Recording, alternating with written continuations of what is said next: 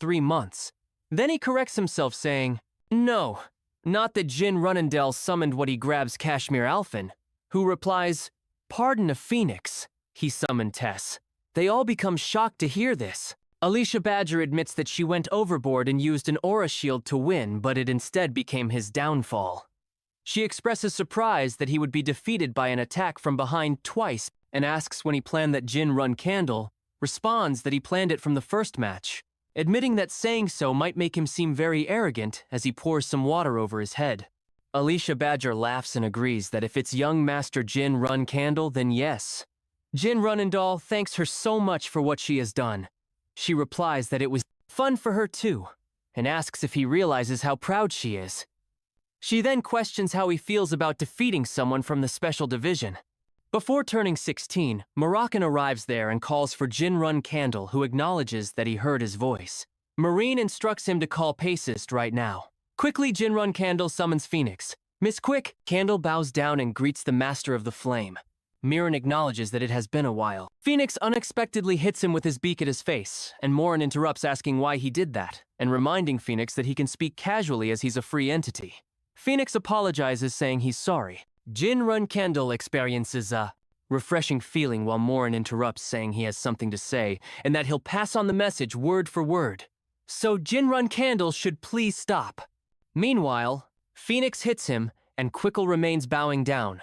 Moroccan insists seriously that Jin Run Candle should recall this elder quickly. Jin Run Candle agrees, saying, "The story begins in a sword family that dominates half of the world. The Runendell family, a renowned sword family whose members are born with both a strong physique and exceptional talent that has ruled over the world with overwhelming force. Combat, conquer, control. These three virtues, the law of the jungle, are everything. That's the family that M was born into. He is Jin Runendell, the youngest son of the Runkendell family. In the selection ceremony where each child's future is predicted, he selected the Patriarch's sword. He were the child that was destined to become the Patriarch. His father commented on his choice of the sword Barasada, and he found it very interesting. He had thought that my future would only be full of success and fame as well, but he doesn't see the point. After all, he has no talent for swordsmanship. Jin was called a disgrace to the various departments and was said to fall short of the standards of his family. He was considered the worst swordsman in the family's history. Even his own brothers joked about him practicing with a wooden sword. They said he wasn't worthy of the Barada. Jin was silent, looking down. One of the brothers approached him and asked why he was silent. Then he kicked him in the stomach and ordered him to respond to his great brothers. Jin fell down, clutching his stomach. Sitting on the floor, he reached for his sword, but his brother pinned down his arm. He said there was no point in training him. Jin grumbled in pain.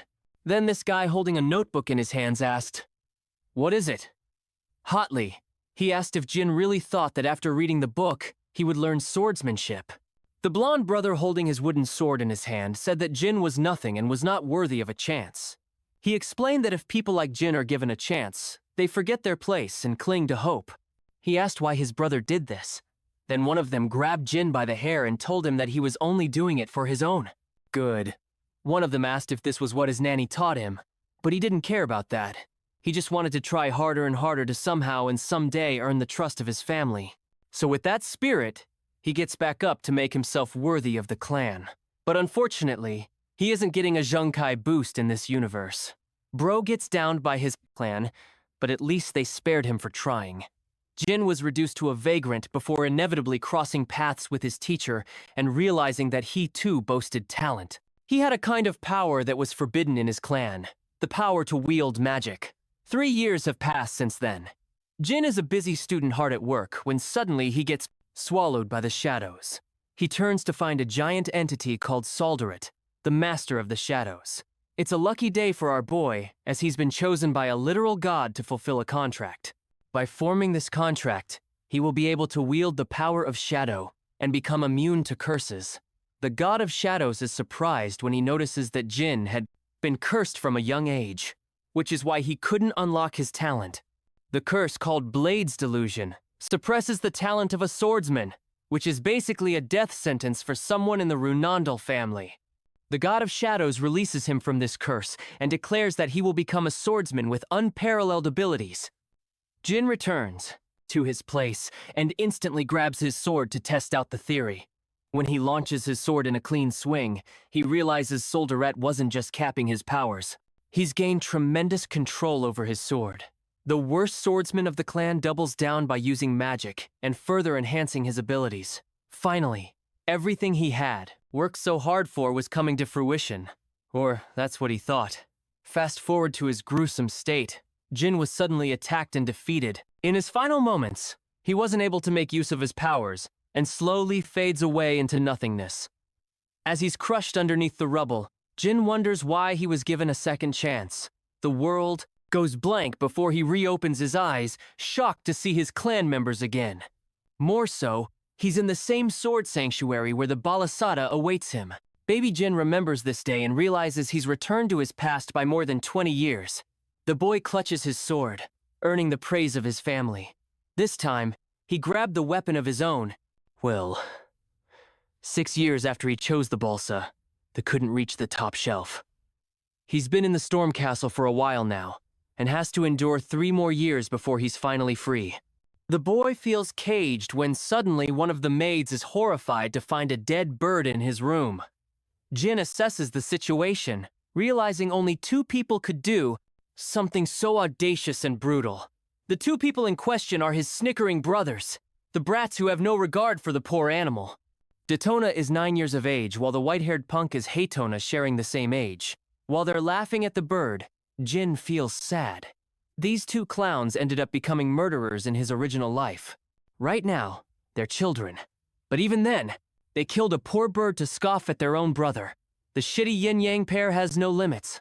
They're trying to get a reaction out of Jin, ridiculing him for not wielding the balsa. Jin prepares to speak when Hatana reaches to attack him. When his punch is blocked, even he is stunned because Jin isn't playing around as he launches a powerful counter in his face. He gives Haytana a thunderous beating to remember. And even though Jin is barely exerting his powers, he still beats the crap out of his brother. Finally, our boy leaves his bratty brothers with a warning to stay out of his way. Khan arrives, surprised that our boy has defeated both his brothers.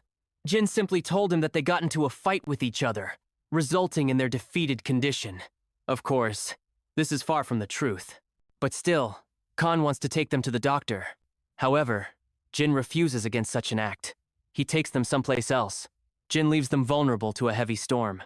It may be cruel treatment, but he believes it is necessary to teach his brothers the consequences of their actions. Khan is in no authority to question the young master's orders. Strangely, he senses an unusual sinister aura emanating from the young master. Khan wonders if Jin deployed the use of mana. Realizing that Jin is responsible for putting his brothers out of commission, Khan deems it necessary to report to the patriarch of the clan. Back at the storm castle, Jin sees the snitch making his move. He knows that Khan is their guardian and reports everything to the patriarch. Jin concludes that he must have sensed the use of Shadow Force. In other words, the source of his powers after he made a contract with the god of darkness. It also implies that even in his second life, his latent powers of darkness are active, allowing him immunity against the curse he inherited in his first life. No longer subject to a curse, Jin has changed history as he will no longer be remembered as the worst swordsman. He's happy about that. His next obstacle is a confrontation with his father, the patriarch. After Khan's report, the patriarch tells the guardian knight to assemble the flag bearers. He senses the need to have a meeting with his son. With all 200 knights of the Runandal family prepared, the legendary patriarch of the Runandal family marches his return to the storm castle. Mary is surprised they were given a sudden order to assemble. Dias, her comrade flag bearer, is also clueless. They were in the middle of an epic battle when it happened. Dias wonders if it has something to do with Jin. They can hardly piece together why it's necessary for the patriarch to see his son. Luna interrupts them both, gesturing to stay quiet. But Mary is still curious because she doesn't get all the hype behind Jin's specialty. Back at the storm castle, one of the maids informs Jin about the arrival of his father. The Pipsqueak wonders what else the guardian knight told his father. He thinks that his father must be curious about the power that he used, since it's different from both mana and aura. The meeting is necessary to determine whether Jin's powers will benefit the clan or not. The patriarch arrives with his many knights, donning his beautiful blade. He demands both Hyona and Diona to be summoned. After their summoning, he directly asks about their mistakes. The brothers try to act cheeky and answer that they didn't do anything. It was Jin who attacked them with a weird power like magic.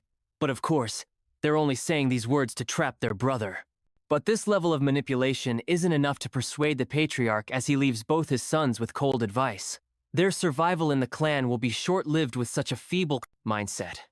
He basically called them and then demanded Jin to be summoned. Jin stands before his father, Kirin Runendel, the head of the family as well as the strongest person. So powerful, in fact, that he is classified as a divine star knight and a demigod. After reaching the heights of such power, Kiran's human emotions have been dulled. The only passion he shares is an obsession for his clan's greatness and prosperity. In his original life, Jin was treated like a nobody. He had nothing to impress his father. But in this life, the boy walks with confidence and stride, knowing that he can no longer be underestimated. He makes his entrance as the flag-bearers glance at the boy, kneeling before his father. Seer questions why his son addressed him as the patriarch instead of his father. The boy responds that he thought it would be proper to address his father with respect. The divine knight proceeds to ask the same question he asked his brothers. Clenching his fists with frustration, Jin responds that their only mistake was revenge. He espouses the principles of the Runcandle clan to always take revenge no matter the relationship. Hearing such words, Karen commands the knights, as well as the flag-bearers, to leave the room. They're all shocked that Jin passed the patriarch's test. Mary is impressed by her little brother for earning a private meeting with their father. The door slams shut as Kieran finally addresses the issue of magic. He reminds Jin that magic limits their potential for sword mastery. The patriarch directly questions the source of Jin's powers, emphasizing that punishment is due if the answer is mana. Thinking about his options, the boy thinks that he will be in deep trouble if he tells the source of his power is the god of darkness. Jin answers that he doesn't understand his abilities either, and showcases his father a glimpse of his powers.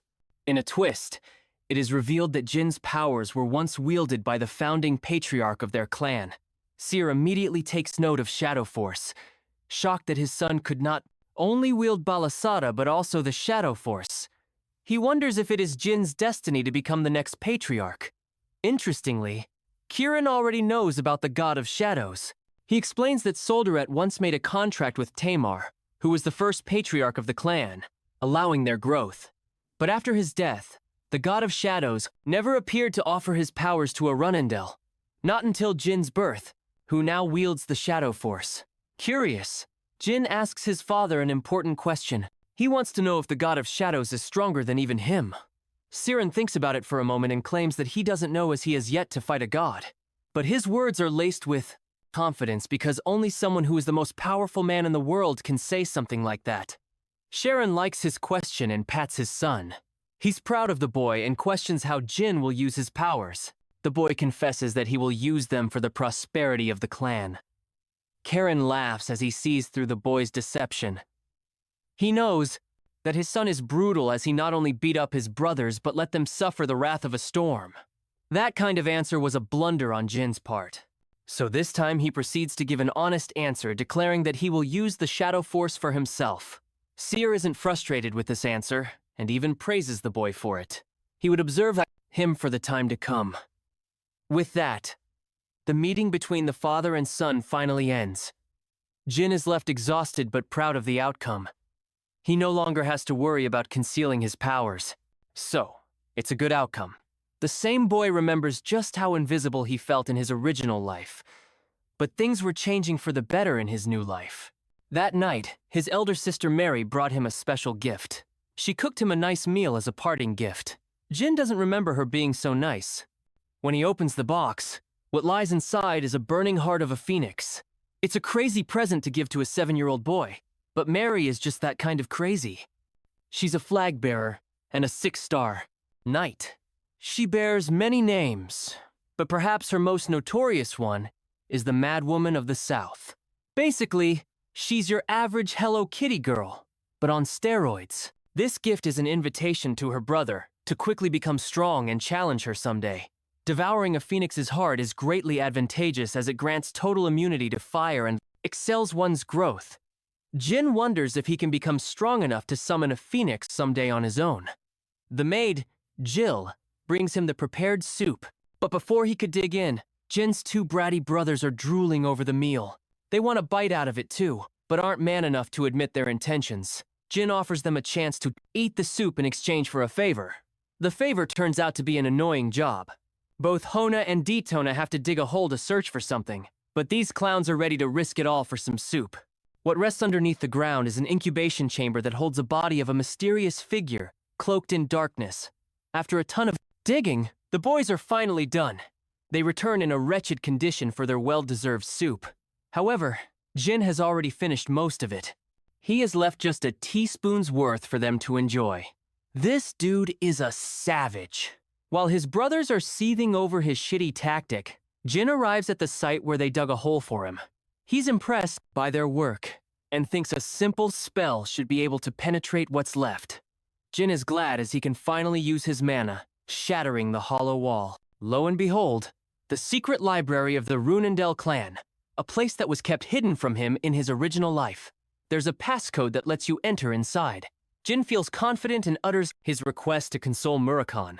The door opens after his chant. After dominating the world, the Runendell clan preserve the relics of their fallen enemies. Only the flag-bearers of the family are allowed to enter this area. And in his original life, he learned the phrase from Dais. It helped him unexpectedly in this life. But even Jin is surprised when he sees a murky figure preserved in a capsule. Seeing the man's scaly skin, he wonders if this creature isn't a human. Jin catches a sudden realization that this is the dark dragon Murakon itself.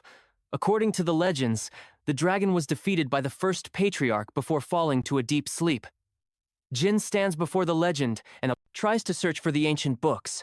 After locating them, he begins his research by learning the secrets of the Kungan clan. However, the words are too difficult for Jin. He wants to take the book with him, but it would risk getting caught. The boy takes out his materials, deciding to copy the content. Every day he would study at home and copy from the library.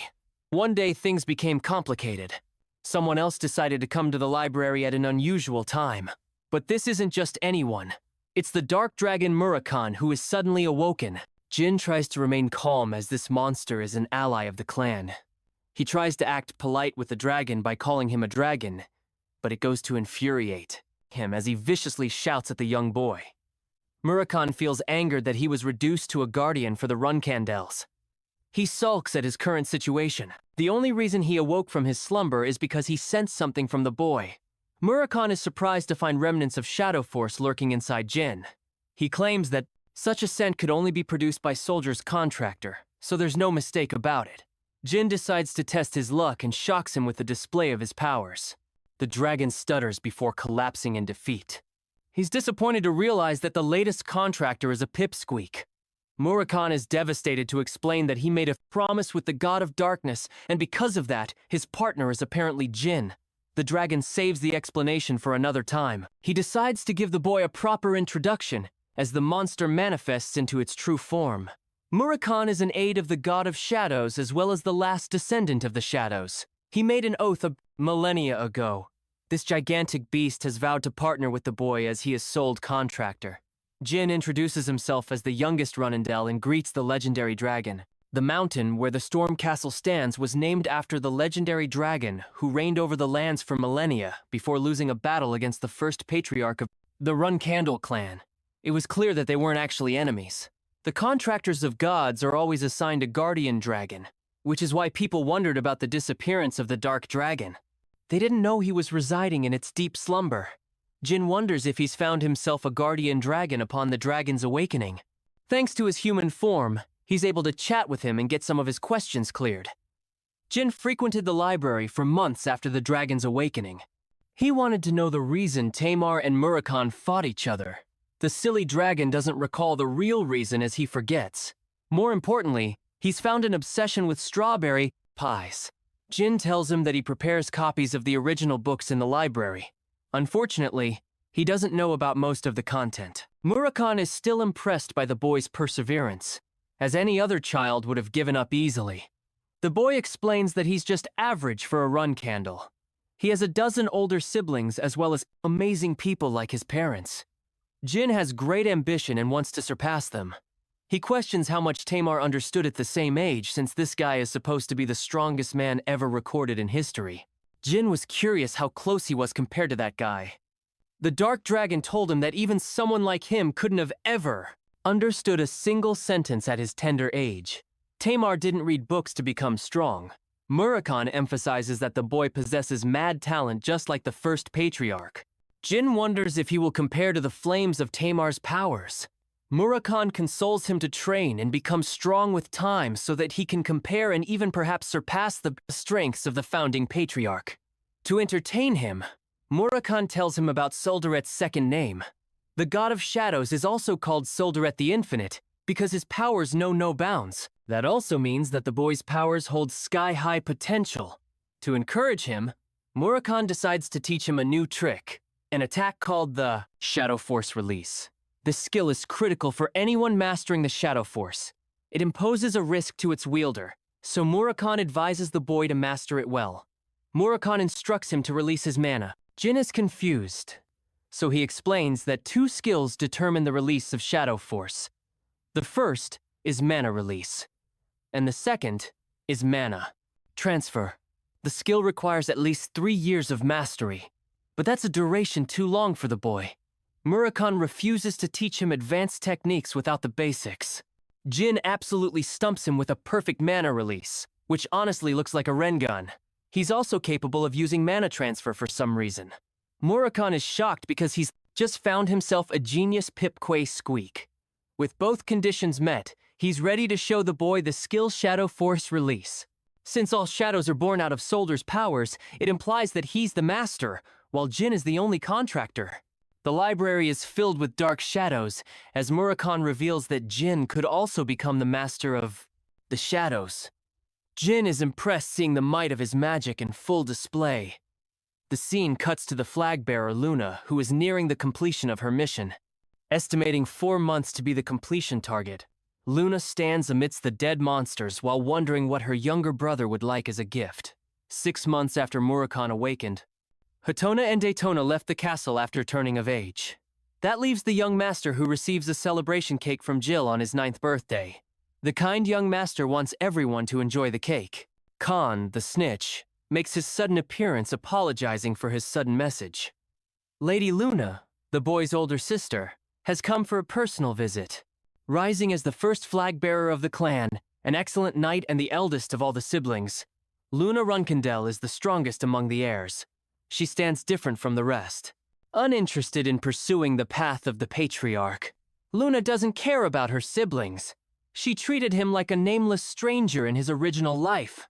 So now, it seems strange that this distant sister of his has come to pay him a visit. Jin wonders if something happened with the clan. He's even afraid that his sister might have discovered his secret visits to the library. Luna pats her little brother and treats him with unusual kindness, even caring for his condition. Jin states that he feels guarded by her sister. Luna thinks that her brother believes they're enemies, and that she sees him as an outsider aiming for the throne. She feels frustrated with the thought and consoles her baby brother. Luna apologizes, kneeling down to pay her little brother proper respect and a request to speak in private. Jin is stumped with such a request and meets her with a smile. When they're both alone, Luna states that she hurried home for an important matter. Since Jin's sudden rising, the rest of their siblings are keeping a strict eye on him. This means that they could act against the boy when he leaves the Storm Castle. The once cold and distant sister expresses her fear that Jin might lose his happiness amidst their family's trifles. She despises the traditions of the Runkandle clan. Her words make Jin realize why Luna stopped pursuing the path of the patriarch, but she failed to mention such words in his past life.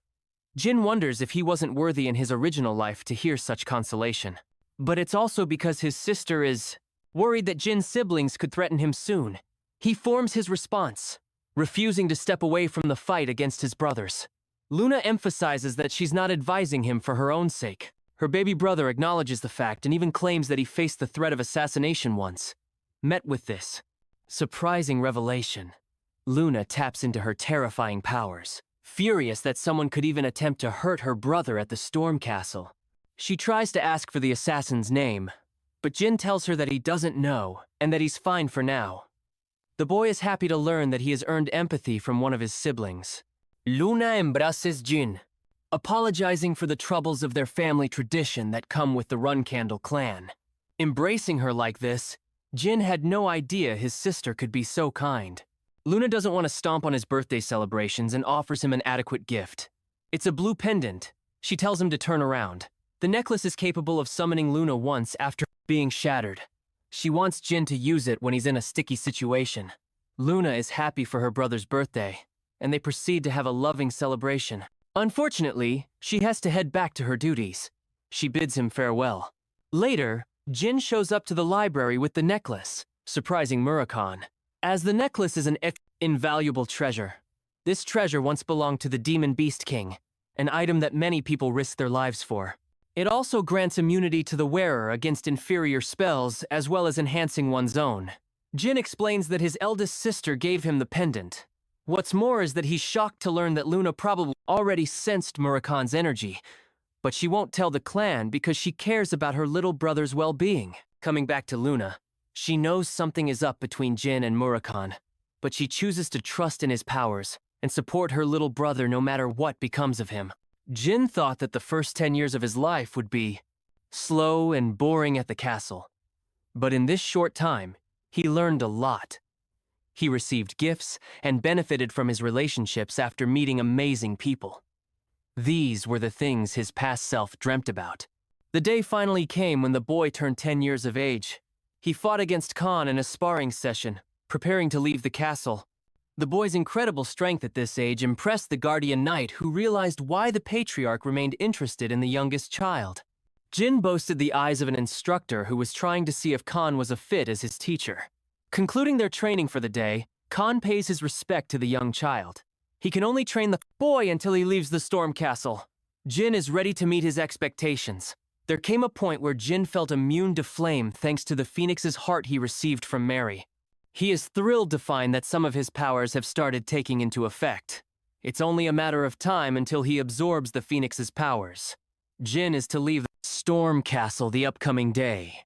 Jilly spots his books and is instructed to pack them for his reading session. As usual, the boy requests strawberry pie as his snack. He heads out for a walk at an unusual timing. The boy arrives at the secret library to meet Murakami. The dark dragon had anticipated this day to come. Jin wonders how they'll keep in contact, but the dragon isn't worried about such an insignificant problem even though he's weaker than his original state. Murakami explains that he can recover his strength when Jin can become stronger as he's a guardian dragon. Murakami wants the boy to grow up just like Tamar. Jin asks an important question about the clan. Solder at once told him that the Runsendel clan shared a history of being a spell sword clan, and the first patriarch is noted as the greatest spell sword user in history. However, this history is lost in the myths, as the clan only prioritizes swordsmanship in recent times. The reason they object to magic is because of a pact that was made 1,000 years in the past. While they regarded Murakami as their guardian in the past, it's clear they might hate him in recent times. It's a shame because the boy would have drowned in riches for reviving him in the previous era. Then again, it's his shitty clan, so there's a chance that it wouldn't happen. Murakami assures him that he'll track the boy no matter where he goes. As for his capsule, he's planning to keep a hallucination of himself. A hallucination so powerful that they won't be able to see through his deception. The hallucination isn't going to hold for long because of the dragon's waning powers. However, Murakami plans to maintain the hallucination until the time he becomes an adult. He's brought Murakami a special treat for celebration. The dark dragon fawns over the invitation to get drunk and enjoy the party. He's even ready to become acquainted with Jill if it means more strawberry pies.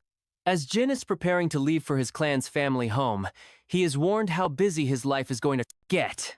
Jill can no longer service the boy with her delicious meals, but she's ready to serve him when the time arises. Jin is welcomed by the guardian knights Jerome and Holtz for his escort. They begin their travels. It's the end of the 18th century as Jin finally leaves the storm castle to head to his family home, the Garden of Swords. They're met with heavy snowfall along the way. Unfortunately, they won't be able to use a portal under such a condition. Suddenly, the carriage comes to an abrupt stop, as Jerome and Holtz warn Jin to stay inside the carriage. The carriage is under attack, but Jill is confident in the strengths of the 7-star knights who will guard them with their might. However, they are outnumbered, fighting 20 men to 1. Jin realizes something critical and immediately tells her that they must leave as the Guardian Knights have secretly betrayed them. This means they're working with traitors or imposters, which also implies there's something wrong with the carriage. Jill is frustrated and brings out her full power to protect Jin for the sake of the clan. The carriage explodes as they make their narrow escape. Jilly wants to take responsibility for this incident, but Jin reminds her that more important things are at stake. Starting with the fact that the people attacking the knights could actually be their allies instead of enemies. Jin is surprised that they let them escape, which causes much suspicion on their intentions. The Uda clan, as well as the sorcerers of the Mel Kingdom and the Black Mercenary Group, are all here to guarantee the boys' safety. After locating the two of them, Vice Captain Mirka explains his duty to protect Jin. As for Jerome and Holt, they're struggling to fight such a number. This is because they are imposters who aren't even 7-star knights. As they are surrounded by the group, the devious man states that he isn't going to say a word to a Runendale servant. Jin, being cold as always, commands one of them to be killed to make the other one talk. Jilly charges, with incredible speed, severing one of the men with her sharp attacks. With him defeated, she precisely slashes both arms of the second imposter, inflicting him immeasurable pain. With both his arms severed, Jill stands the victor of the fight and drags him before Jin. They underestimated Jill's protective powers. Despite being a maid, she is a loyal 7-star martial artist. Whoever targeted Jin's assassination should have sent higher-level knights for the job. The limbless punk warns them that the age of Runendales will come to an end. Surprisingly, Jin agrees with him. Because this is so full of himself, he cares about making a name for his own good instead of the good of the clan. The imposter blurts out his association with Zealous, a sorcerer clan that rules a big part of the world. They're the rivals of the Runsendal clan, and they only strive to reach mastery in magic. After Timar's death, the Zai clan forced them to sign a pact forbidding the use of magic that ensured all magical powers of the family were permanently sealed. The Zyphal clan became the direct enemy of the Runkendels for more than 1,000 years. This clown imposter is one of their pawns. Jin doesn't think he's useful, so he lets Jilly handle the rest. The man is begging to be killed, but Jin isn't so kind. He's reflecting on what could cause such an attack. More importantly, the boy believes a Zeal extremist attacked them instead of the clan itself. What's more is that Jilly was fooled by their disguise. It means someone else is involved in doing such dirty work. The boy offers his gratitude to the vice captain of the Knights for saving his life.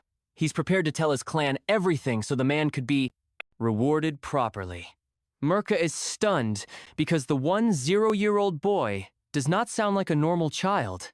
Thinking back on the boy's words, Mirka wonders if Jin really wants to achieve the goal of becoming the best. He tells his men to behave around Jin. It is time to continue their journey. When asked about the imposter, Jin states that he wants his body to be a good reminder to his allies. Unfortunately, they have to travel 2 hours by foot to reach the nearest village. Jin doesn't want Jill to share the blame of what occurred as even Khan, who is a 9-star knight, failed to break through their deception. Jill is still bothered about what happened and apologizes to the young master. For the Run Candles, their nanny is single-handedly responsible for taking care of the child. Jilly was the same in his past life. But unfortunately, they gave her slack for the talentless boy she was assigned to raise. Jilly was so kind that she never blamed Jin. She was expelled from the clan the same day he was, and even on that very day, she apologized for failing him. She was the only devoted person he knew in his life. Jin wants to prepare her for the future to come. This woman can't stop blaming herself, so Jin takes a frustrated twist and emphasizes that she's the only trustworthy knight for his protection. Later, Jill thinks about the boy's scolding. She recognizes that he didn't want her to feel bad. Fortunately, she's ready to perform at her best to impress him. Arriving at the village inn, Jin thinks that it's almost certain the Transfigurator got involved. Bubar Gaston specializes in exercising an ability of dragons called Transformation. He performed a greater transformation ability than even monsters, allowing many crimes to occur throughout the world. Jin thinks that with that man's involvement, things could shape up to become problematic. He remembers Bubar's chaos coming to an end when he was arrested in his previous life. The boy wonders if he should try and recruit the man in this life, even though he was nearly assassinated by one of his schemes. Jin is exhausted and ultimately crashes in his bed. Jilly puts him to rest. When Jin wakes up, he realizes that it must be his harsh training taking a toll on his body. There is an annoying cat hanging around his window. My boy suddenly realizes that this dumbass is actually Murakami. This dude turned himself into a damn cat to follow him around the world. Murakami gets angry and hisses at him. Jin allows him to come inside, but he's still frustrated. He turns to his human form to scold the boy, but he's so clumsy the fool crashes into his desk. Jilly instantly barges in to check on Jin, and then she discovers the intruder. She's ready to kill this guy before our boy even has a chance to speak. Murakami suddenly remembers it was Jill who baked him strawberry pies. Basically, he's just found his lottery ticket. Jin is out here dreading his life. He decides to take the honest approach with her, introducing Murakami as the guardian dragon of the clan. Jill is utterly stumped and apologizes for attacking him. More importantly, she's curious why her nickname is Strawberry Pie all of a sudden. Jill learns that throughout this time, Jin secretly had her bake pies for Murakami.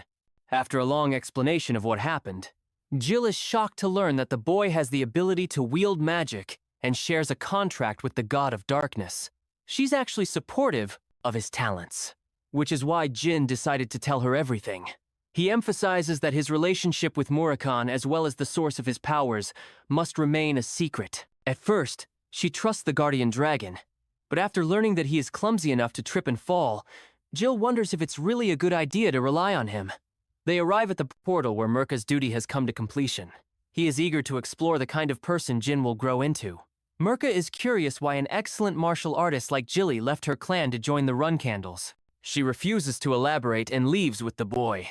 The staff at Mel Portal learns that they're dealing with the high nobility of the Run Candle family.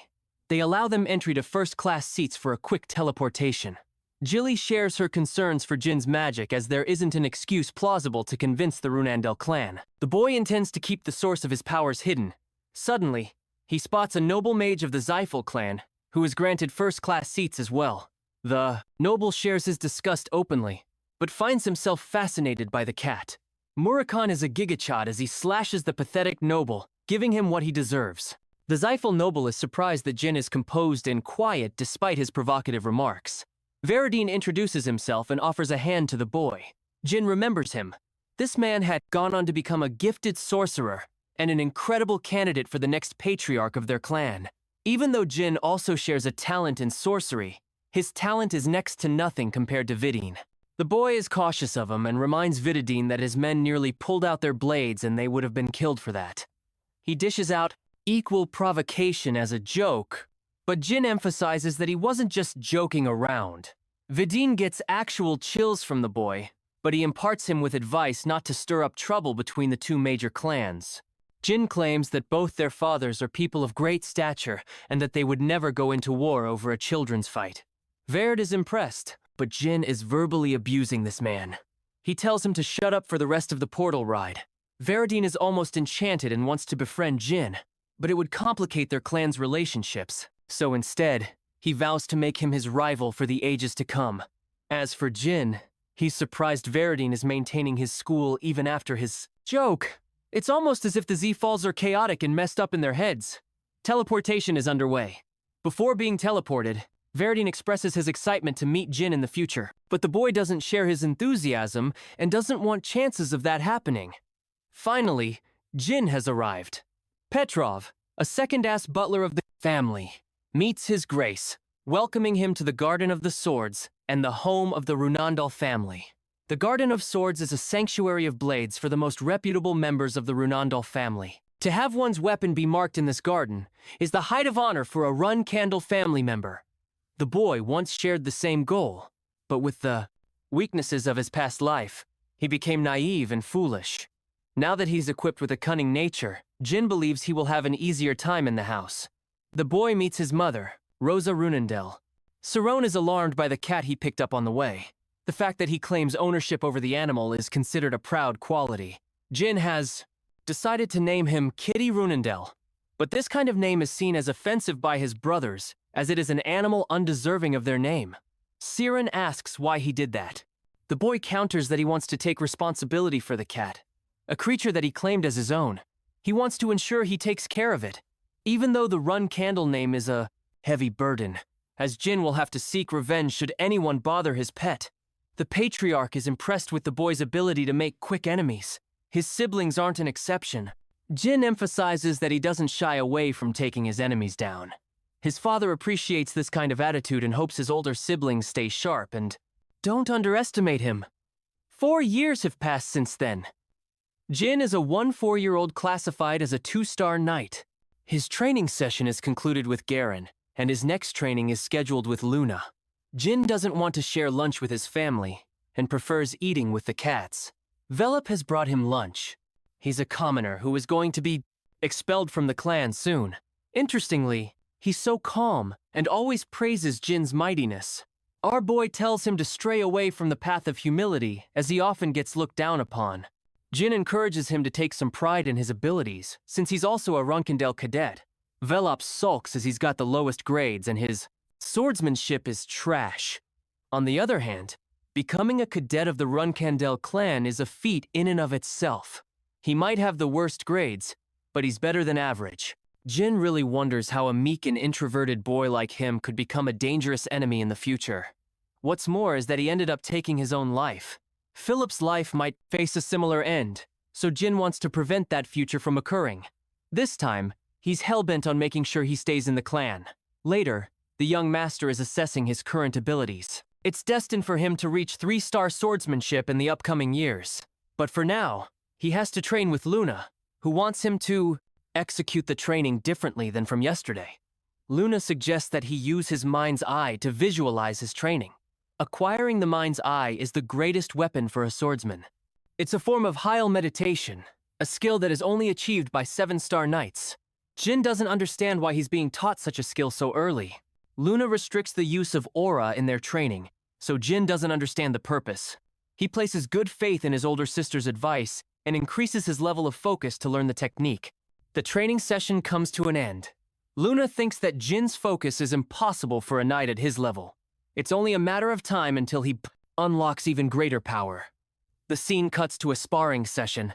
It's an important day for Jin. If he beats all 10 cadets, then he will be able to join the intermediate class. While the young master is confident, his friend Velop is a nervous wreck. The coach instructs the cadets to spare 3 times going against different partners. Only the top 10 best fighters will face Jin. The competition begins with each cadet displaying a good level of swordsmanship. With the 10 cadets decided, the remaining fighters are left to be seated.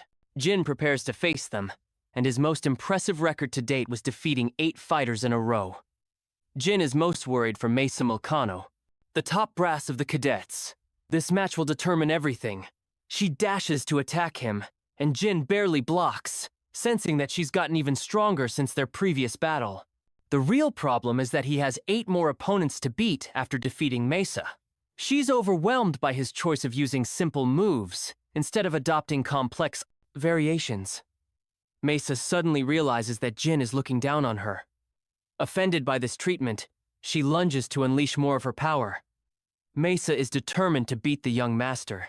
She lunges for a decisive strike, but Jin shatters her blade and remains the victor of the fight.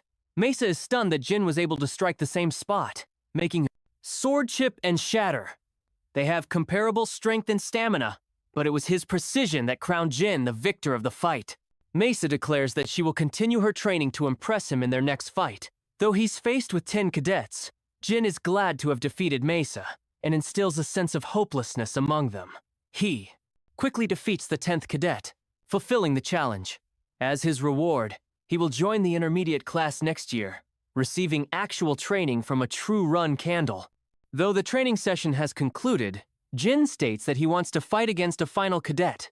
He shouts Velop's name and calls him out to fight. The introverted, nervous wreck refuses at first, but Jin reminds him that his time in the clan will be short-lived if he keeps up the act. Jin states his intentions to crush Velop in the fight. Fidgeting his way to the battlefield, Velop barely has the confidence to wield his weapon. He wonders if this is punishment from Jin, who claims that this should be an easy fight for Velop since he's tired after facing 10 cadets. But even then, Jin is confident that he can overpower the weakling. Without wasting another word, Jin dashes to beat the out of him.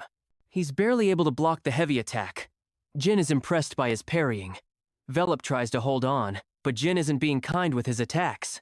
He's giving him hell with his strength, stating that he could have even killed Velop with his last attack. He's given a second chance to redeem himself. Velop gets back on his feet, but something is different about him. A golden aura envelops his body as he's about to launch a deadly attack. Mesa alerts Garen that Jin's life is in danger. The young master commands everyone to keep this fight a secret. He wants Velop to use aura to heighten his abilities. Velop charges with his full strength, believing that he will defeat Jin in his weakened state. Even though Jin blocks his attack, his blade is shattered from the impact. He always knew about Velop's hidden potential, but Jin was completely unaware about his talent for casting aura. Even with his blade shattered, Jin counters with a heavy slam and catches Velop in a headlock. Finally, he lets go, surprising him with an act of mercy. Jin chooses to be honest, telling his friend that he didn't want to fight him like this. Even though he knows nothing about Velop, he wants him to become strong on top of his kind heart, because in their clan, kindness isn't enough to survive. The young master shows a gentle side to himself, asking Velop to get along with everyone by becoming strong and protecting his beliefs. It's lunchtime. Jin decides to fetch them both a meal since it's usually Velop who brings them food. Seer is shocked to receive a report from Khan about Jin's recent act of consideration for Velop. His father is proud of the boy's ability to care for people weaker than him. He's pumped for his son's growth and is ready to assign the boy his first mission. The first month of the year, 1795, is when the boy finally turned 15. He was promoted to a 3-star knight and gained a vacation from training. The intermediate class used real swords instead of wooden blades. Each blade was handcrafted for every cadet, so some had to get their weapons made. Jin was also looking for a weapon, and more than him, Luna had been eager for this day to come. She was the one who would pick his weapon of choice as she begged him to do so. Her baby brother trusts her choices and thinks she'll find the perfect weapon. Well, that's until she brings out what seems to be a giant sword. Even Jin is shocked. Luna states that she once used the same weapon at his age. She even came up with the design, and it's her prototype for her main weapon.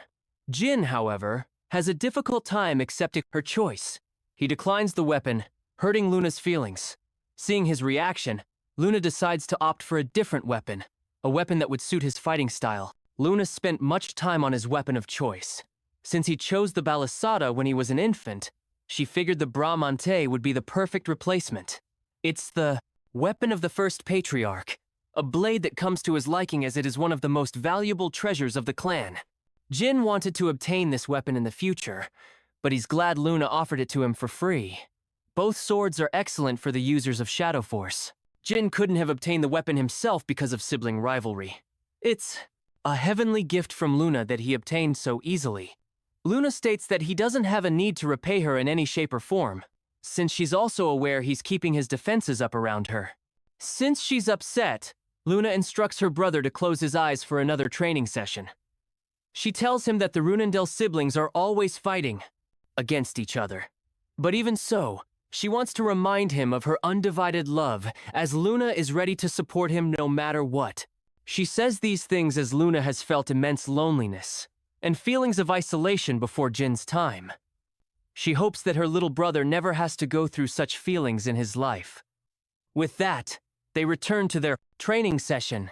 After the training, Jin excitedly shows off his new weapon to Murakhan, who doesn't think it's a great weapon for his current skill level. It's necessary for the boy to acquire some level of mastery with his Shadow Force to activate Bramante's potential. Jin is way too weak at his current level, but he hopes to reach 3 stars in Shadow Force soon. Murakhan is offended by the boy's arrogance and emphasizes the caution one has to take just to use holy weapons of the Patriarch. Instead of 3 stars, he advises the boy to reach 5 stars instead. Jin is a defiant child who doesn't want to wait too long. He hopes to accomplish the target by next year, a claim that upsets Murakhan. To further annoy him, Jin takes his book, threatening to rip it apart. Fortunately, Jill comes to inform the boy about Garen, who wants to meet him for a briefing of his latest mission.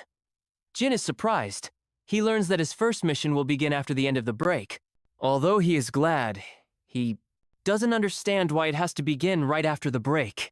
Jilly knows that missions are tough even for the intermediate cadets. Jin is intrigued and wants to explore the matter with Garen. He enters the room to meet Garen, realizing that he is to execute a mission with 10 novice-class cadets. They will be split into groups of 2. The objective is to scout the border area of the Jian Kingdom. This kind of area is normally too dangerous for cadets of the beginner level. Jin thinks it will be tough, especially when you consider the fact that his teammates are weak as hell. The boy thinks his father has something to do with the mission conditions to be so strict. He wonders if Velop is related to the matter. Nevertheless, the boy is prepared to prove his skills to the Divine Star Knight, proving that his resolve is harder than steel. 4 days passed. They were on their mission to rescue Simberbill of the Bill family. They took the initiative to set up camp near the border immediately. Then they will commence operations. Each day, a group will be used to exchange information with their base camp. Jin is the leader and wants his allies to address him. As such, anyone injured will rest and take breaks plentifully to ensure the success of the mission. Jin learns that there aren't any werewolves in the area. He's impressed by Velop's insight, who is acting as the mediator for information. The group leader furthers the search on Area 13.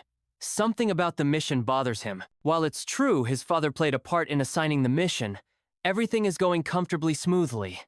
The boy wonders if his intuition had been incorrect about the mission. The land beyond Area 13 is called the Land of Half-Man. It's a dangerous area well beyond the skill level of the novice cadets. Jin wants a smooth victory instead of exhausting his resources. Suddenly, Velop comes with a striking development on the situation. Jin receives the alarming news of Group 2 succumbing to an enemy attack. He immediately prepares to move, and learns from Velop that they were attacked by 3 human assailants. It's possible there are more than 3 enemies. Jin tells his subordinates to return to the base camp. He leads the charge against the enemies while reducing their intentions. There are many questions troubling Jin, but he's prepared to exact his revenge against the enemy. Traces of blood terrify Velop. He fears Mesa's group got annihilated. However, Jin thinks there is hope, as there aren't any pieces of flesh around. It's possible only one assailant is attacking them. Jin comes to discover a bloodied bandage. With this discovery, he deduces that Group 2 switch tracks after sensing another threat near the vicinity. He wants Sierra to go with Eddington and David while Jin is to pursue Group 2 with Velop. They both manage to find Group 2 fighting against their enemies, but Mesa is nowhere to be found. He commands Velop to attack the one on the left. Jin coats his weapon with Shadow Force, increasing its attack potency. He launches the blade, instantly killing one of the assailants. As for the second, Velop launches his attack, but Jin is quick on the draw and slashes him from behind. With that, both assailants have been defeated. Jin learns about Mesa's capture. He gives the assailant 2 choices, both spelling his doom. This terrifying 5-year-old is ruthless and promises to kill every person the assailant has ever known. The man doesn't want his family to face doom, so he spills information about his connection to the Kinsella faction. They're a terrorist group who became responsible for killing the king of the Jian Kingdom in the original timeline under the guise of revolution. They wear a secret intention to conquer the world. Jin inquires about their intention. Unfortunately, the assailant is one of their underlings, so he doesn't have much information about their main base. He tells him about a different base that houses 20 martial artists and sorcerers. As for his final question, Jin wants to know why they kidnapped Mesa. He learns that it was their order to capture the female cadets for a political goal. After receiving this information, Jin lands the killing blow, refusing to be merciful to his enemies. 1 hour has passed since Mesa's capture. He wants his subordinates to request support after healing. Jin is prepared to tackle all 20 assailants himself. His comrades are against such a rash decision, wanting to provide them with their assistance in a dangerous mission. Jin emphasizes that it is his duty to protect the people of his clan. He believes in his strength to complete the mission and doesn't prefer entertaining objections to his orders. Jin instructs Velop to be in charge in his absence.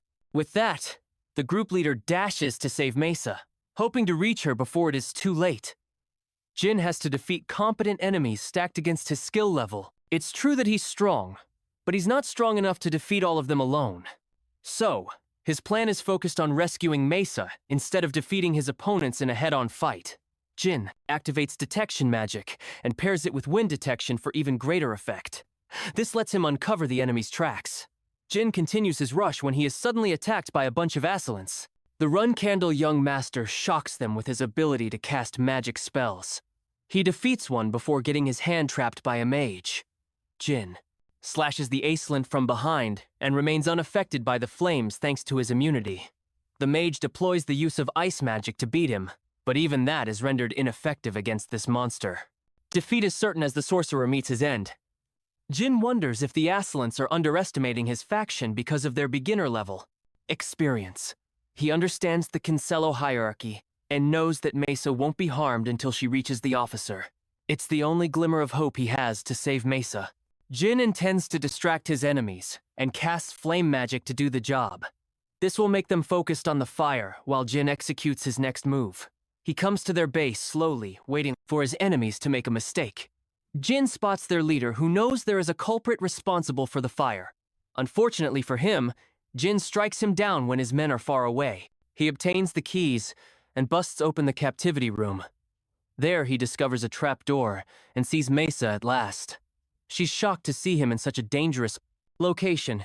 Jin frees her, but suddenly the entire structure begins shaking. Mesa begs to be left behind in case the situation gets difficult for them to escape. Jin cares less about that and focuses on saving Mesa. After coming outside, he comes to terms with a horrifying revelation.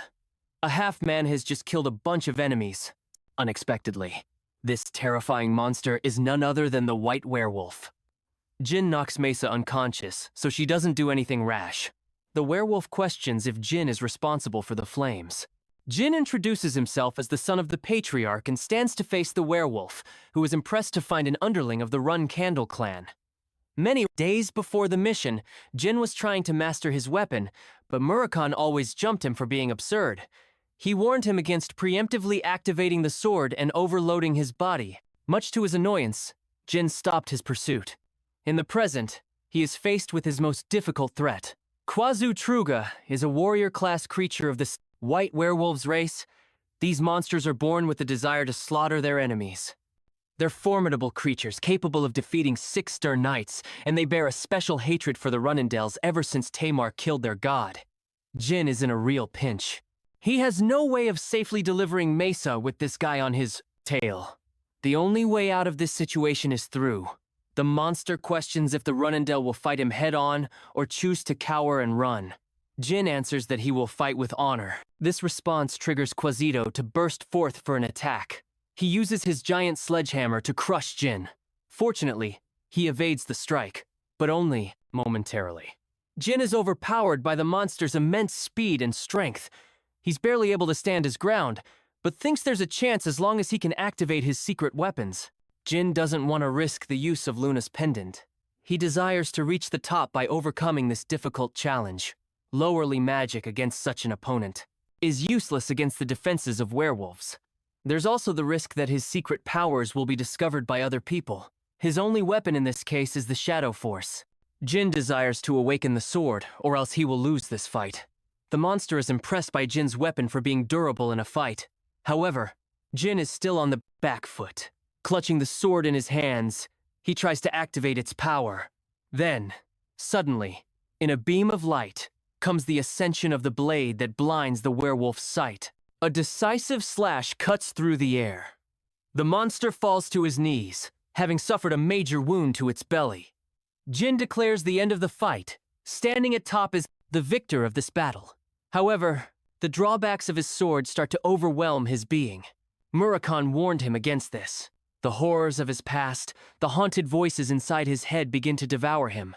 Murakhan comes before the boy, reminding him of the price of activating the sword too early. With the shadows overwhelming his body, he encourages the boy to take his stand, or else he will lose his consciousness forever. Jin remembers to release the Shadow Force, but it's an impossible task as he is swarmed by the dark energy engulfing his body. Jin aims to achieve a level of calmness and finally removes the pain from his body. Luckily, he didn't incur any wounds, but his body is still overflowing with the Shadow Force. With what little strength he has, he tries to get up to save Mesa. Suddenly, he senses the presence of a random man. The man tells him that he isn't associated with Cancelo. In fact, he's Sieber, the man they were looking for. Jin tells him that he's supposed to rescue him on behalf of the Run Candle family. Hearing this, Spare celebrates in joy. Jin rescues Mesa and asks how Spare was captured by the Kinsella. He explains how he found a lover. Unfortunately, she died 2 years in the past, but he was shocked when he found the same woman who deceived him, leading to his capture. Hearing this, Jin immediately realized it's the work of the Transfigurator. Spare's capture is linked to a combined attack from Bubar and Kinsel. Jin hopes to meet him soon to uncover his intentions. As for Sember, he's greatly indebted to Jin's contributions in this mission. He wants to help him in the future. The mission is finally complete, as Jill congratulates Jin upon his return. But more than that, the devious little cat bites his hand. In response, Jin tosses this dude in the window. Murakami is frustrated that Jin got ahead of himself and activated the sword when he wasn't even ready. He ragged Dolls Solder's last contractor for being stupid enough to risk his life. Jilly tries to intervene, but he shuts her down, too. Jin counters that he didn't. I want to waste his pendant, especially when there are more powerful enemies waiting for them. More than that, he's curious how Murakami was able to tell about the sword's awakening. It's because Jin's growth in Shadow Force shot up by activating the sword. Shadow Force overload is no easy task. 9 out of the 11 users succumbed and crumbled. The only ones that didn't are both Murakami and Jin. Still, he fears having to go through such a terrifying level of pain. The Dark Dragon makes a request for strawberry pie while he's at it, but feels devastated when declined. Talks of Jin's victory over the White Werewolf have raised suspicion. It's clear that Jin's ability is only ranked around 3 stars, so it would be impossible to beat the werewolf. Anna theorizes that the monster he faced must have been weaker than him. However, Mu doesn't buy that explanation. The both of them turn to the Tona twins for an explanation. They wonder if Jin truly defeated the monster out of his league. There's also the part where he's now in the intermediate class, which means both Heitona and Diona are going to eat Mu and Anne find their situation hilarious. Anne glares at them, giving them a sharp warning if they were to lie. The brothers confess that they're deathly afraid of Jin. Anne is prepared to help these clowns through their slaves. The intermediate class thrives on the survival of the fittest. Only the best of the best remain from cadets of 3 stars to 5-star levels. As for both Anne and Mu, they've made a bunch of these cadets as their very own slaves. They're ready to deploy them to Hatona and Diona to beat Jin.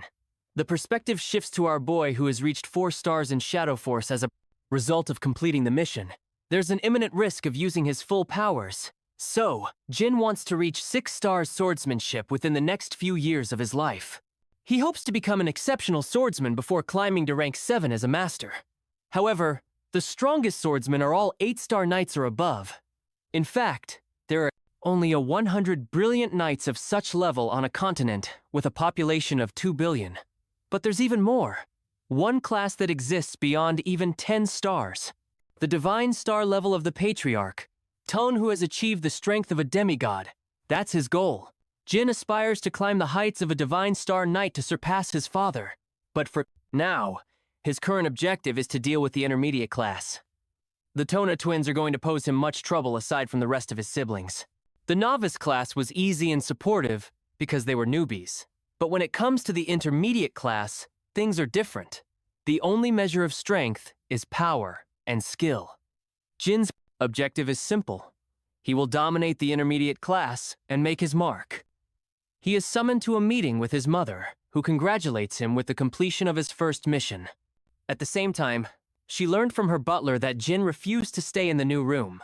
The special room is designed for the people who will become the Patriarch. The room has been empty, so she wants Jin to use it. However, her son declines the offer, stating that it's just a room and that he doesn't fancy spacious rooms. He's satisfied with what he has. Hearing this answer, she tells him to take his leave.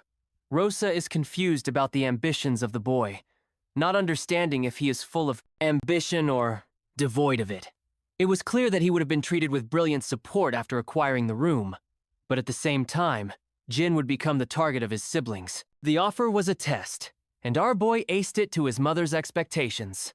Jin returns to inform the novice cadets about factions that are linked in an intermediate class. Since these fresh cadets will be considered a part of Jin's faction, they're going to face scrutiny and harassment. But their leader isn't going to sit around and watch. He hopes to conquer the intermediate class immediately. As caution, Jin advises them to stay on their guard and be always accompanied by an ally. The following day, Jed Run Candle, an experienced 8-star knight, as well as the younger brother of the patriarch, offers his speech to the cadets who are promoted to the intermediate class. Jed will not be involved in any serious events and exists only to evaluate their swordsmanship. He roars his message to remind the newbies of their cold motto: strength is the only thing that matters, so anyone weak will be discarded from the clan. Jin senses that this is an attempt to intimidate the freshmen. He spots the Tona twins, and also spots an unusual-looking warrior next to them. For some reason, he guesses that Anne and Mew are operating from behind the scenes to intimidate the newbies. Mesa observes Jin, who is walking straight towards the Tona twins. He takes out his blade and slashes the man right next to them. To everyone's utter shock, the man loses his arm as Jin hopes to emphasize to his enemies that he's the one in control, instead of the other way around. When asked for his name, the cadet introduces himself as Kazan Romero. The Tona twins try to interfere in the matter, but Jin shoots them a warning to remember. One of the brothers gives into anger and accidentally blurts out the cadet's allegiance to his faction. This is exactly what Jin was looking for. He further provokes them by stating he had a petty reason for slashing the man's arm. War between the Run Candle siblings has already started. Jed realizes that the twins' trap worked against them. With Kazin's allegiance to their faction, Jin's act is no longer seen as a selfish mistake. Instead, it is considered the War of Ranks, a tradition of the Run Candle clan. Right this moment, Jin shouts his name loud and clear, reminding the intermediate class that he will not hesitate to cut anyone down if they prove to be hostile. But this level of defiance has pinned him against the 8-star knight. His uncle Jed is infuriated by his words. Jin states that he's contesting the decisions of Jed. Offended, the 8-star knight materializes his weapon, vowing to kill the boy if his reason lacks conviction. Jin responds that Jed is responsible for leading the immediate class. He could realize from that moment that he is perpetrating the attack. Hearing this, the powerful knight thrusts his blade against Jin's face, grazing him as a warning. The young master emphasizes that he didn't feel offended.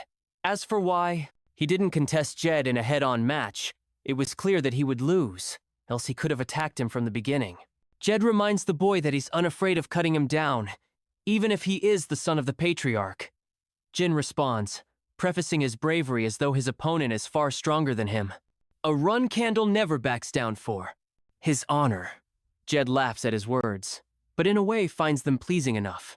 He acknowledges Jin's place in the Run Candle clan and reminds the young cadets of the best example of what a Run Candle is actually like. The session is at last dismissed. Jin walks away, but departs with a piece of advice for the Tona twins. He reminds them that there will come a time where they will fear him more than their older siblings. Back in his room with Murakhan, Jin tells Jill about the War of Ranks. He's certain that Miyu and Anne are secretly manipulating the strings of their conflict from behind. Jin slashed Tay Cadet who stepped out of line. He was a man who was once part of Anne is less than Unk is greater than S faction, but somehow joined the twins faction. It's impossible for them to have 5-star knights in their group since the leaders aren't supposed to be weaker. Jilly fails to understand Anne and Miyu's intentions, but the boy is glad that he's being seen as an enemy and a rival. They can abuse their power to manipulate the difficulty of his missions to ensure Jin fails. But apart from that, there's not much they can do. Since Jin is capable of fending off their threats in individual operations, that's exactly what Jin is intending to do. Since he knows he will be forced to handle difficult missions, it will allow him to stack a number of wins and become stronger. He can also take Murakhan along, for safety measures. Jin has a different role for Murakhan. The following day, the Tona twins and Jin share a meeting with their uncle. They are informed about the special training privileges they will receive as Runendell pure-blood heirs. The training will be difficult, but it will embody the character and motto of the Runsendell clan. The Runsendell's fighting style is deprived of standard swordsmanship. They have special moves reserved for flag bearers to learn. Since their fighting style is mostly unorthodox, it sets them apart from other clans. Jin predicts that it's because the physical abilities of the Runendells are unique. The bloodline of these swordmasters allow them God-given talent for sword mastery. It's in their blood to be born with such special ability. Compared to that, their training will be focused on simple movements. The task is to hold a steel ball. Jin senses that there's something inside. The steel balls are called singing stones. They generate specific sounds upon each strike. Jed demonstrates by striking the steel ball, which produces a sharp clang, deafening their ears. Then the Commander Knight strikes a second time. But there's a twist. A beautiful melodic sound is created. Each sound depends on how hard the ball is struck. The objective is to strike perfectly to release a beautiful sound with each strike. Jin realizes that this is the most effective form of training for the run candles. But even so, it's still too easy and simple to be called a secret training method. Jed attempts to produce the third and final sound. Jin is curious. The blade hits the stone when he suddenly realizes the effects. Jin pushes his brothers away as the steel ball explodes to oblivion. The Tona twins are shocked, while Jed is impressed by the boy's sharp senses. The stones will always explode when struck with too much power. This basically means their lives are at risk in the name of training. Jed explains that all of their previous siblings experienced the same effects of the explosion. Jin wants to know how Luna was able to dodge. Jed explains that she didn't even try to dodge and succumb to the destruction of the blast, but she was so powerful in her defenses that it didn't even hurt her. This response leaves not just Jin, but also his brothers completely speechless. The power of having a cracked elder sister. Jed assigns them their mission, which is to train until they can create the beautiful sound at will. The scene cuts to Luna, who learns about Jin's recent assassination attempt. She is aware of Mew and Anne playing around, but she also knows they're not foolish enough to attack him at the Storm's castle. What's more, their lives would be at stake if the Patriarch uncovered their plans. Luna's maid wonders if the boy lied to her sister at the time. She knows it is possible since he was so young, and they have yet to find any traces of the assassination in the past 5 years. Luna remembers him being extremely cautious of her, but remembering his face, she could tell that his words were genuine. Luna instructs her maid to keep an eye on Mu and Anne as less than Unk is greater than S schemes. She wonders what Jin is up to, especially when she recalls her experience with the singing stones. The very next day, Jin is barely able to maintain his posture. It's the toughest form of training he has ever been a part of. Jed is supervising their training. Our boy was severely mistaken when he thought this training was related to their physical abilities. Instead, it is focused on increasing one's aura.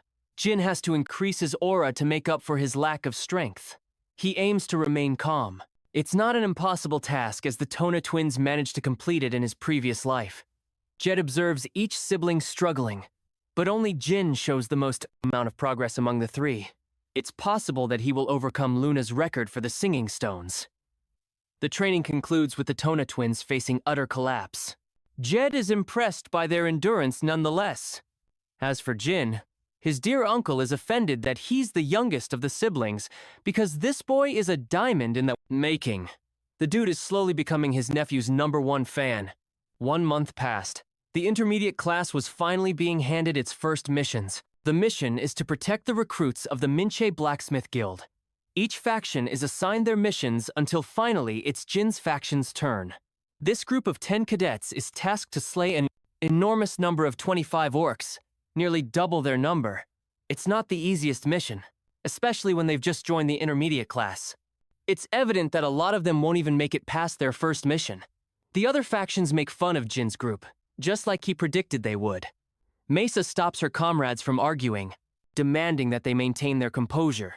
As Runendels, they have no choice in the matter of choosing their missions. The only way out is to execute on them. Mesa wants to shut their haters down for good.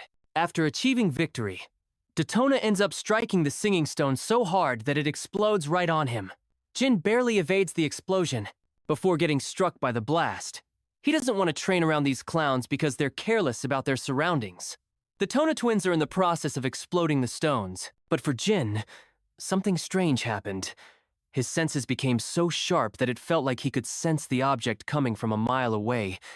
At this point, he's confident in his ability to evade the steel pellets should the singing stones ever explode. Jin wonders if this training has something to do with the mind's eye training he did with Luna. To confirm his suspicions, he decides to try again. but Jed breaks into their training session to report them about the new missions. The Tona twins are seething as it's a ceremony with the Vimeth Empire. It's not a life-threatening mission, but a draining one. Jed emphasizes the importance of attending the mission with seriousness, no matter the task. It's an event where strong warriors get to meet up, including the Run Candles. Jed wants the Tona twins to get a good scope of those people. Jin's mission is different, however. He's assigned a target mission. Jin has to kill Terrace's affectionate lover. The secret palace refers to the giant tower controlled by rulers. The current ruler is called Terrace Dorma, a woman so deadly that she doesn't show mercy to those who hurt her lovers. Jin is given the broad scope of the threat of this mission. His target is a man called Alcaro, who is effectively guarded by the agents of the secret palace. What's more, this kind of mission is usually assigned to guardian knights, prompting Hyona and Dotona's reactions. Jin is intrigued by the request. He wonders if the Chander family really wants to assassinate one of their own people. Jed explains that his family tried numerous times to retrieve Alcaro to preserve the family's secrets. With no options left, they pinned an assassination request over his head. Jin accepts the mission with conviction, much to Jed's shock, as it is well beyond Jin's current skill level. Jed decides to entertain his answer. He tasks the three to go out for the mission in 3 days. The Tona twins are actually worried for Jin's life because even they understand the gravity of this mission. They advise him to state his name as a run candle, thinking it would be enough to help him. Our boy is shocked by their consideration and slices the steel ball perfectly, producing a gentle sound. Jin has already achieved mastery, and by the time he returns, the Tona twins will be forced to side with him. Even Jed believes they should make the sensible choice of following Jin because their very lives will be at stake if they don't. The day of the mission is here. Jin will be designated in the dangerous Mame lawless region. The Runendale young master has maintained a slight disguise to mask his appearance and identity. Jin's group is supposed to slay monsters, but he doesn't know they're supposed to be facing 25 orcs. All of them are miserable about the mission to the point they've already accepted their deaths. Jin emphasizes that he will return from this mission no matter what. Jill finds his subordinates cute for acting, worried for him. Murakhan tries to gloat about being the great dark dragon, not realizing he's reduced to being a stupid cat right now. Jin wants Jill to enjoy the vacation while he's gone. She shares her personal concerns as Mamad is a deadly place. Jin promises his return and takes off. The Mamad region is festered with the worst criminals around. These people bask in toxicity and malice. Jin has arrived to kick their butts. They haven't seen this person before. He acts audacious like he owns the place. One of the crooks questions if he's secretly a 9-star knight. He wants the newbie to understand the order of strength, but Jin has no time for such petty banters. He stabs the man's head clean and instills a chilling sensation among the people. The criminals don't share feelings of loss for their fallen fellow. They're psychopathic people, and as advised by his teacher, Jin is trying to show them he's not to mess around with. He's grateful for his teacher's help. Jin takes the drink, unafraid of it being poisoned. He tosses the payment and eats breakfast. The bartender wonders if he's looking for someone. Jin confirms and asks for a person called Hister. Unfortunately, there's no one like her in town. Jin asks for a place to stay. The bartender recommends Moonlight. Well, a safe inn where only the kings of Mammoth reside. It's a luxurious inn.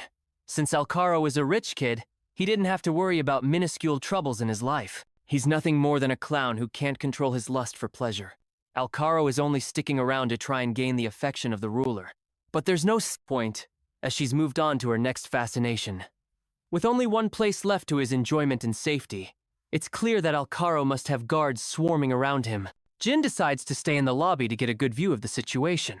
Interestingly, he spots Alcaro immediately as he's arguing with his men. The guards don't want to leave him unattended, but Alcaro is lost in his desires. He even threatens to kill them. In response, Alcaro gets slammed by a heavy punch that knocks him out for good. They're tired of guarding this annoying clown who is mad in his obsession. Alaro's guards are all powerful enough to cross the 6-star level. The assassination itself is easy, but making his return and fleeing safely is the difficult part. Since he can't easily poison someone in Mammoth, it will be difficult. There's no chance of killing him directly because of Alcaro's men. Jin finds himself in a pinch until he discovers the perfect solution to all his worries. The following day, we catch a glimpse of Cirrus and Dorma, the ruler's daughter. She learns that 6 men are guarding Alcaro strongly, a man who may as well be called a fool. Funnily enough, she's also prepared to kill him because the woman is sick and tired of his antics. As they're approaching the inn, an enormous thunderbolt strikes the establishment and pulverizes the place. The daughter of Terrace is excited, realizing there is more than what meets the eye. Circling back to Jin's grand plan, he opted to use a magic attack and increase its potency by stacking Shadow Force on top. This would help create a powerful 6-star magic spell strong enough to assert the idea that they're being attacked by a powerful mage.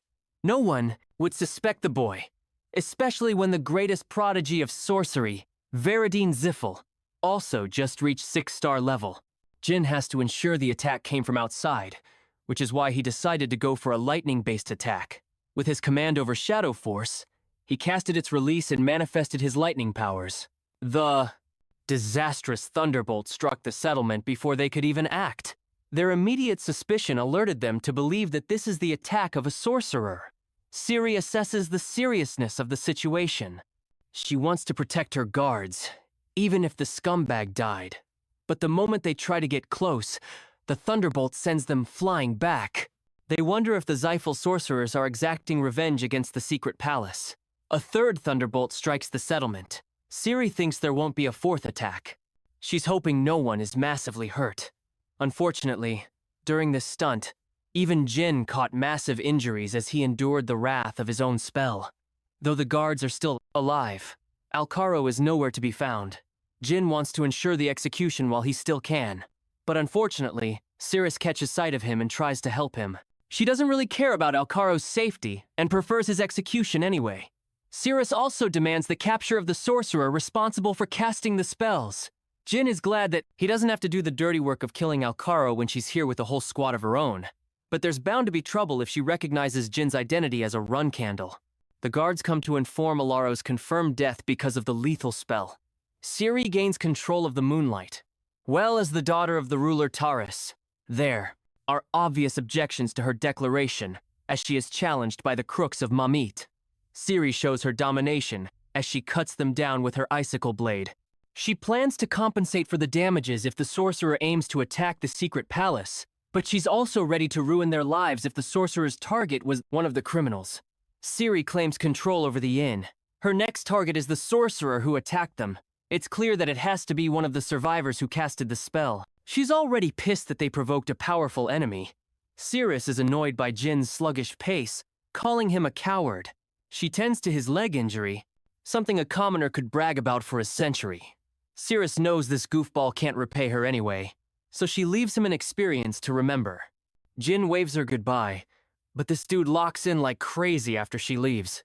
He's just completed his objective and covered his tracks at the same time. The scene jumps to the battle against the orcs. Mesa and the others have freshly taken down an orc, gaining a delusional confidence that they might overcome the challenge without any casualties. But Mesa is more serious. With 7 more targets to kill, she doesn't want her people to get sloppy. What's concerning is the odd behavior of the orcs. They usually attack in groups, but strangely, they're all alone. Mesa thinks that Jin's blessing has helped them on this mission.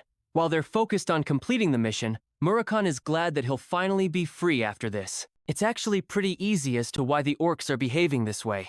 Murakhan threatened to kill them if they did otherwise. The orcs were so afraid that they never got back with each other again. Unfortunately, the cat dragon thinks he will be tasked to do more annoying quests in the future. Murakhan wants to read comic books in exchange for his service. He's glad that they're all in one piece.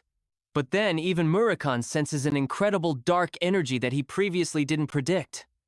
This monster is stomping its way to the location of Mesa's group. Murakhan spreads a powerful shadow barrier that goes unnoticed by everyone except Velop. During this time, he enters his true form to obliterate the monster who casts its energy without his permission. The tomb giants were once brought to extinction nearly 2 millennia ago. Murakhan fails to understand the creature's reason for showing up here. He prepares a deadly beam and annihilates the creature with a column of darkness. With the monster defeated, Murakhan feels tense all over his body. He hasn't used this much power in a long while, but he's confident the Xiphals have something to do with the tomb giant's sudden appearance. These strange coincidences riddle him, but he's uninterested in informing Jin about the situation. Murakhan understands that there will come a time when Jin will face the Zeal clan. The scene cuts to the Transfigurator, who is utterly shocked that his creation, the tomb giant, was instantly destroyed. He's frustrated at the outcome, but Bishkil is concerned about an even more pressing matter. The Shadow Dragon became responsible for destroying the creature, as if to warn them. Bishkek wants to meet with the Zais as soon as he can. Jed feels the weight of pride after Jin's fantastic return. It's a crushing defeat to the flag bearers responsible for assigning him an important mission. The intermediate class is dismissed, as Jin catches up with his friends and learns they also succeeded in their endeavors. Most of the intermediate class knights are jealous that a pure Blooder-run Candle is armed with godly luck on his side. After all, they're hard stuck at their ranks. They make fun of Jin, who is a mere 4-star knight in their eyes. Despite his arrogance, they can't dent him because of his position as a pure blood. They're waiting for their next orders from Mew and Anne. Interestingly, Jin invites the challenge by walking right towards them, enjoyably stating that he heard every word. He taunts Kazin, who admits talking trash behind his back. Jin confirms that he doesn't boast a higher rank than the rest of them. Kazin scoffs at him, fed up with Jin, who only completed the mission because of luck. Jin makes himself clear. He fully admits that the 5-star knight might outclass Jin's rank as a 4-star knight. Instead of letting them talk, Jin wants Kazin to challenge him to a duel. He fully allows the use of aura. Kane thinks he's going to snatch an easy victory. He lunges to attack Jin, who can sense his frustration behind every swing. At the same time, Jin has experienced battle with far stronger opponents, so he's not feeling outclassed. Kazin tries to finish the fight, boasting himself as the stronger one of the two fighters. Jin blocks the attack, but gets struck by his aura. Finally, he's able to keep up with the trajectories of his attacks, all possible combinations made with a sword. Jin is perceptive of every attack coming towards him. Thankfully, his opponent is fueled by rage, blind to his senses. With a clash of their swords, Jin prepares to end the fight with conviction. He hawks at his opponent for being predictable and bearing no chances of winning. 3 critical moves follow in Kazin's attacks. Jin counters everything and prepares for the killer blow. He renders a powerful aura slash that annihilates Kazin, stealing the victory from his mouth. Jin is certain of his strength. He has improved massively and entered the domain of a 5-star knight. It was his plan to misguide his opponent into believing he was an inferior opponent to exploit openings. The Tona twins come to the scene to find themselves baffled, but Jin doesn't even think much of the fight and walks away casually. When Kazin reports to his faction leaders, they take it as a joke. They're stunned that the boy has already reached the level of a 5-star knight at his fragile age. Both Miyu and Anne are aware of Jin's hostile message to the clan. They're prepared to mobilize strict measures to cut him down on his next mission. The clan murmurs about Jin's recent strength and improvement. Only the best of the best from his clan could achieve this level at the same age. Even Jin didn't predict this level of growth. He didn't refine his sword mastery skills apart from his special training. Growth in one side of his training affects all other aspects. Improving Shadow Force helped improve aura and mana flow too. He's the only person in his clan to master all 3 powers. Jin spots a bunch of flowers he's never seen before in his room. He doesn't mind since they seem to be safe. As for his latest achievement, Jin is certain that his siblings will become even more anxious to cut him down. Joshua is one of those people. He's a candidate for the throne right after Luna gave up her pursuit to become the patriarch. Joshua is working on improving his strategic position in the clan with the help of their mother. At first, Jin wanted to conceal his skills, but he changed his mind. It's clear that the whole world will know about his accomplishments. Instead of gloating about his achievements, Jin wants his father to take notice. Siren isn't satisfied with Joshua sitting on the throne. Ah-Hae wanted Luna, but she lacked ambition and walked away despite her incredible talents. With Luna gone, the next candidate became Joshua. All of this happened long before Jin made his accomplishments show that he is worthy of the throne. Jin is aware that his father will definitely test him with a difficult trial. What's more is that he might provide personal protection to safeguard Jin in case he gets ambushed before the test. Thanks to his Karen's intrigue, Jin will survive the wrath of his siblings. Knowing that a banquet will be hosted upon his father's return, Jin is expecting great things. A few days after this conversation, invitational letters from clans all over the world have come crashing in. Jin has maintained a peaceful life against the flag bearers. They don't want to risk attacking him while he's sharing the limelight. The Runsendale family reputation would be at stake in that case. Petro suddenly comes rushing in with news of Jin's latest mission. Their mother is infuriated, disappointed by her children's actions. They were bold enough to send Jin right to his death by assigning him a mission in the Zeal territory. Jin crashes the party with his appearance. Lunia, Ran, and Vuego glance at their youngest brother. Their mother, Rosa, instantly cancels the mission, crushing both Anne and Miyu's plans. She roars at the scumbags who openly decided to plot their own brother's death. Miyu and Anne share extreme hostility, as if plotting their brother's death should be taken lightly. They're walking on eggshells. Conflicts were encouraged for the sake of competition when they grew up. They all had to face hardship while growing up. During their time in the intermediate class, Rosa validates their concerns, confirming the necessity of competition. But at the same time, neither Anne or Miyu reach the achievement of a 5-star knight at a young age. Jin is literally built differently. Basically, in other words, their mother does not want to lose an exceptional talent to their antics. What's more is that Lentia, Ran, and Vigo are getting equal trouble for their involvement. They're punished by returning precious swords to the clan. Rosa even threatens to confiscate every sword in their possession if they do not oblige. Faced with so much commotion, Rosa waits for Jin's response. She wonders if he's going to be kind enough to receive the punishment or if he will use this to his amusement. She wants to test the boy's resolve. Jin raises his voice, intending to take on the mission. Rosa is shocked that he fails to grasp the danger that comes with accepting the mission.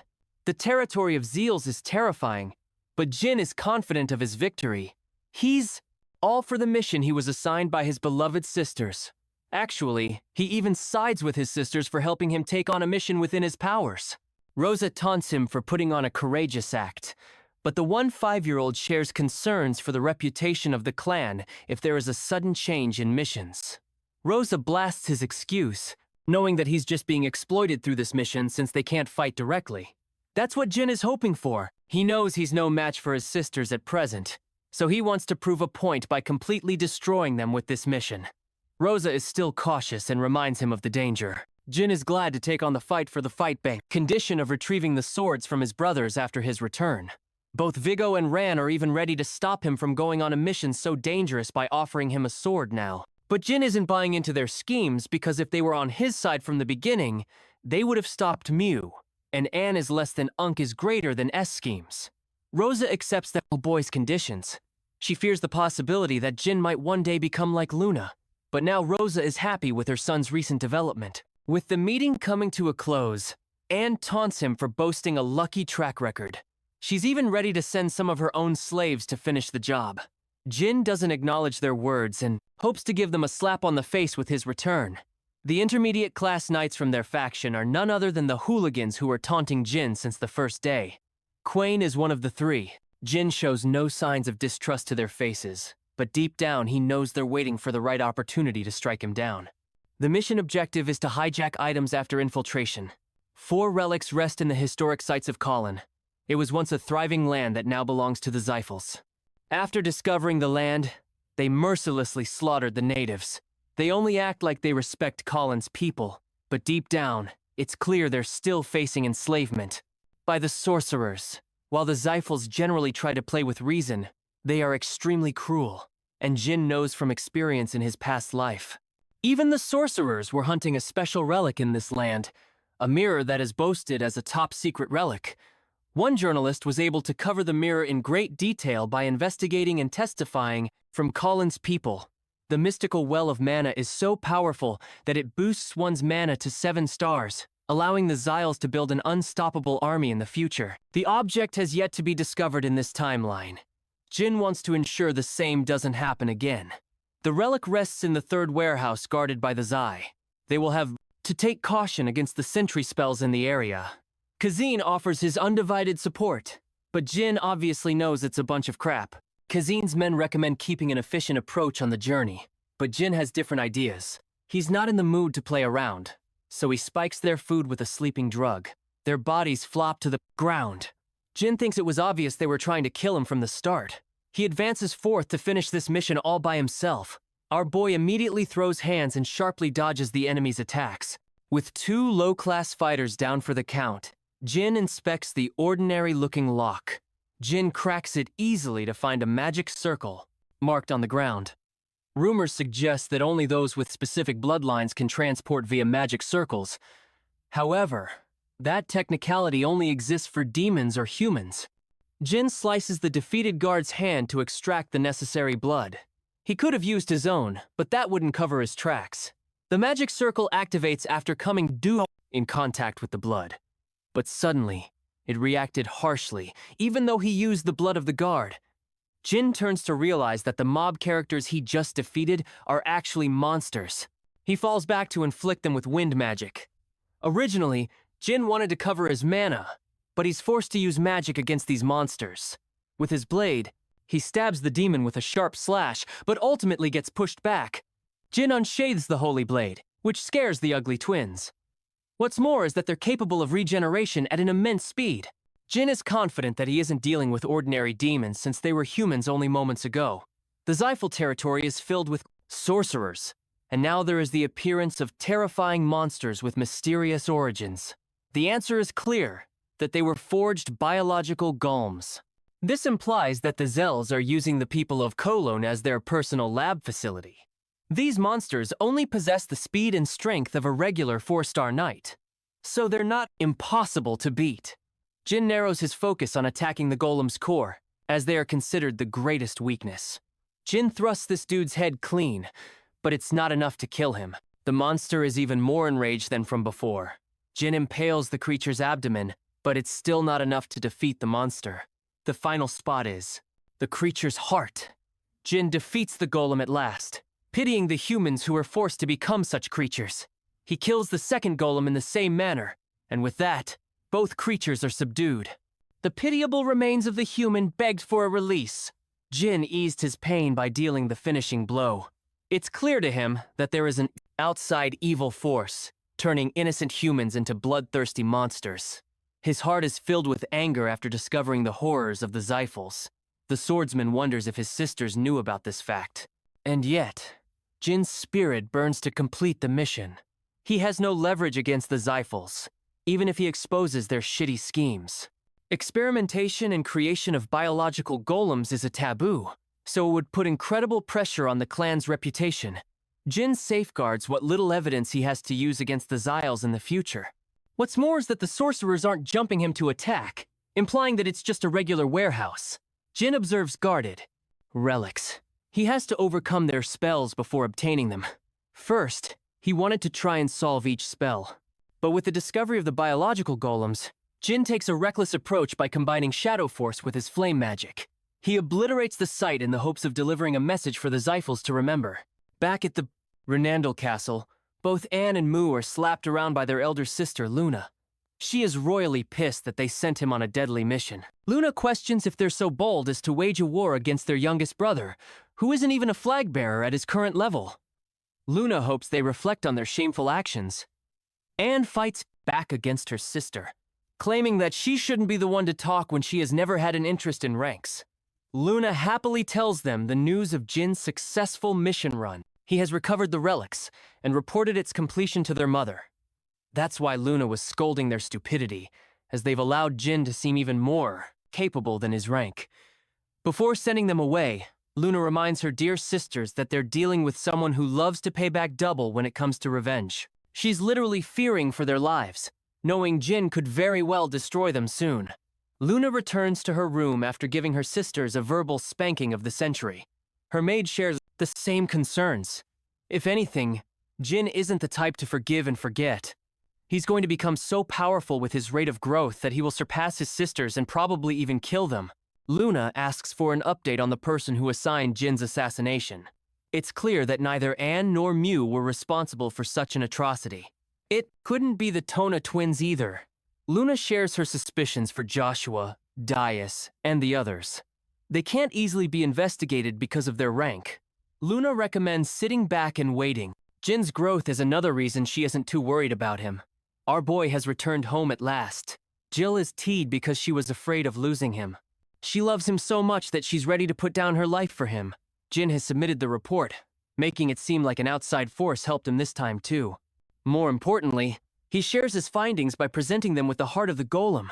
Murakhan thinks he got way too lucky, but even the Dark Dragon receives a shock to his being when he learns that they were biological golems. Murakhan fears the worst from the Zais and seems confident that they're responsible for their creation. He insists on visiting the Cullen territory with Jin because he's got a bad feeling. Even though our boy is afraid of going back, he thinks it will be all right with Murakhan guarding his ass. Jin hopes to arrange an excuse to venture into the Zell territory again. The 3 delinquents that he knocked unconscious returned after Jin's mission, but they were soon banished from the Run Candle clan. Jin's training continued as he mastered the singing stones. Jed wants him to stop training with the cadets as he's got a meeting with the Patriarch. Next week, the Tona twins are stunned. It's possible for him to become a reserve flag bearer to maintain his reputation until his role is officialized in the clan. Our boy was happy to operate on his own at last. He wears a happy smile as this will allow him to become even stronger. Meanwhile, the Patriarch is traveling with his caravan when Knighton informs him that they will reach the Garden of Swords in about 2 hours.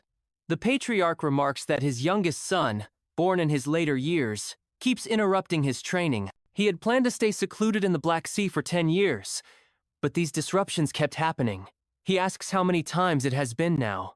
Knighton observes that even when Jin was at the Storm Castle, he had felt the young master was exceptional, but didn't realize to what extent. He admits that what Jin accomplished at the Garden of Swords that truly surprised him. Knighton mentions Jin's fierce fighting spirit, pointing out that despite his youth, the boy's eyes held deep regret when he first saw him at the Storm Castle. Even though Jin tried to hide it, the emotion was unmistakable.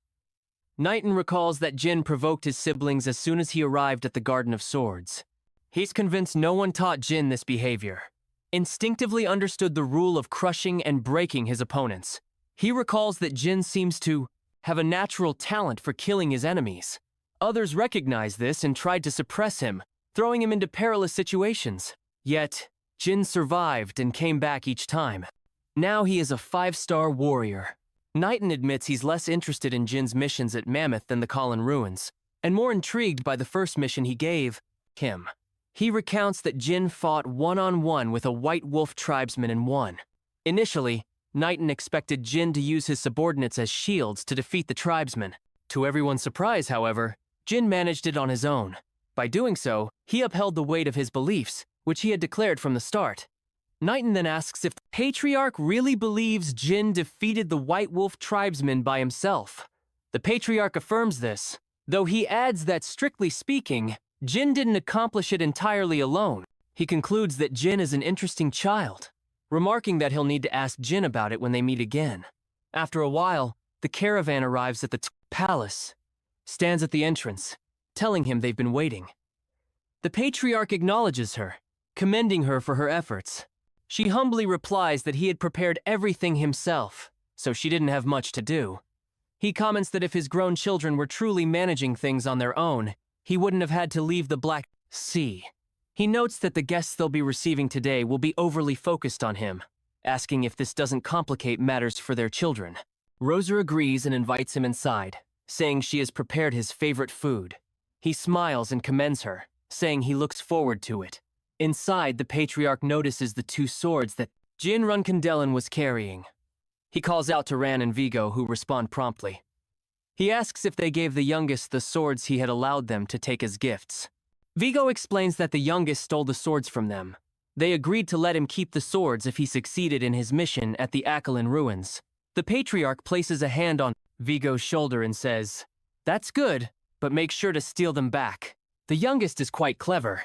With a smirk, he jokes that sometimes he wonders if Jin is really his son. Later, the Patriarch stands with Jin near a window. He remarks that this must be Jin's first banquet. Jin agrees, and reflects that in his past life, he had attended a couple of banquets hosted by other families thanks to his teacher. However, this is his first time at a banquet held by the main branch. In the past, During rare occasions when banquets were held, he used to hide as if he were a criminal. Now he stands as the guest of honor alongside his father. The patriarch mentions that their family rarely hosts banquets. He explains that they only hold banquets on occasions truly worthy of celebration, indicating that Jin's achievements are significant. Jin Runendale thanks him for the recognition. The patriarch then asks how many guests he thinks will be in attendance. Jin guesses there will be around 1,000.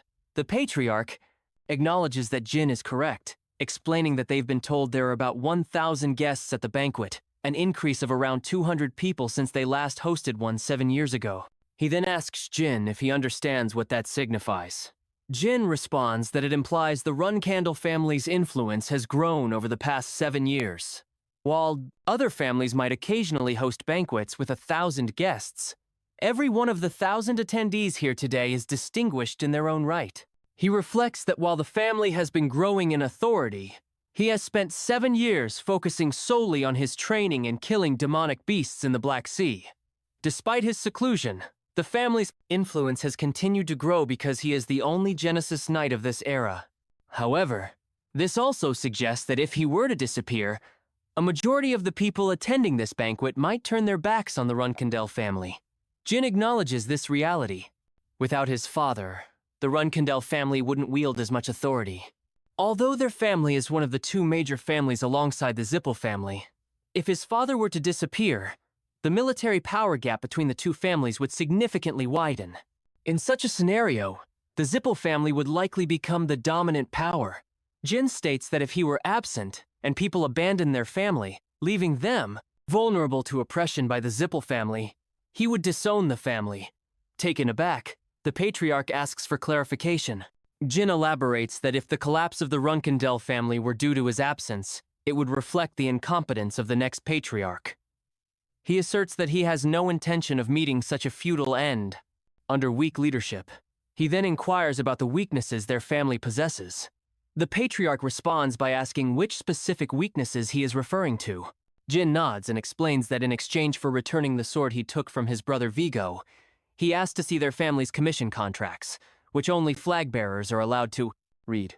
From these contracts, Jin discovered that the head of the Vera family had tricked the emperor and pocketed the empire's treasures, yet still attended the banquet without shame. The cunning Vera family had recently asked them to assassinate magicians from the Zippel family.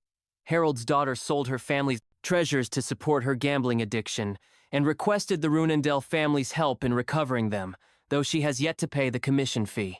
Jin explains that with just a brief look at these contracts, he has uncovered numerous potential leverage points. These secret documents contain many more blade weapons that only he and his mother are permitted to access.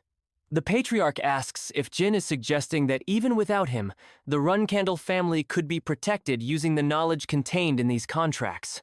Jin responds that if a patriarch who is not a Genesis Knight were to lead the family, their survival would depend on the new patriarch's negotiation skills.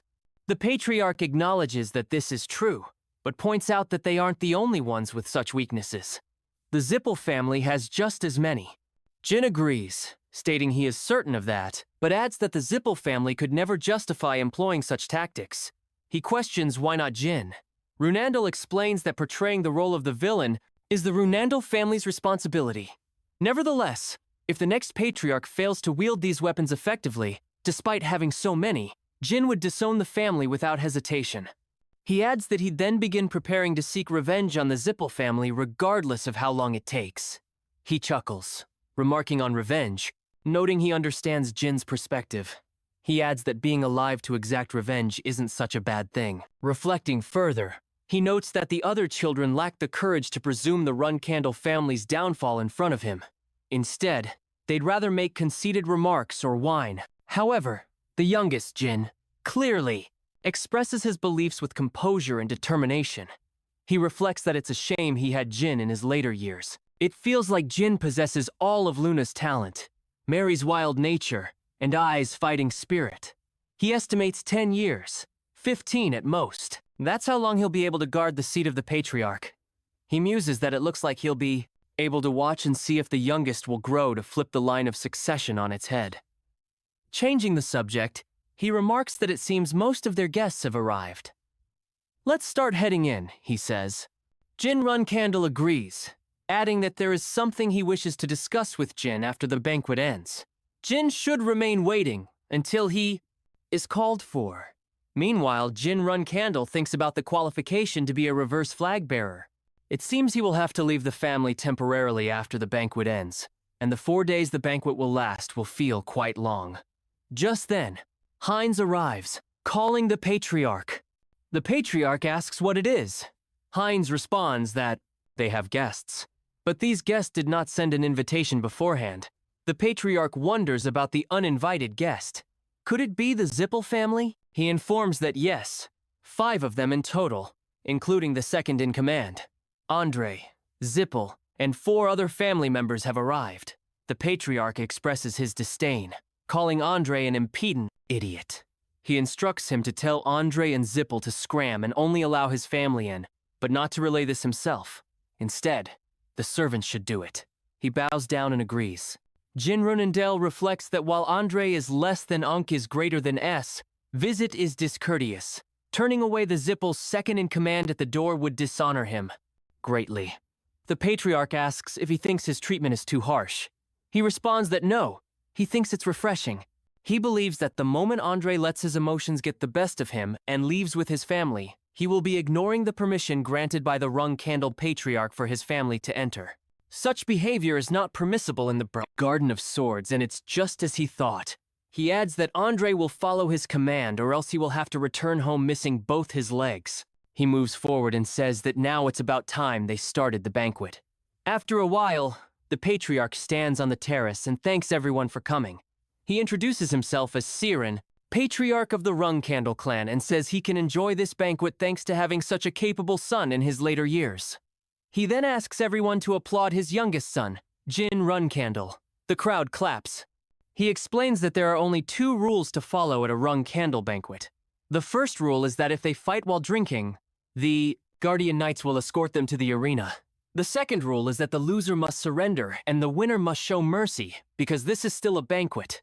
Jin Runcandle reflects that this is not just any party. It's a gathering of 1,000 people who have significant influence across the continent. These people are interconnected in complex ways. He considers that if this were a typical gathering, they might engage in passive-aggressive behavior and then leave. But this is a banquet held in the Garden of Swords where the dynamics are far more intense. He reflects that as long as they adhere to the 2 rules set by his father, they can't go as far as killing their enemies. But they're allowed to beat them severely, even gaining official dominance. The Patriarch tells everyone to enjoy themselves. Jin Runcandle considers them an eccentric clan. He advises Jin to enjoy himself and suggests that if he finds someone he fancies, he should bring them along. However, he reminds Jin that he can't challenge someone weaker unless they've insulted him and their clan. Jin Runcandle affirms this, stating that he knows he cannot lose under any circumstance. As he moves to leave, Jin asserts that it's obvious. If he loses, he is less than Unk is greater than LL. Reclaim everything that is rightfully his. Not just Bray, but also his nanny. He bows down, expressing that he will keep that in mind. He reflects on how this is the first time he has conversed with his father like this, something unimaginable in his past life. He acknowledges that they just had a pretty convincing father-son conversation, but forming a bond or being a loving son isn't part of his plans for this life. His sole focus is surpassing his father, and that's his primary goal. Later, Gan Runcandle joins the party, and Honor Runcandle and Daytona Runcandle approach him. Daytona Runcandle congratulates him on reaching 5-star status and asks if it's okay for them to be with him for a bit. Jin agrees and then inquires about their progress in clear stone training. Runcandle mentions that it's improving, especially after switching to the weapon recommended by their uncle. Jin responds positively silently, noting that he can leave once he's satisfied with this interaction. Hona agrees, saying, "Yeah, okay." Just then, Ken arrives and introduces himself to young Master Jin, who is a member of the Ken clan. Hona Runcandle and Daytona Runcandle also extend their greetings. Daytona Runcandle says that he is going to leave now. Jin Runcandle wishes him good luck with his training. Daytona thanks him. Jin Runcandle mentions to Ken that he had often heard about his heroic deeds as a child. Ken replies that Jin is making him blush. At that moment, Huger appears from behind, grabs Jin's hair, calling his name. Huger comments that he had been curious about the kid who had achieved the status of a 5-star warrior at the age of 15. Huger then remarks that Jin really does look like a kid at least 10 years younger than him. He introduces himself saying, "Nice to meet you. My name is Huger." Jin responds with a polite, "Yeah, nice to meet you too." Huger asks if Jin isn't an impressive kid and wonders if he is intentionally trying to make him seem like an idiot. Because Huger is a bit rude, he also reminds Jin that while he might be a run candle, Huger is still his senior in the world of martial arts. He adds that he is just proud of his junior and advises him not to act like an idiot. Jin calmly warns Huger of the Tuco clan, telling him to listen carefully. He states that Huger's actions just now were an insult to everyone who has shown him respect up to this point. Deepest Runandel arrives and says that if Huger wants to bring up the whole seniority issue, he should be even more considerate. Huger asks what he means. Deepest explains that the first and second flag bearers of the Ken clan, the Dragon King Knights, and the Black King mercenaries are all senior to him. He points out that Huger should have noticed how those seniors treated Jin with respect, and that he should have accepted his mistake and apologized to them. Deepest adds that since he gave Huger a warning, he'll let this one slide. Ken intervenes, reminding Huger that his life was just saved by young Master Jin, suggesting that he should follow Jin's advice. Another man chimes in, acknowledging that Huger's big mouth was bound to get him into trouble sooner or later, and agrees that it's best to let it go without making a big deal out of it. Huger then says that if his senior has said so, he should apologize to his juniors.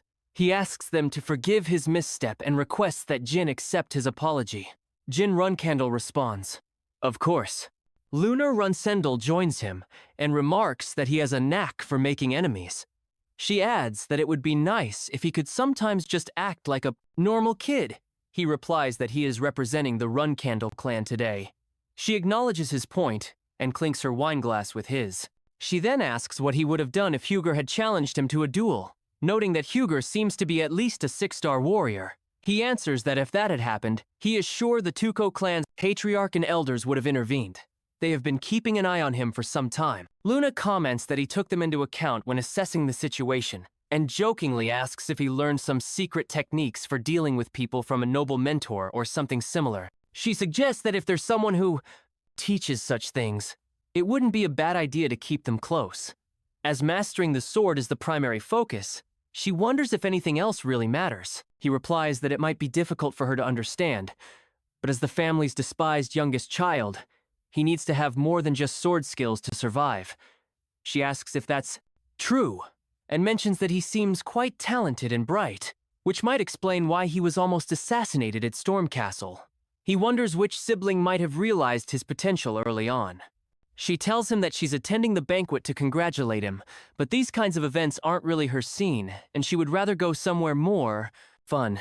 He asks if she's already leaving. She replies that, yes, he's not quite tall enough to be her dance partner. She promises that when he's older, they'll dance together and she'll take him to a nice place. He starts dancing with her and says that he's looking forward to it. She suggests that before she goes, she should leave a message to the others, like he did earlier. He asks for her pardon. She hugs him and explains that if she does this, everyone will understand how much she values him, and people will be less likely to be rude to him now that they know she's looking out for him. She says she'll see him later. He responds, yes, see you later. Meanwhile, Transformer Bouvard Gaston says he's so jealous that he'd like to bump heads with Lady Luna as well. He says he has to write a poem for Lady Luna today, and that he'll be singing that poem all night. Visho Giuliano tells him to shut up. Margella Giuliano advises Visho not to be so harsh, pointing out that this could be a significant matter for Mr. Bouvard because Mr. Bouvard has been keeping him distracted. She's been able to enjoy the party of fated meetings comfortably. She suggests that they should show him more respect.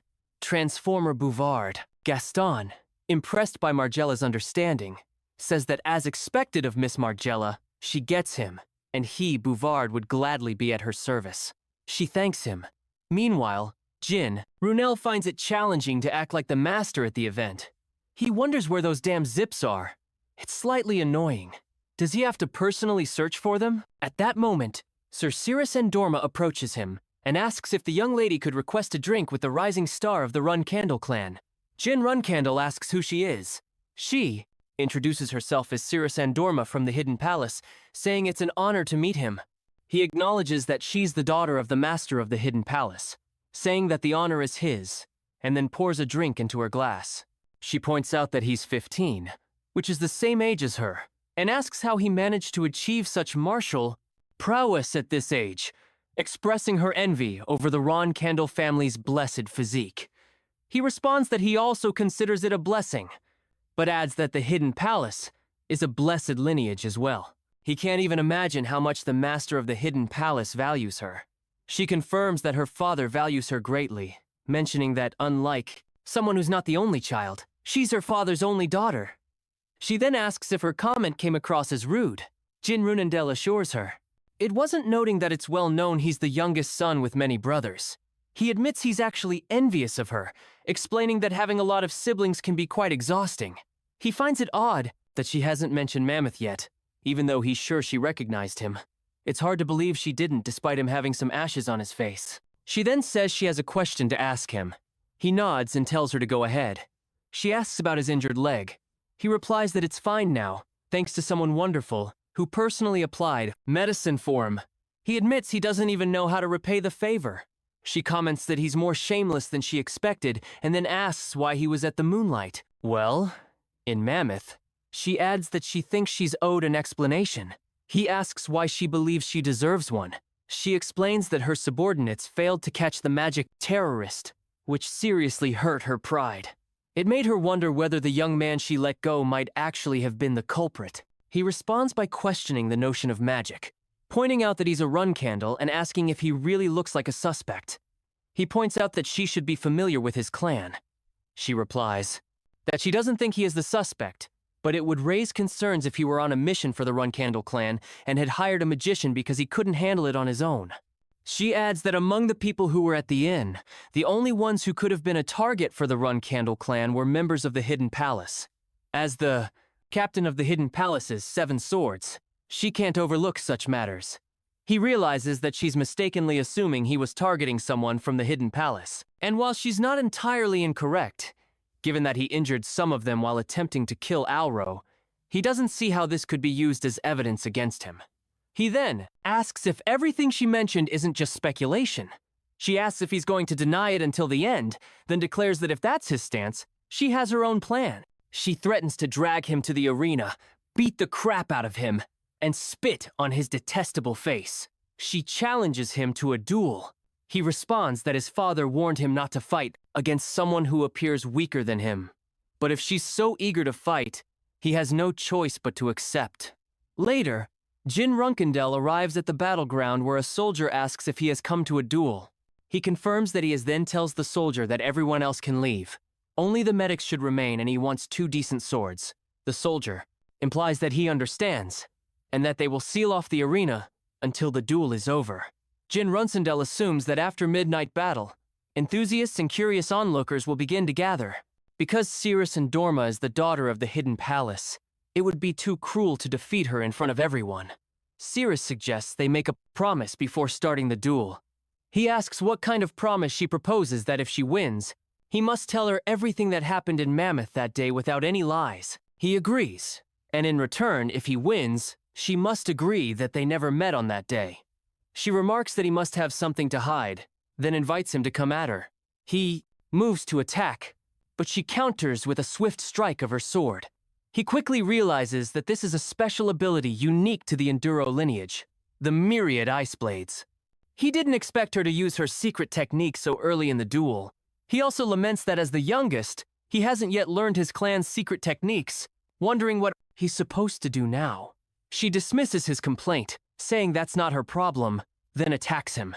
They both engage in combat. She observes that he really is a 5-star warrior. Initially, it seemed like he was barely managing to block her attacks, but as their fight progressed, his true skills became more apparent. However, she believes the 1-star difference can be easily overcome by performing the 3rd form of myriad ice blades. She concludes that since she's weaker and has less stamina, she can't let the fight drag on. When he attempts to counterattack after reading her patterns, she plans to switch tactics and end the duel quickly. He acknowledges that although Cirrus Indorma is a 4-star knight and can wield the myriad ice blades. Her attack and defense will be inferior to his. Realizing that she's planning a decisive strike to shift the momentum, he guesses that she'll use her secret technique, but can't gauge how powerful the myriad ice blades will be. He thinks that in situations like this, he might have to use his own secret technique, one of the many he studied at Storm Castle. Among all the secret techniques, he acquired this one as the most potent. She attacks him, declaring that it's over. She uses the third form of myriad ice blades to strike at him. He blocks her attack with his sword, noticing that the ice shards contain a condensed aura, and he smirks. She sees his reaction and thinks he's laughing, but she's already unleashed Avalanche, a technique so powerful that even a prodigy who achieved 5-star status at 15 shouldn't be able to break through it. Yet, she's feeling uneasy for some reason. He attacks her with his sword aimed at her eyes, forcing her to dodge and counterattack. He is taken aback by the sudden burst of her magic explosion.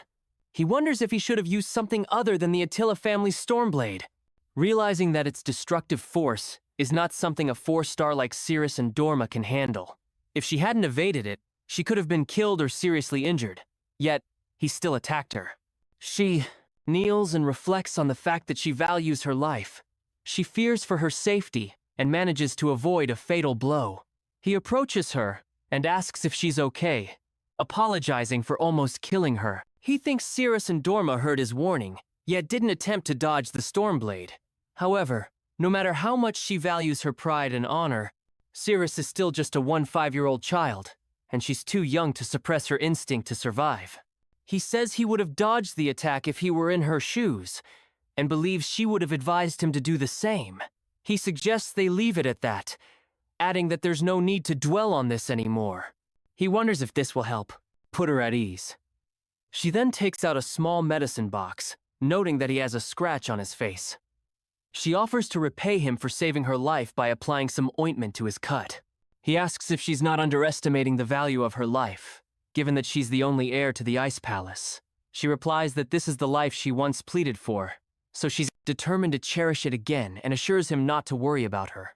As she prepares to leave, she says that they should consider today as the first time they've met and that she'll see him tomorrow. The scene shifts to the following day. Jin Runkendel is drinking wine and notes that there are fewer people around than there were yesterday. He muses that people will be able to watch duels starting today. So, he wonders if this means the real party is about to begin. With the smaller crowd, he hopes he'll be able to meet those Zitful folks. He reflects that all the guests from the Zitful family are between 15 and 20 years old, just like him. So, it's a perfect opportunity to see how his skills and magic compare to theirs. He considers asking them a few questions about Colin, but realizes that might not be the best idea right now. He figures that once he becomes a reserve flag bearer, he'll have more free time to investigate these things. He thinks he could explore Colin with Mirren's help. Mirren's expertise should make it easy to locate the Fountain of Mana, which would prevent those Zitful idiots from producing mass-manufactured magicians. This time, he's determined to stay ahead of them. He notices Mirren sitting aside in cat form. Margella Yano plays with him and asks why there's a cat at a run candle banquet and where his owner is. She holds his pendant, reads the inscription, discovering his name is Butterfly. Jin Runkendel confirms that it's Butterfly Runkendel. Margella wonders if Jin gave him that name. Baraton Zippel approaches and exclaims that it's indicating that he knew he'd be able to find Jin if he followed the cat. He declares that they finally meet and expresses disbelief that Jin could forget him. Jin Runkendel asks who he is, prompting Baraton to express surprise that he would say that right as they meet and question how he could have forgotten him. He says he's been thinking of Jin every day and offers to jog his memory, suggesting he gets a name that starts with the letter B. Margella Iano finds him odd, invites Mirren to leave with her. Baraton Zippel asks if Jin remembers him now, to which Jin Runkendel replies, "Nope." Baraton gets frustrated and tries again, reminding him that they first met at the Middle Kingdom teleportation gate. Jin Runkendel still says he doesn't remember. Baraton, exasperated, grabs him by the shoulder and admits that his memory isn't as sharp as he thought it would be. He urges him to listen carefully and remember this time, stating that his name is Baron Zippel. Jin Runel tells Baron Zippel that if he's so insistent on pretending they don't know each other, it's because he doesn't want to reveal their connection. He asks, Why Baradin can't understand that and just stop bothering him, even grabbing his hand to emphasize his point. Baron Zitful, seemingly unaware of the message, asks if Jin remembers him now. Jin wonders how this dense fool could possibly become an N-star magician by the age of 30 and be named the next patriarch of the Zitful family. Baradin continues saying that he had been searching for Jin all over the place yesterday and even spent the past 2 hours looking for him without finding a single clue. Jin responds that although the banquet hall might be large, it's still just one banquet hall. How did he manage to wander around for 2 hours? He explains that if he had been allowed to use magic, he could have found Jin much faster, but this is Runandela territory where the use of magic is forbidden.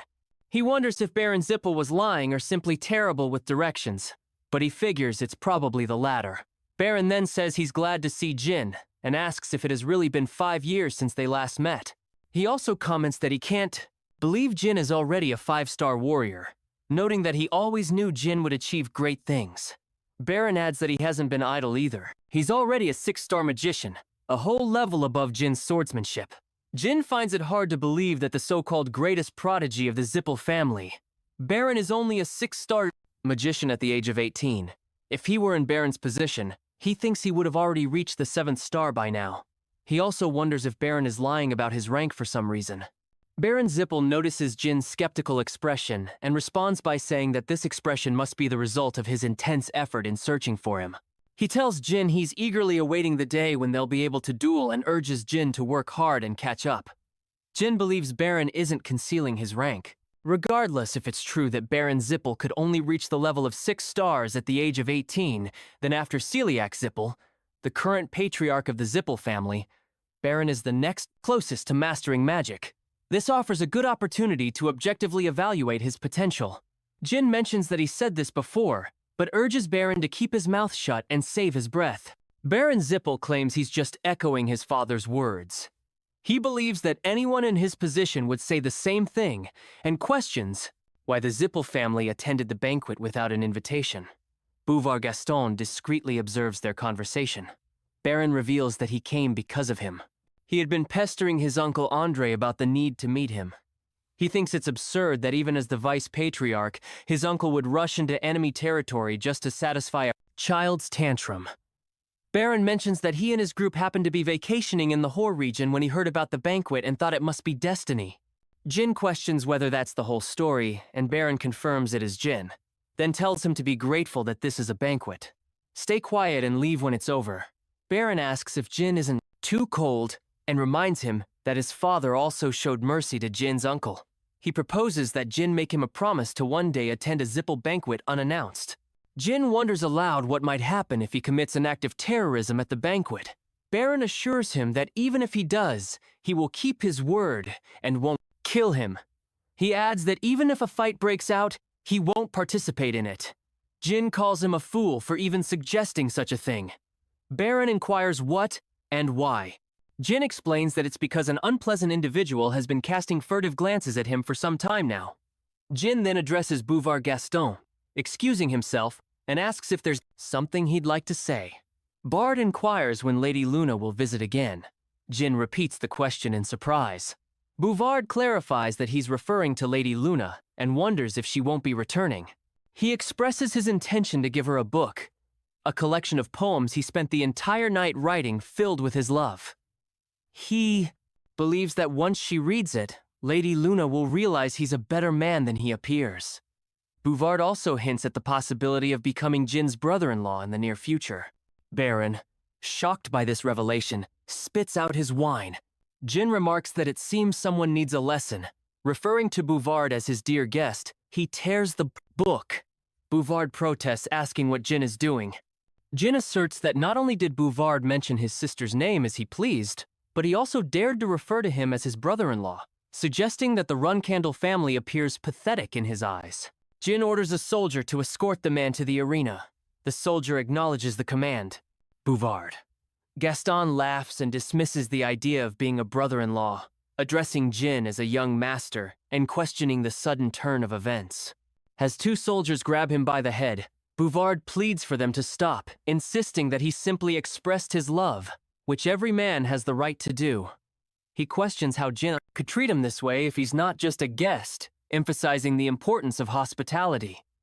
Bouvard also wonders how Jin could ignore the fact that he expressed admiration for Jin's sister's beauty. The soldiers then forcefully bring him to the ground.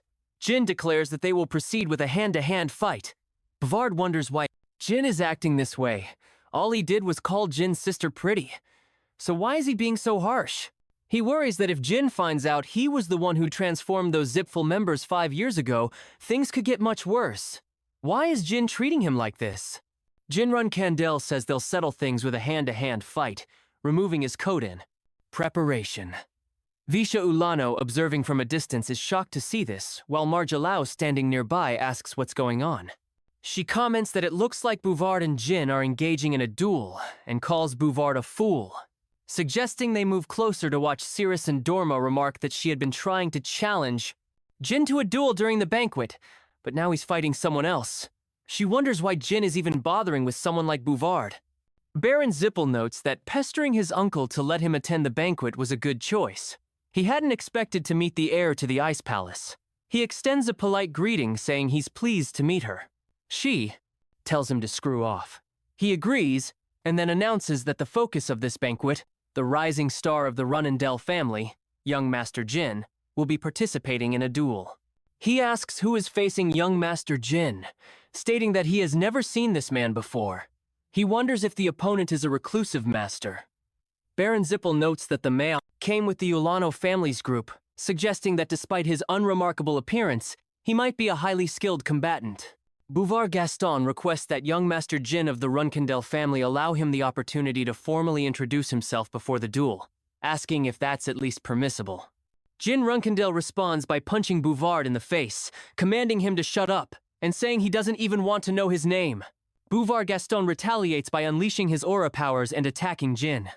Jin notices the attack, and muses that Bouvard's aura level seems to be around 6 stars. Cirrus and Dorma remark that young Master Jin has chosen someone stronger than him, observing that the portly man's primary focus might be combat. Baron Zippel remarks that it would be a shame if he breaks Bouvard gas on Bouvard, punches Jin in the face, and declares that Jin dares to lay hands on him with such weak abilities, promising to make him cry on the ground, begging for forgiveness. Jinrun Candle responds by punching Bouvard repeatedly, stating that it's over. Borodin Zippel comments that Jin launched a series of attacks after getting his opponent to lower his guard. He praises Jin for his skill, saying this is exactly what he expected from him. Marielle Yano turns to Visho Ulano, expressing her confusion over young Master Jin's actions and questioning if the victor has not already been determined. She also finds it hard to believe that Jin would continue to beat someone like this after they've clearly lost the duel. Visho Ulano agrees that it's unfair for young Master Jin to pick on a weaker opponent, and asks if Mela intends to just sit back and watch, especially since Jin is their friend. He adds that he's not weaker than young Master Jin. She tells him that his younger sister is disappointed in him and that she'd like him to teach young Master Jin a lesson using a more honorable approach than the one Jin is taking. He asks if she wants him to challenge young Master Jin to a fight. A blonde-haired boy comments on how fired up she seems, while a brown-haired boy suggests that Vicho should listen to his sister. Vicho Ulano nods and steps forward. He calls out to young Master Jin, asking him to put down Bouvard Gaston and face him in a fair fight instead. After a while, Vishuano and Jin run candle stand in front of each other holding swords. Jin considers the duel against a 7-star knight. Whether he wins or loses, this fight holds merit for him. Additionally, gaining first-hand experience against the Ulano family swordsmanship will be a valuable learning opportunity. The previous patriarch of the Ulano family was someone even Jin's father recognized as strong. Nevertheless, Marielle Ella is an amusing young lady willing to put her brother in a difficult position just to watch this fight. He mentions that Vishao Olano seems to hold his sister in high regard. Visho responds that it should be obvious. Jin Runendell, who also has a sister, acknowledges that he completely understands the sentiment. Visho Ulano then says that he also cherishes his sister, so he would appreciate it if Jin would keep his servants in line from now on. He clarifies that the man Jin just beat up is not a servant, but rather a companion. He then asks if Bouvard Gaston might have made some sort of mistake. Jin Runcandle explains that Bouvard Gaston came to the banquet to assist his sister who has mobility issues, but his abilities don't align well with the Runandle banquet's requirements. Jin further contemplates Bard's abilities, indicating that whatever happened, he believes there was no malicious intent. He asks Vishao to overlook his actions. Jin Candel privately ponders Bouvard Gaston's real identity as the transformation sorcerer. He wonders about the relationship between Vishu and Bouvard Gaston. Thinking back to his past life, he is certain there was no mention of the Uliano family having ties to Gaston when he was arrested. Jin considers, if Vishu knows Bouvard is the transformation sorcerer, what does this mean? He curses inwardly, realizing he has found Bouvard, but now faces even more questions. He resolves not to get distracted, especially when facing a 7-star knight like Vishu. Ulano Vishu suggests they do their best and expresses hope to learn much from Jin. As Vishu attacks Jin, blocks his strike. From this single exchange, Jin deduces that Vishu's strength isn't that of a full 7-star knight, and his swordsmanship is comparable to Uncle Zed's. However, the trajectory of Vishu's sword is still beyond Jin's current comprehension. Observers begin to comment on the battle. Young Master Jin was quickly pushed back. Remark, Baron Zippel. Another observer counters. He's holding up pretty well, isn't he? The Uliano family's swordsmanship is renowned for its cunning and unconventional style, one adds. Another agrees. Anyone who's faced that tricky style would never want to again. Biden Zippel scoffs at these comments, musing that they know nothing. He reflects that if the Uliano family's sword is like a sly snake, the Runcandel family sword is like a charging rhinoceros, relentless, even if its horn breaks. Jin attempts to attack Vishu, but Vishu bends backward to avoid the strike. Jin realizes Vishu might be holding back, but acknowledges he's still managing to hold his own despite being only a 5-star swordsman. As Jin begins to reach his limits, a resurgence of determination fuels him. Vishu attempts another strike and Jin retreats, sensing a familiar sensation. Harnessing his sword aura, Jin remarks that it has been a good fight. Vishu moves in for another attack, but Jin thrusts his sword forward. Breaking Vishu is less than Unk is greater than's blade in 2. As Vishu moves with his broken sword, Jin sidesteps and delivers a small cut to Vishu as less than Unk is greater than's neck. Buridan announces the victory belongs to Sir Vishu Uliano. Vishu wonders what happened at the end. As Jin collapses, losing consciousness, someone calls for young Master Jin to be taken inside quickly, and 2 soldiers carry him to the medical room. Vishu reflects on the fight, recalling how at the moment his sword broke, he felt a sharp sensation grazing his throat. He marvels at how Jin could gauge the heart sword so quickly. Vishu realizes that if Jin had reacted a 1/10 of a second earlier, or Vishu a 1/10 of a second later, the outcome would have been drastically different. After a while, Jin awakens in his room to find Morrison sitting on his face. Grabbing him, Jin forcefully tells him to move. Looking around, Jin asks if he fainted right after his fight with Vishu. Jill enters the room and informs him he has been asleep for 2 days. Realizing the banquet is over, Jin laments not being able to greet the guests. Jill reassures him that he shouldn't worry. For the past 2 days, the fight between him and Vishu has been the talk of the event, particularly because Jin revealed the heart sword at the end of the duel. Elsewhere, people discuss the duel. Vishu could have been stabbed. Comments 1. It's astounding. For a 5-star swordsman to reach the level of the heart sword. Another adds, this sets high expectations for Jin's future. Someone concludes. Back in the room, Jill continues to reassure Jin, pointing out that achieving the heart sword against an 8-star knight is remarkable in itself.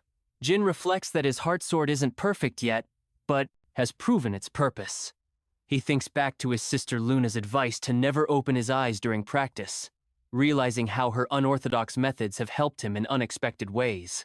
Although the heart sword only seems to activate in extreme situations, Jin feels it's still remarkable to have held his own against an 8-star knight, even if it wasn't entirely graceful. He reflects on the banquet's outcomes, confirming Buridan's status as a Zippel, forming a friendship with the heir of the Ice Palace, and uncovering the connection between Bouvard Gaston and Vishu. Ulano Jin concludes that while the mystery of the transformation sorcerer remains, it is not something he needs to solve immediately. He should gather more information first before drawing any conclusions. Jilly places some flowers in a pot on the table in front of Jinrun Candle.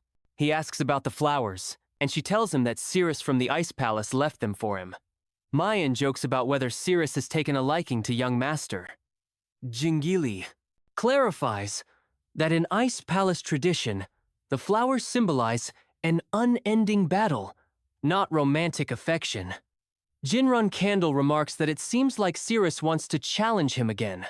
Mayan comments that it's still significant to receive flowers from a girl, even if they represent a request for a duel, and asks Jill if she agrees. She responds by saying that the patriarch has ordered Jin to meet with him as soon as he awakens. Jin asks if his father really did so. Jilly nods, suggesting that it's time for Jin to prove his worth. Jin agrees, realizing that he might need to leave the family for a while. After a while, Jin Runel finds himself in a dark room asking where his father is. He sees him and hears his father say that he's right here. His father notes that it's been a while since one of his children came to visit him in such casual clothing, suggesting that Jin is preparing to live elsewhere. Jin confirms that he's planning to leave soon. He reflects that his father seems to appreciate this, and he finds it curious that since regressing, his father has become easier to understand. His father asks Jin if he knows where they are.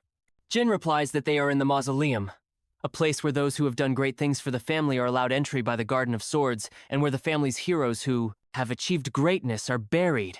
His father nods and says it's correct, adding that this ground is dedicated to the family's heroes who have protected the family for thousands of years. He then asks if Jin knows about the first patriarch, Toron, and points out that he's not buried in the mausoleum. Jin Runsendal acknowledges that he knows there's no grave for Tor Runandal, the first patriarch in the Garden of Swords or anywhere else.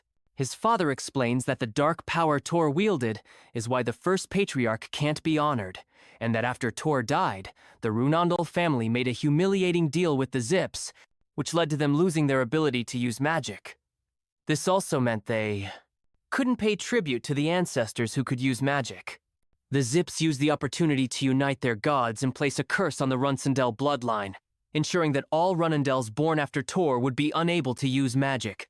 His father mentions that when Jin defeated the Tona brothers with his aura, he didn't question how he acquired that power, asking if Jin remembered.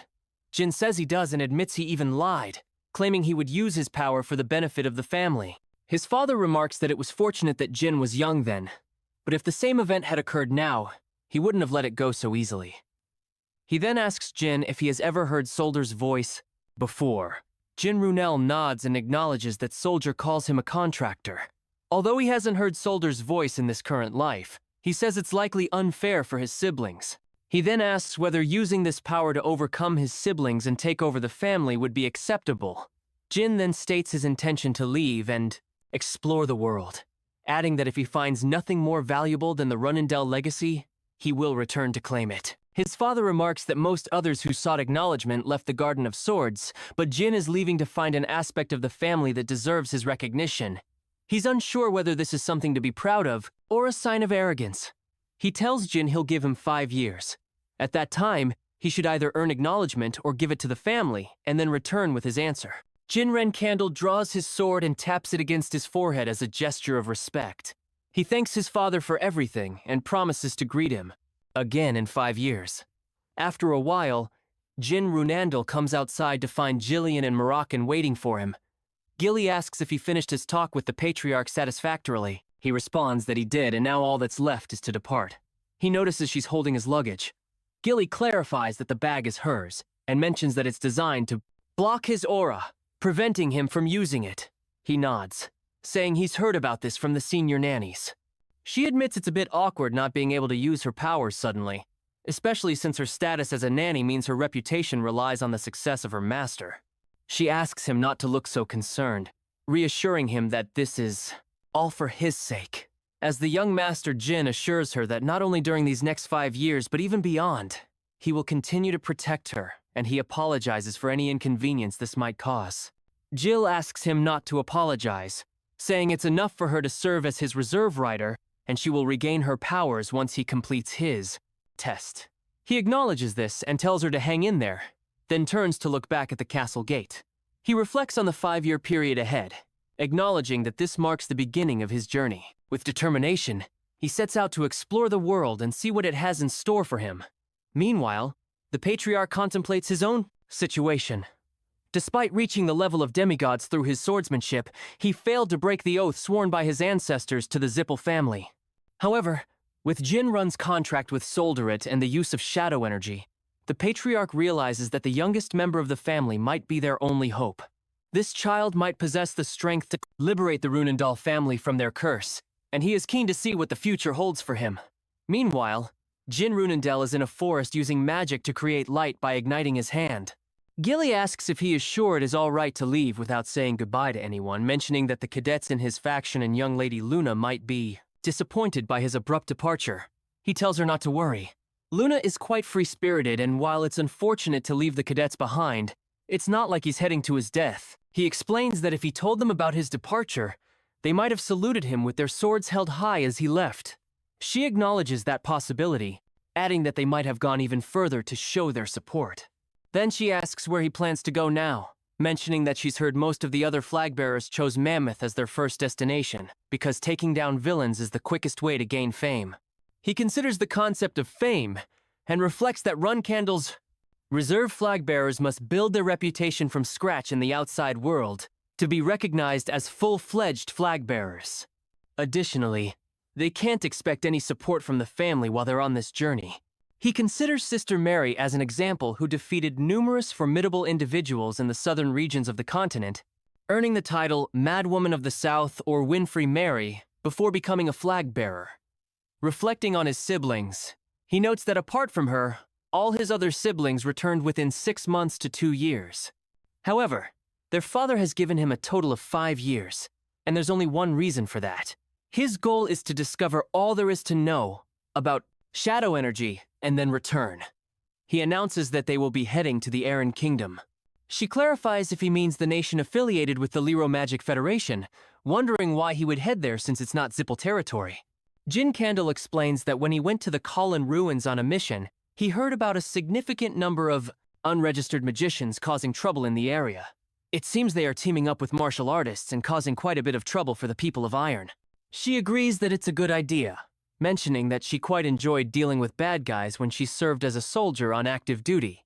He feels his excitement growing and reflects that he never heard about this information before. He gained it in his past life. All the unregistered magicians and warriors there are puppets of a dark family called Tessing. He recalls he knows that what he's really after are the underground auctions those guys hold. He expects to find plenty of items whose true value is unknown at those auctions, including a few grimoires that he'll need to buy, as well as a ring. She points out that she doesn't think they'll be able to use the teleportation gate to enter the Aran Kingdom. According to the family's rules, she was only allowed to take 10 gold coins with her, and as a reserve flag-bearer, he wasn't permitted to reveal that he was a Runcandle. Therefore, she doesn't think they'll be able to gain any other support either. He says that it will be resolved once they get to the Gene Kingdom. She asks how they plan to reach the Gene Kingdom. He responds that they can just fly, and then turns to Moran asking what he is doing and instructing him to transform. Moran questions if that's really all right. Jill objects, saying that someone might recognize him, but Jin Runcandle assures her it's fine. They should at least try it once, although there's a risk that the family will find out. Moran jumps down from Jill's shoulder and transforms into a dragon, warning them to hold on tight as he'll have to fly fast to reach the Gene Kingdom by tomorrow. Meanwhile, Luna Runcandle is walking down the hallway when she sees Moroccan flying out of the window. She's shocked and says, "It can't be Jin. He's riding a dragon." Just as he becomes a reserved flag-bearer, she places her hand on the window and comments he's something else leaving without even saying goodbye to. His sister. She wishes him a fortune in battle. Her cold young brother. After a while, they arrive in the G Kingdom. Gilly feels dizzy and Myron asks if she's okay. She says her stomach is upset. Myron gets angry at Jin and complains that it's his fault for scaring Strawberry Pie, their nickname for Jilly. Jin Runel retorts that it isn't his fault. It's because Mirren was flying erratically. Jin responds that he just told him to fly, then reassures Jilly, telling her to breathe deeply and take it slow. He helps her rest on his arm and instructs her to lean this way, soothing her with gentle words. Jin Runcandle then asks Mirren if he's just in a bad mood because of what people think. About black dragons. Mirren says he can't help it, offering to take care of strawberry pie, while Jin goes to get the money they need. Jin warns Mirren to stay put and not cause a scene. The scene shifts to the center of the G Kingdom's capital, where Spur Bill sits on a small hill gazing at the surrounding mansions. He remarks that, even though a banquet was hosted in his honor, he only heard about it after it had already ended, even if it was part of his commission. Jin Runendel saved his life and he wanted to meet him again to express his gratitude. He recalls Jin Runel saying, "If you ever need my help, just let me know." Spur Bill wonders when he'll have the chance to meet him again to repay his kindness. Just then, Jin Runsendel calls out to him from behind. Spur Bill responds, turning to see who it is. Jin Runkendel places his hand on Spur Bill's shoulder, asking him to calm down, saying, "It's me, Jin, the one who saved you from those Kilo guys." Spur Bill, taken aback, asks how Jin got there. Jin reminds him that he said to come to him if he needed help. "Do you remember?" Spur Bill quickly acknowledges, of course, adding that he could never forget the kindness Jin showed him. Without him, he wouldn't be here. Jin, satisfied, says, "Good. Then just wait here while I get some golden money." Spur Bill is shocked by the sudden request for money.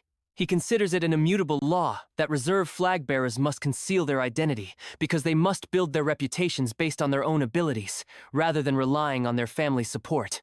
It was anticipated that young masters of Runendel, who were only just learning to fight, would lead extremely modest lives for the first few months. He reflects that until they could accumulate funds from collecting bounties on criminals or working as mercenaries, they were compelled to live frugally. However, they are different. They eat food.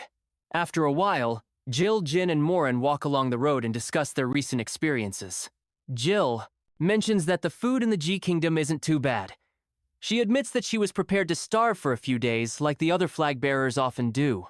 But thanks to Jin, they've had an easier start. Mirren laughs and points out that yesterday Jin called it extortion, but now he's glad he did it. Jin Runcandle responds that it's not extortion. By giving them the money, Spur Bill managed to pay off his debt. He remembers Spur Bill handing him a large bag of money, expressing his gratitude and thanking Jin for helping him. Jin then asks Min if he's eating too much, noting that they're about to use a teleportation gate. He warns that if Morin eats too much, he might vomit like he did last time. Morin tells him to shut up, insisting that he's a binge eater who needs to eat a lot first, even if he might throw it all up later. He points out that if it weren't for Morin, he would have had to starve for the next few days, and asks what he means by binge eater. Mirren retorts that if Jin doesn't want to see him vomit, he can just ride him instead. It's Jin who wants to use the teleportation gate. Jill agrees, saying that if it's just motion sickness, they can deal with it. Jin Runkandel says Jill's motion sickness isn't the issue. The real problem is that their destination, the Aran Kingdom, is part of the Ludo-Magic Federation, which is controlled by the Zippel family. He explains that 80% of active dragons are currently under Zip's control. So riding Morin into that territory without caution would be like declaring war. However, he adds that more than half of those dragons would likely be frightened once they heard Moran's name. Rankin, annoyed, mutters that those scoundrels are walking around with their heads held high, a sign of how much the world has changed. He reminds Jin that he's warned him about transforming in the middle of the street. He reflects that the dragons, the gods who owe those dragons, and the numerous contractors bound to those gods are currently supporting the Zippel family. He realizes that in contrast, he is the only one in the Ronandel family who has a contract with a god. If his father weren't around, the Zippel would have already destroyed the Ronandel family. He wonders how the Zippel managed to gather so many contractors, considering that getting so many in one generation seems more than just a coincidence. After a while, Jin Runcandle finds himself standing in front of a guard who asks him to show his identification. He thinks to himself that they've arrived already and hands over 2 cards introducing himself as Jin Gray and Jill Pitton, stating that they're planning to visit the Aran Kingdom for sightseeing. After a while, Jin Runendel sits in the waiting room with others, as an announcement over the system informs all passengers that they will soon be teleported to the Aran Kingdom. The announcement warns that they may experience headaches and dizziness during teleportation, so they should remain seated comfortably. Jill remarks that as expected from a family-made identification card, they pass through without any issues. Jin Runel replies that it's no surprise. The Run-and-Del ID is sophisticated enough to fool even the Bement Special Affairs Division. The system thanks everyone for their patience and announces that teleportation will begin shortly. Gilly hugs Moroccan, who is in cat form, while Jin considers the Iran kingdom to be something from his past life. Even though it's been 15 years, they teleport to the Lero Magic Federation's Ain Kingdom. Upon arrival, the system announces that they've reached their destination, welcoming them to the Ludo Magic Federation's Ain Kingdom. After a while, they step into the street. Jin Runendel reflects that in the last year of his previous life before he regressed, the capital of the Aran Kingdom looked much like this. Despite a 15-year time gap, the scenery hasn't changed much. The streets are filled with vendors, but next to them are homeless people with dark expressions. Jill looks around and comments that it's a strangely gloomy place despite the nice weather. Jin thinks it's likely due to the oppressive rule of the teasers, recalling that he had heard it was particularly bad at this time.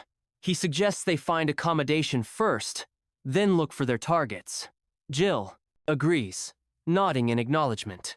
After a while, they stand outside a restaurant while Moran asks if they really need to stay in such a rundown place like this. She says the young master probably has a plan. He argues that he is rich, so there's no need for them to stay here. Jin runs.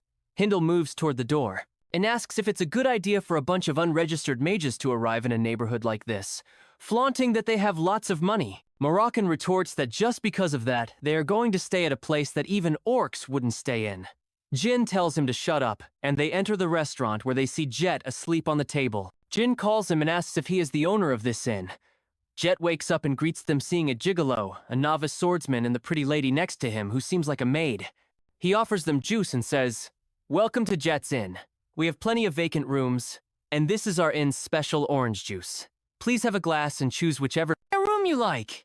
Mirren takes the glass while Jet thinks to himself that once they drink it, they'll wake up in the underground auction house starting a new life. Moran looks at the juice and asks if this insignificant fool is insane, then throws the juice in Jet's face.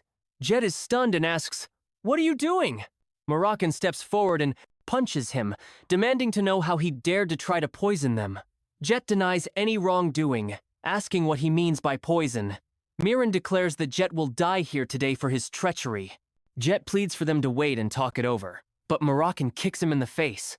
Jin Renandel recalls that Jet, a self-proclaimed informant with high-quality information, was someone he relied on in his previous life. The reason he, who had been exiled from the family and had no resources, managed to settle in Aran was because of Jet's help. However, their friendship wasn't without its complications. Jet scammed him countless times under the guise of introducing him to the underground testing auction houses, taking everything from the naive him except for his clothes. Jin reflects that just thinking about it makes him angry, but in this life, he plans to use Jet to his advantage. Jet insists that if they're going to treat him like this, he won't stand idly by, reminding them that, despite appearances, he's a star. Mochin hits him again, asking who cares. Jet quickly backtracks, saying he was wrong. It's not poison, just a sedative. Muin retorts that it's the same thing Jin Runkendel says this should be enough, and tells American to stop suggesting they listen to what Jet has to say. First, McKenna is reluctant, asking why they should talk to someone who tried to drug them. Jet begs for mercy, promising to make amends for his wrongdoing. Moroccan tells him to shut up and not say another word until he's dead. Jin Kendall informs Jet that he's going to ask him a few questions, warning that if Jet lies, he will die, but if he tells the truth, he will live. He adds that he will judge Jet's answers subjectively based on his feelings and instincts. Jet nervously agrees. Mirren says, "Fine, they can do whatever they want." Jin Kandel asks what Jet does for a living. Jet admits his name is Jet. He is an inn owner and informant, but he's also a scammer and a human trafficker. He claims that if they spare him, he can be very useful because he knows everything about Aaron and he isn't lying.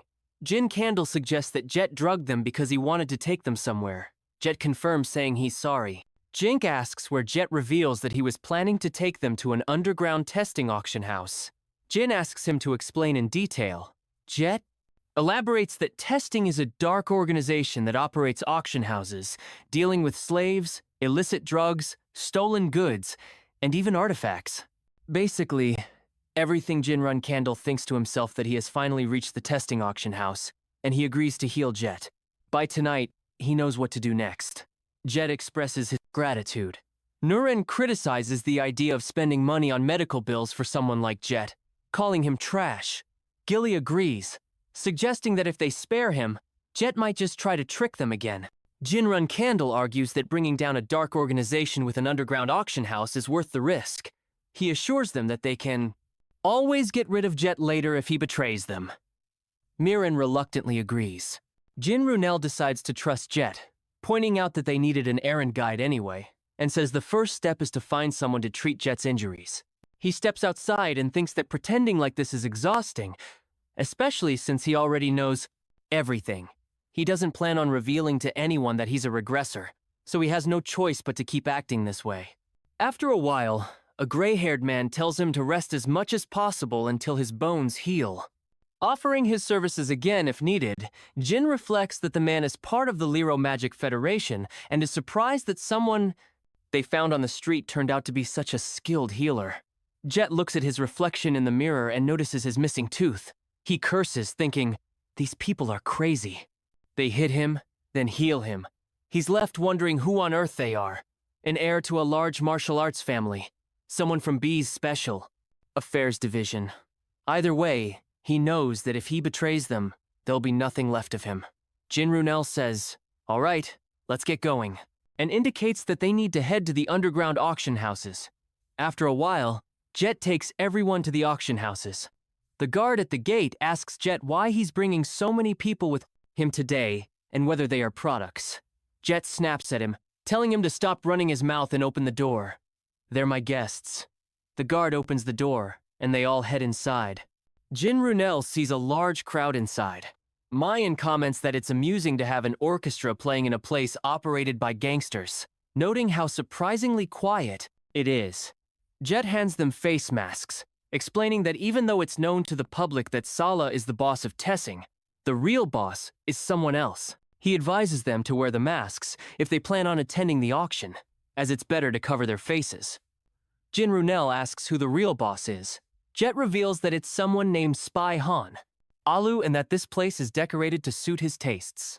Jet says that Alu does this to hide that he's an uneducated gangster. Jin Runkendel encourages him to continue talking.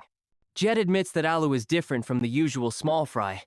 Not only does he have the ability to control these rough streets, but he's also a 7-star martial artist from arable lands, and there's a rumor that he has connections with the pure-blood Runcandle family from across the sea. Mirin dismisses the notion of the Runcandle family associating with low-life neighborhood gangsters, asking if Jin seriously believes they would. Jill agrees, saying it doesn't seem likely. However, Jin Runcandle thinks otherwise, recalling one person who could be connected to both the Magic Federation and the gangster underworld, the person who placed a curse on him that prevented him from wielding a sword. If there's any connection to the Lutero Magic Federation, it's quite possible it's him. He reflects on the 9-star curse called Bladed Illusion, which has prevented him from using a sword. He doubts there's a mage in Tessing capable of such a high-ranking curse. But after spending 10 years at Storm Castle and 5 in the Garden of Swords without getting any clues, he feels compelled to investigate. It's been 15 years without answers, and even straws are worth grasping. Jin Run. Candle decides that they came here with the intention of disrupting everything. So investigating Alu's identity is worth the effort. Mirin asks about the plan, suggesting that if it's something like wiping out all the gangsters on their first day in Erin, it might not be the best approach.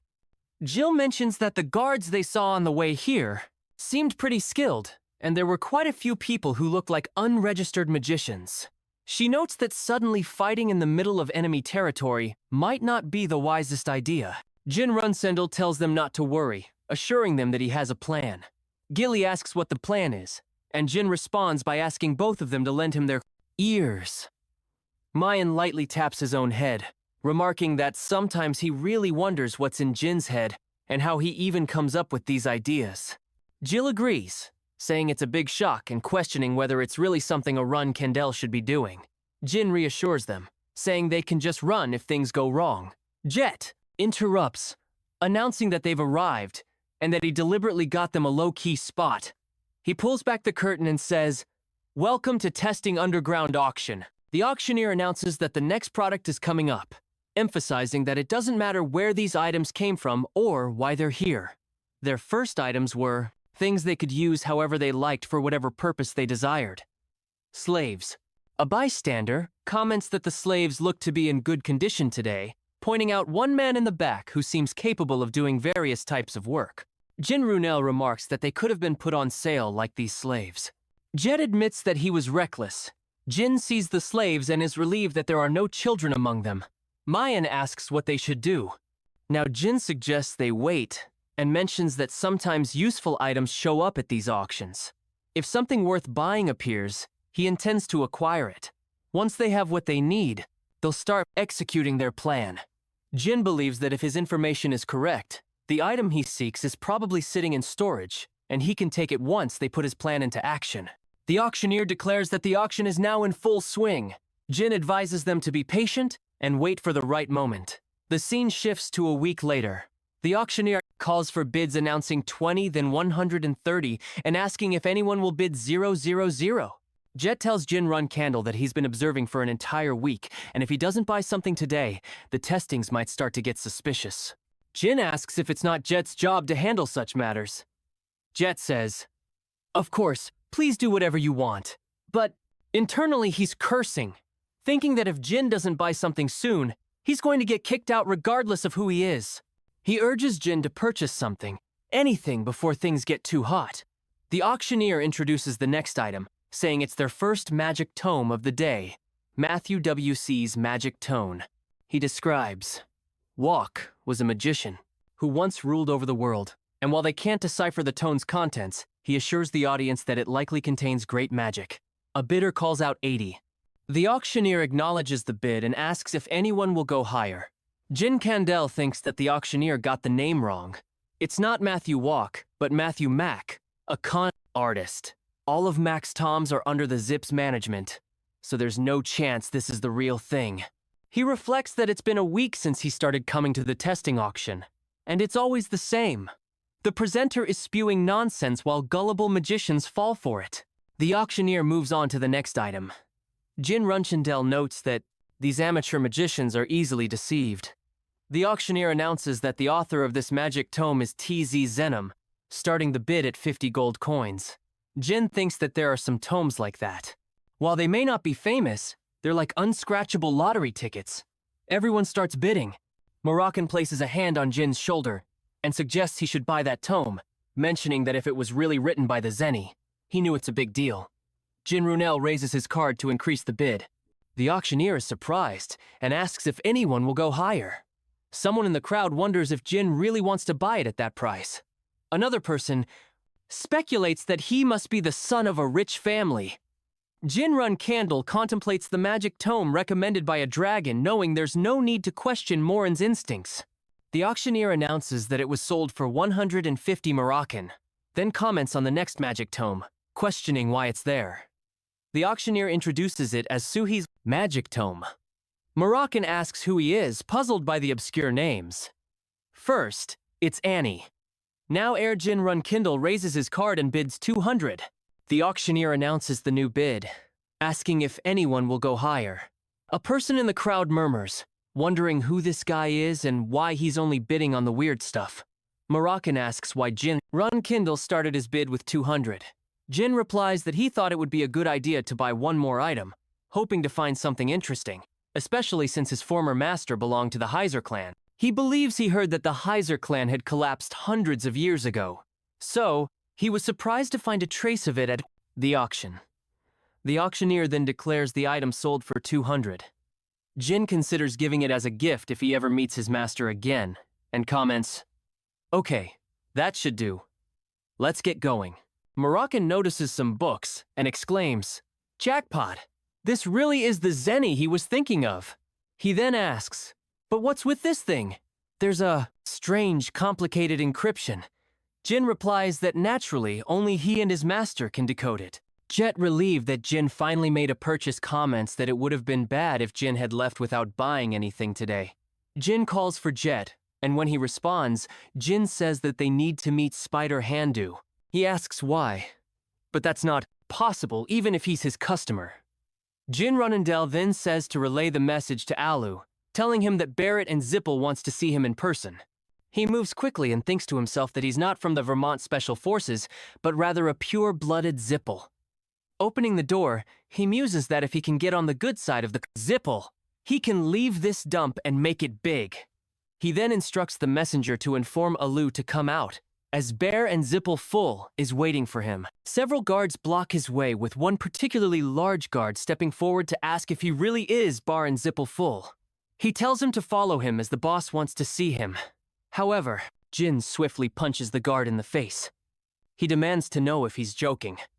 Jin then uses fire magic, questioning whether the man he's just attacked is Alu. The guard, now disoriented, clarifies that he's not Alu, but that Mr. L, the boss, had ordered him to escort Jin to a meeting along with two others.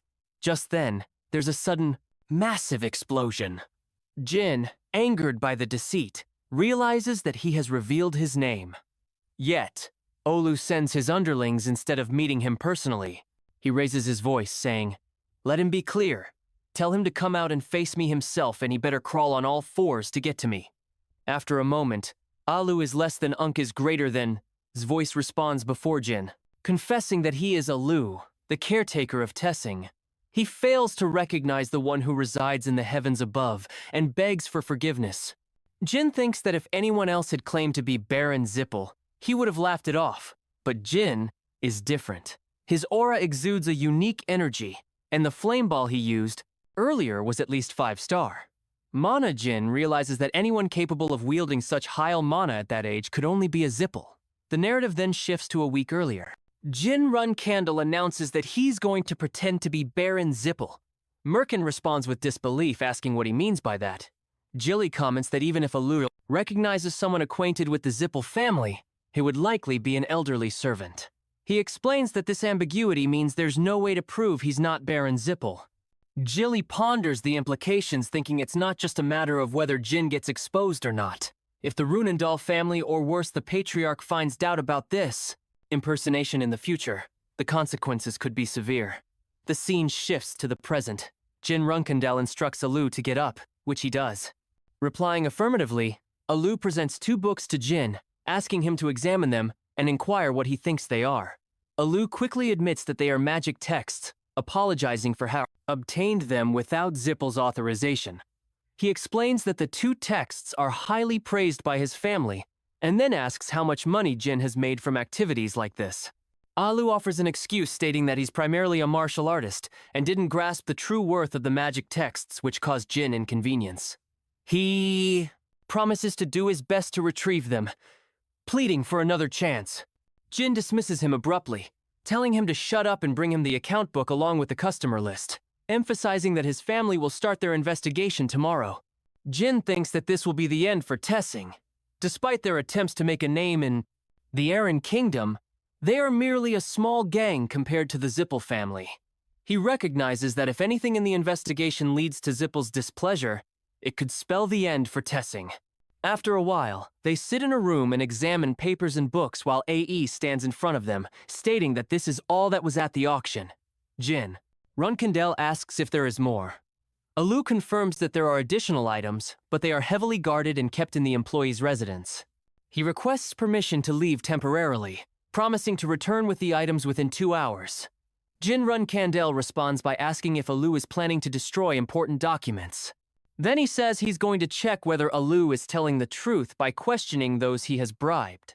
He then tells Alu to go ahead and do whatever he needs to do, but reminds him that he is still under his control. Alu apologizes and promises to return shortly. He instructs the brown-haired guard to show Sir Baron around the storage area while he is gone, which the guard acknowledges with a simple yes. Alu then whispers to the guard to ensure that Jin Run Candle is kept within the mansion until he returns, and the guard agrees. Meanwhile, Alu walks down the hallway seething at Jin Run Candle's arrogance. He mutters to himself, thinking, "Idiot," acting like he's in control of everything. He curses, inwardly frustrated with the amount of money he has spent on the Zippel, and resolves to find any way he can buy them off or regain his influence. Meanwhile, they are all searching through a library. Moroccan tells Jill to take whatever she wants. She asks if it's really okay, and he assures her it is, remarking that there's likely nothing here that wasn't stolen. As they rummage through the books, a brown-haired guard gets hit on the head by a book, exclaiming, "Go, Tom, it's all garbage." Moroccan then mentions that Alu will probably realize Jin Run Candle is a fake. By the time Jin returns, asking Jin Run Candle about his plan, Jin Run Candle shrugs, responding casually that they're just grabbing what they like for free and will leave before Allah returns. He opens a box and finds a ring, thinking to himself, "Got it." Jilly, still shaken by their audacious behavior, asks if they plan to keep doing reckless things like this. Jin Runkendel takes her question as a compliment. Just as Jed arrives with some papers, he announces that he's found the account records for the slaves as requested, complete with birthplaces and ages. Jin Runcandle praises him, saying, "Good job," and declares that they're done here, urging everyone to leave. However, the brown-haired guard stops him, explaining that the boss will bring the accounting books soon, so they should stay in the mansion until then. In response, Jin Runel attacks the guard, knocking him out. Jed applauds, remarking that Jin isn't just skilled in magic, but can fight, too. However, he doesn't understand why Jin is assaulting Allah's subordinates. Jin Run Candle asks if Jed has a family. Jed confirms. He has a son. Jin instructs him to take his son and flee ideally to the Blent Empire. Jed is taken aback, and Jin Runendel advises him to hand over the accounting books and present himself as a whistleblower. That's the only way to ensure his safety. Jed refuses, insisting he'll stay by Jin's side until the end. He thinks to himself that he's worked too hard for this opportunity to let it slip away. Desperate Jed begs Jin to allow him to serve alongside him in his great endeavors, hoping for a chance to succeed. With a hint of regret, Jin Run Candle reveals that he's not actually Baron Zippel. This revelation shocks Jed. The scene shifts to 2 hours later. Aloe returns reporting that he heard from the Zippel hotline that Baron Zippel has long silver hair. He notices the guard knocked out on the floor, and a different guard approaches addressing him as the boss. Aloe tells him to speak, and the guard explains that they took the information about the slaves and other customers, then fled, declaring that testing is finished.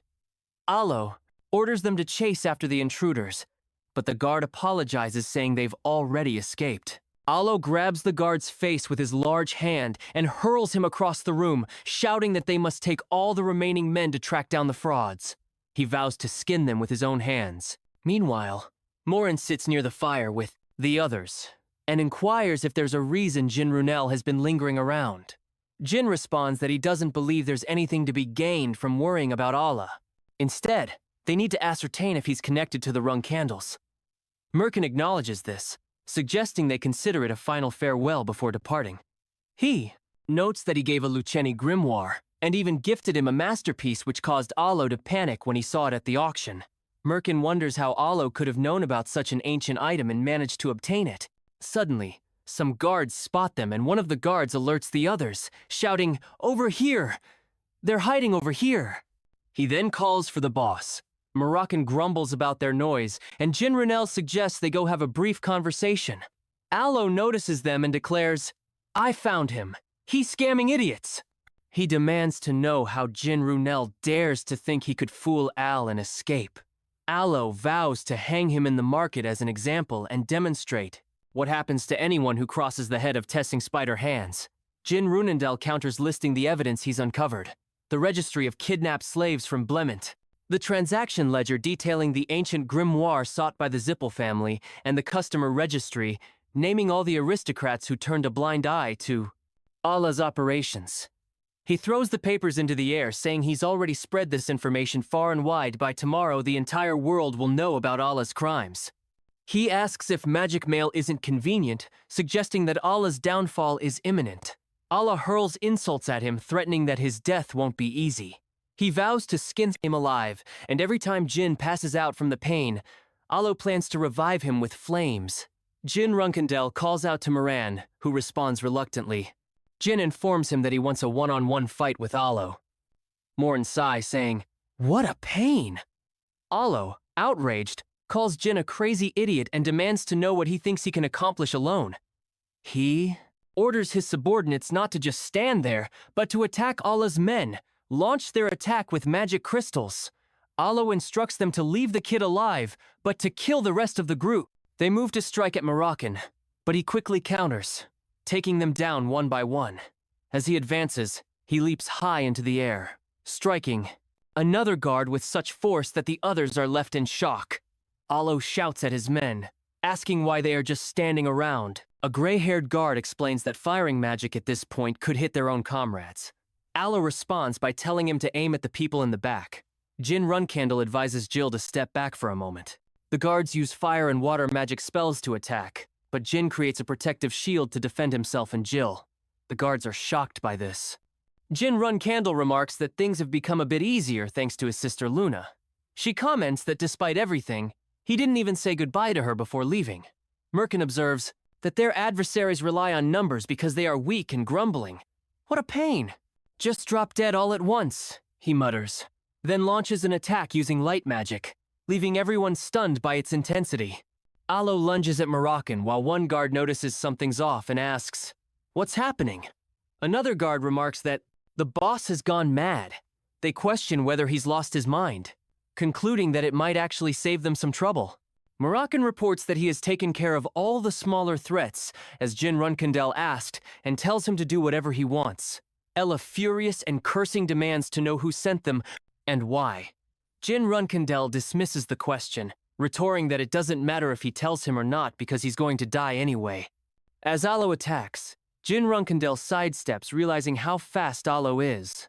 Jin thinks to himself that even if Alo is lying, he still has to be cautious and can't afford to be taken down without a fight.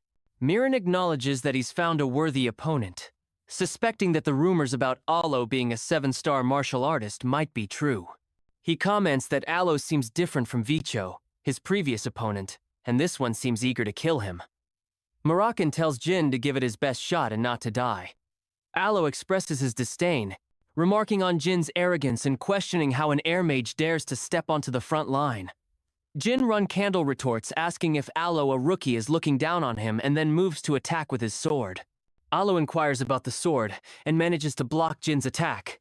He counterattacks, noting that Jin Runcandle isn't a mage after all. Jin Runcandle steps back and attempts another attack. Alo swiftly moves, attempting to strike from behind, but Jin evades just in time. Alo's attack lands on the floor, and he taunts Jin, calling it a shallow hit. Jin Runcandle realizes that Alo is fast and that he hasn't been fighting at full strength, but even so, it's already too much for him to handle. Alo comments that the fireball Jin Runcandle used at the auction house must have been an artifact. He realizes that he's in this predicament because he fell for a simple trick. The real problem, however, is the guy who single-handedly took down all of his subordinates. Alo is certain that he's even stronger than he is. He wonders why Moroccan is just standing there. Moroccan observes that Jin seems to be taking some hard blows, remarking, "Little idiot." Jilly, concerned, asks if Moroccan plans to intervene, pointing out that while it's the young master's wish to take on a 7-star martial artist, it might be a bit early for him to do so. Merkin dismisses her concern, saying it's fine and that the idiot needs to learn how precious life is. Jill agrees, acknowledging the truth in his words. He then remarks that it seems she believes the kid is going to lose. On the other side, Alo lunges to attack, while Jin Runcandle attempts to block him. Everyone is taken aback by the ferocity of Alo's assault. Alo charges, again, declaring that this will be the end for Jin. However, Jin Runcandle smirks using his magical fire spell, and says that in the past, when Renandle's magic swordsmen fought, even a 2-star difference was insignificant to them. He launches a burst of fire at Alo, knocking him back. Alo, bewildered, questions whether it wasn't an artifact. Realizing that Jin Runcandle is a magic swordsman, Jin's sword lights up with magical energy as he summons lightning to attack. Alo attempts to block the attack, but his sword hits the floor. He mocks Jin, saying that standing so exposed will lead to his demise. Jin Runcandle moves forward, his hand wearing a magical ring, and commands his helmet to release. Alo is shocked, asking what is happening. Jin Runcandle then takes his sword and delivers a deep cut to Alo, as he does a dark magical aura envelopes him. He sheaths his sword. Myrn is surprised by what he sees, Commenting that it must be MTA's rune, Gilly asks him to explain. What MTA's rune is, Mirin recounts that thousands of years ago, MTO was created for Bent, the first emperor, who was a lover of a demon during that time. There was a war, and Muo was a masterpiece that could block all attacks below 7th star power. Mirin expresses his curiosity about how such an artifact ended up in the hands of a gang. Jinrun Candle reflects on Muo's rune, noting that it's an artifact meant to be given to the Brahmin Emperor in 5 to 6 years. He recalls that during that period, the Academy and the press were in chaos because of this helmet, and he remembers precisely when, where, and on which date it was first discovered. Jin delivers a severe blow to Alo and tells him that he wants to ask him one thing before he dies. He mentions that he has heard about Alo's connections to the Runandal family and asks if it's true. Moroccan responds that he should have asked earlier, questioning what answer he expects to receive from someone on their deathbed. Alo acknowledges this and confirms that he now knows Jinrun Candle's true identity. He admits that it was indeed true that he failed, but he clarifies that Jin Runal is just the youngest member of the family. Alo adds that he can't stop the other person. Moroccan asks what he means by the other person. Jinrun Kendall elaborates, mentioning Spider Aloe and speculating that it's probably not his real name. He explains that they need to investigate further because having a 7-star martial artist as the boss of a gang and connections to the Runcandle family seems suspicious. Raken remarks that it's not entirely unusual, noting that one of his ancestors, a Ninstar, ran a bar. However, he insists that they need to identify the person Alo referred to, especially since he is going to lead the family. He realizes that he has failed and he can't stop that person. If Alo had acknowledged his identity, then his failure would have likely been tied to the BL illusion. The mention of him being the youngest and unable to stop that person indicates knowledge of the power struggle among his siblings. He considers the possible suspects, dismissing his older sister. Why? Because she left the family. Mayu, Anne, and the twins are ruled out due to their youth and lack of experience. The others aren't clever or ambitious enough to engage in such underhanded schemes. He then narrows down the likely candidate, someone who is acutely aware of rank and who began manipulating offense as soon as they recognized his talent. Joshua Runcandle, the next heir. Jin Runcandle concludes that no one else holds as much influence as Joshua. Whether he's jumping to conclusions or not, he intends to uncover the truth soon. The scene shifts to the next morning. A little boy with black hair stands on the street holding some newspapers and shouts that Tessing has been eliminated. After a joint investigation between the Zippel family and the Mint, the evil gang that terrorized the innocent was taken down in just one day. Jin Runcandle reads the headline and remarks that it seems like Jet did a good job. He observes that while Jet might have faced harassment from the Zippel family and Bement, it's a small price to pay compared to saving his own life. Mirin comments that the criminals deserved even more suffering, but he's glad the Zippel family and Bement are taking the credit. It means Jin will get the benefits. Jin Runcandle agrees, listing the gains: a valuable ring, skilled, mages, a 7-star knight, and even a victory in a real battle. Just then, Jill arrives addressing Jin Runcandle as young master. She reminds him that being a 7-star knight doesn't automatically guarantee competence, and that he shouldn't become careless just because he defeated Alo. She suggests it would be wise to be more cautious in the Kloop's future. Jin Candle agrees, acknowledging that they have nothing on someone like Jill who is the real deal. He assures her he will be more careful from now on. Jin Candle expresses gratitude to Jet, noting that thanks to him, no one will suspect their whereabouts. He suggests they relax and head to their next destination. Moran inquires about their next destination, to which Jin Runel responds that Tikkun is an independent city. Gilly remarks that Tikkun is known for its 7 colors. Moroccan asks about the significance of the 7 colors. Jin Runel hands some coins to an old man nearby. Gilly explains that Tikkun houses a large information center, which alongside the Rung Candle, Zippel, and Beam organizations is one of the most reliable sources of information. Moran then realizes that Jin Runcandle intends to gather information on potential adversaries, similar to how he utilized Jet, and asks if that sounds like a plan. Jin Runcandle acknowledges it as one possibility. After a while, a person announces that they are all aboard, and they embark on a boat. Jin Renandel reflects that moving forward, he needs to prioritize his memories from before his regression, while with Gilly and Moroccan ensuring they serve a proper purpose. Additionally, he considers the matters related to Vishal Uliana Waro and Allah's past connections to Run Kandel. He realizes there are many things such as the Kalin ruins and taboo magic that he needs to investigate further. For this purpose, he determines that the 7 colors in Tikkun are the most suitable place. After a while, Moroccan mentions that he has discovered what the magic or whatever it was left behind by Chenny actually is. He believes it's light magic. Jinrun Kendall is surprised, saying he thought that form of magic disappeared during ancient times. Moroccan confirms that it did, explaining that Chenny was an enemy of the Zippel family back then, and the Zippel erased any traces of their craze. Adversaries from history. That's the Zippel family's typical approach. They eliminate those who become a nuisance to them. Miran adds that this is why there are no existing records, and if he can't transcend his current limitations, the Runkandel family could face a similar fate in the future. Learning about light magic could be crucial. Jin Runkandel tells him he's going to demonstrate something, emphasizing how quickly he can adapt.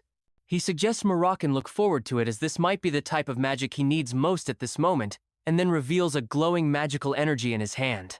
Jin Runandel urges Moroccan to open his eyes wide and watch carefully, remarking that it's light magic, but asking why it's black. He increases his power, laughing, then asks how it felt seeing it for just a moment, but already experiencing a sensation like his eyes are swelling. Jin Candle covers his face with his hand and comments that this magic can definitely be used for both offense and defense. He notes that it's called Flashbang, one of Chenny's most prized spells, and he's thrilled to have obtained it. In contrast, he mentions a certain Heiser mage. Moroccan interrupts, questioning why he is bringing up this mage. All of a sudden, Jin Renandel pulls out a book, explaining that it's encoded in a way that even frustrates him, and he's unsure of its contents. He wonders if it will be useful. Jin Runandel suggests leaving it aside for now. Moroccan agrees, stating that one day he'll find a skilled decipherer to tackle it. The scene shifts to a week later in Tikkun, the independent city. Gilly is delighted as she explores the city, remarking how pretty it is. Jin Runkandel reflects on the unique characteristics of this location. A city on a small island in the southern part of the central continent, unaffiliated with either the Runandel family or the Zippel family. Although the population is relatively low, it's a popular tourist spot, with ocean views visible from almost any point in the city. Gilly comments that the entire city seems vibrant and asks if they should find a place to stay while Moroccan jumps off her shoulder. Jin Candle agrees, suggesting they head toward the city center to look for accommodation. Moroccan transforms into his human form and complains that he won't choose another lousy place this time. Jin Runsendel scolds him, saying that he's told him repeatedly not to transform in the middle of the city. Moroccan reports that humans don't really pay much attention. However, Jill notices him transforming and points excitedly, exclaiming that a cat has just turned into a person. She then shouts to others, announcing that a black cat turned into a black-haired man, asking how he did it. The group is taken aback by her reaction. She then yells, "Teacher." After a while, Jin Runkandel tells Jilly that she saw it wrong, asking how a cat could possibly turn into a human. Jilly, eating ice cream, insists it's not her, but her friend Yuri who saw it, and she's sure a black cat turned into that man. She asks why he's lying. He responds that he's not lying and that he's not a mister. Julia argues that he is lying, and that he is in fact a mister. Jin, trying to defuse the situation, reminds her that he bought her ice cream and asks if she could pretend she saw nothing. She refuses, saying she won't lie. Jilly, standing with Miran, asks what they should do. She mentions that they thought Julia was lost, so they decided to take her to the garrison. But if rumors spread there, they might attract the Zippel full family's attention. Moroccan dismisses the worry, saying nobody will believe what a child says. Julie retorts that if Mira had listened to the young master, none of this would have happened in the first place. After a while, Julia points to a building and says it's the information center, mentioning that she doesn't like the garrison. Gilly inquires about what's wrong. Julia explains that she doesn't like it because they always harass her mom and bother her. Jilly expresses concern, suggesting that maybe it's a place that uses violence and exploits the common folk. Jinrun Candle considers that the child's mother could be a criminal for all they know, and suggests they go inside and check first. A guard notices Julia and asks if she isn't Julia, then instructs someone to bring the leader, saying little Miss Julia is here. Jin Runkandel politely asks if the guard knows the child.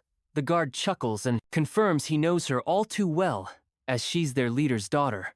Jin Kandel asks about the leader's daughter, and Julia spots her mother, Alicia Badger.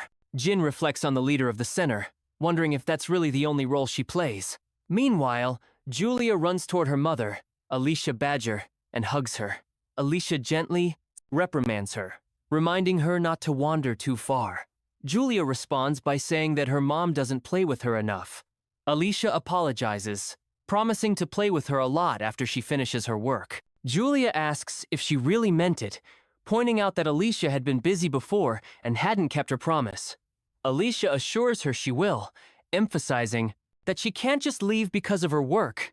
Alicia Badger then notices Jin Runkandel and his companions, commenting that most people in this city know Julia, suggesting that Jin should be more cautious. She apologizes for her delayed introduction, extending her hand and introducing herself as the leader of Tikin Garrison. Jin shakes her hand, introducing himself as Jin Gray, and explaining that he's just visiting Tikin as a tourist.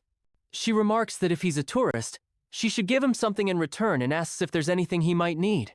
He asks if she can recommend a place to stay. Julia whispers something in her ear, and Alicia Badger pulls out a pen calling for some paper. A guard quickly brings her some paper, and she writes something down before handing it to Jin Runkandel.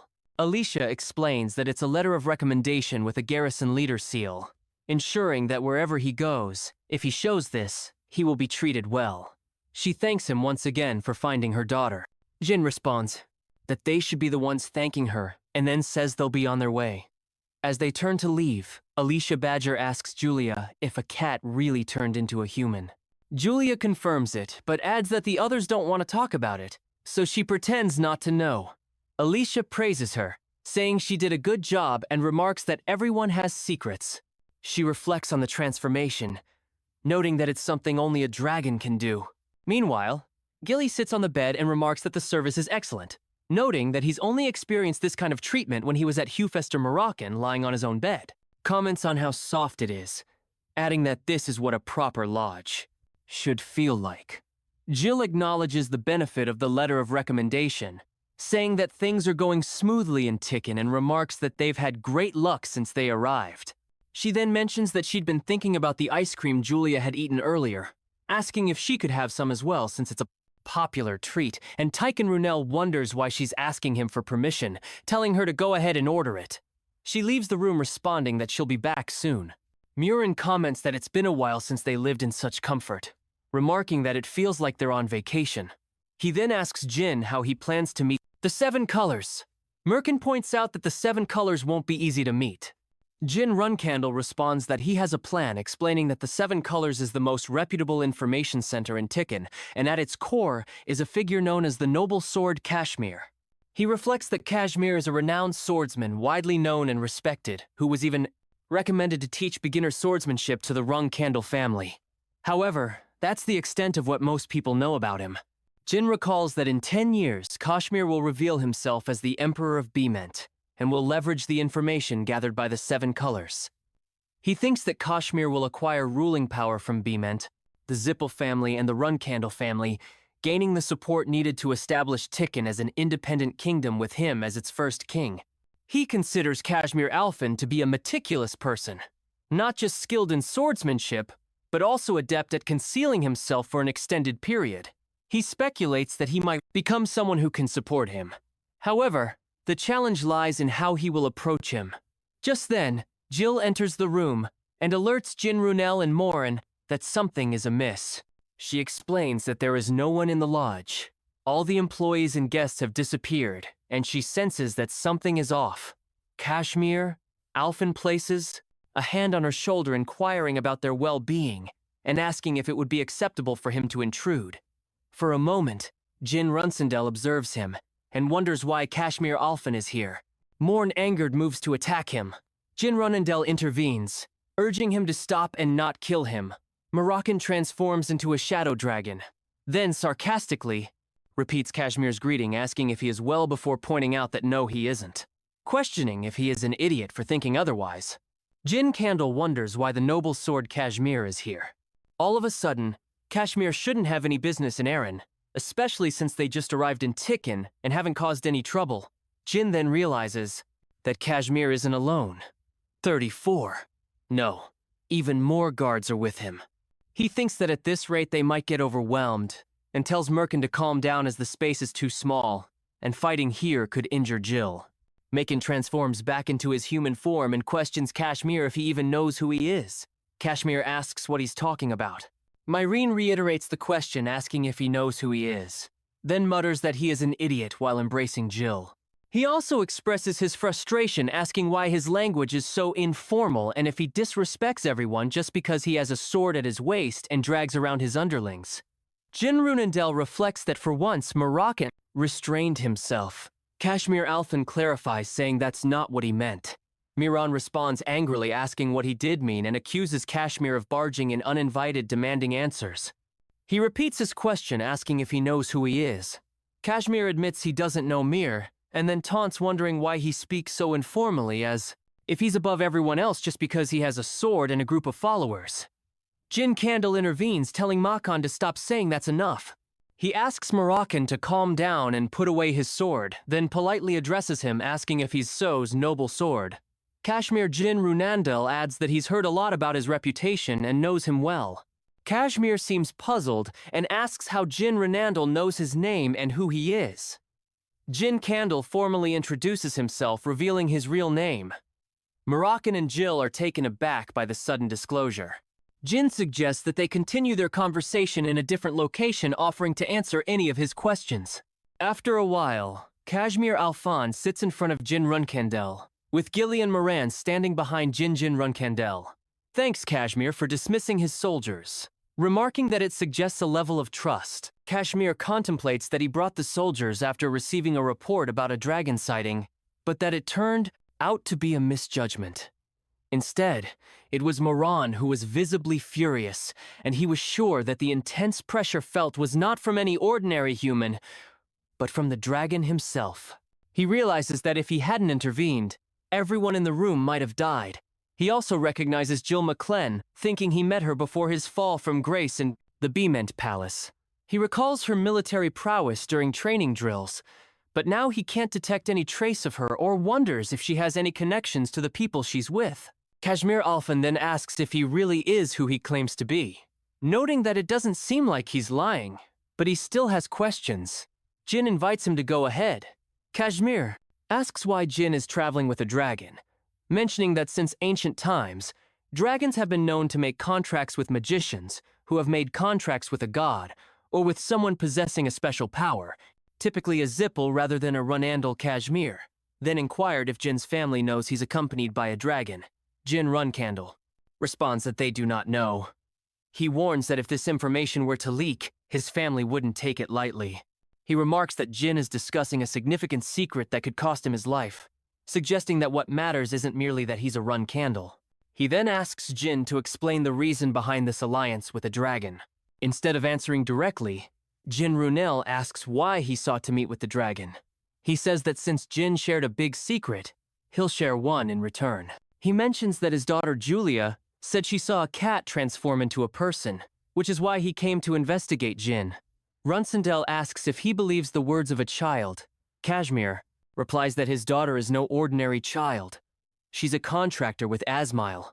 Jin Runkandel clarifies if he means the god of sight. Kashmir confirms this, adding that a contractor of Asmile wouldn't misinterpret an object or event, as the god of sight grants precise vision. He notes that many powerful people would do anything to become a contractor with ASO, so he's cautious about revealing this information so easily. Mirison, sensing something off, moves closer to Kashmir. He questions how Julia could be a contractor if there's no dragon around, pointing out that he didn't sense any dragon energy nearby.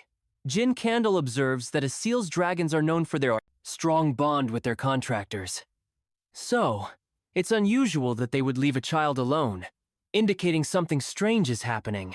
He says he's unsure of the full context, but it seems to revolve around that fact. Miran asks what he's referring to. Kashmir Alphan explains that Julia's guardian dragon disappeared about a year ago, possibly involving the Zipfel family or the Bement Empire. Though that's just speculation, Mayan responds that it doesn't make sense. No dragon is foolish enough to be kidnapped, and certainly not for a whole year. He then asks if Julia is about 5 years old. Kashmir confirms this, saying that's correct. Miran points out that if Julia really is a seals contractor, then if the dragon isn't nearby, she could soon go insane, or become disabled due to the lack of the dragon's protective presence. Kashmir is shocked to hear this. Miran elaborates, emphasizing that Asal's contractors can see the future. However, most humans aren't aware that this ability places a significant strain on a dragon's mental state. He explains that at Julia's age, she's too young to distinguish between dreams and reality, which is why she hasn't exhibited severe symptoms yet. He explains that if she continues seeing the future without any protection as she's doing now, her vision will become uncontrollable in a year or two. Jin Candle asks him to elaborate, questioning if seeing the future could truly lead to disability. Kashmir responds that it relates to the principle of causality. The one who sees the future must follow what they saw if they don't. As Osel's punishment begins, if someone sees the future and tries to alter it, especially in matters of life and death, they risk severe consequences. He adds that contractors who defy the principle of causality are eventually destroyed. Kashmir states that his daughter has lived in a different reality from them due to her ability. And based on Jin's reaction, it seems he's starting to understand the gravity of the situation. Kashmir concludes that he must find her guardian, the dragon, as quickly as possible to ensure her safety, and there's no other option. Kashmir Alpha kneels down, addressing Mirakin as a mighty dragon. He explains that although the manager didn't mention it, he's the leader of the information center, the 7 colors, and he's confident in his abilities. However, for a year, he has been unable to find his daughter's guardian dragon, Murin. Hearing this remarks that he's now certain that meeting Julia upon their arrival in Tikkun wasn't just a coincidence. Ale seems to be seeking their help for his young contractor. He then asks Moroccan, the mighty dragon, to intervene. Moroccan dismisses the request, saying that he can't do much. Even if asked, he points to Jinram Candle, suggesting that the decision rests with him.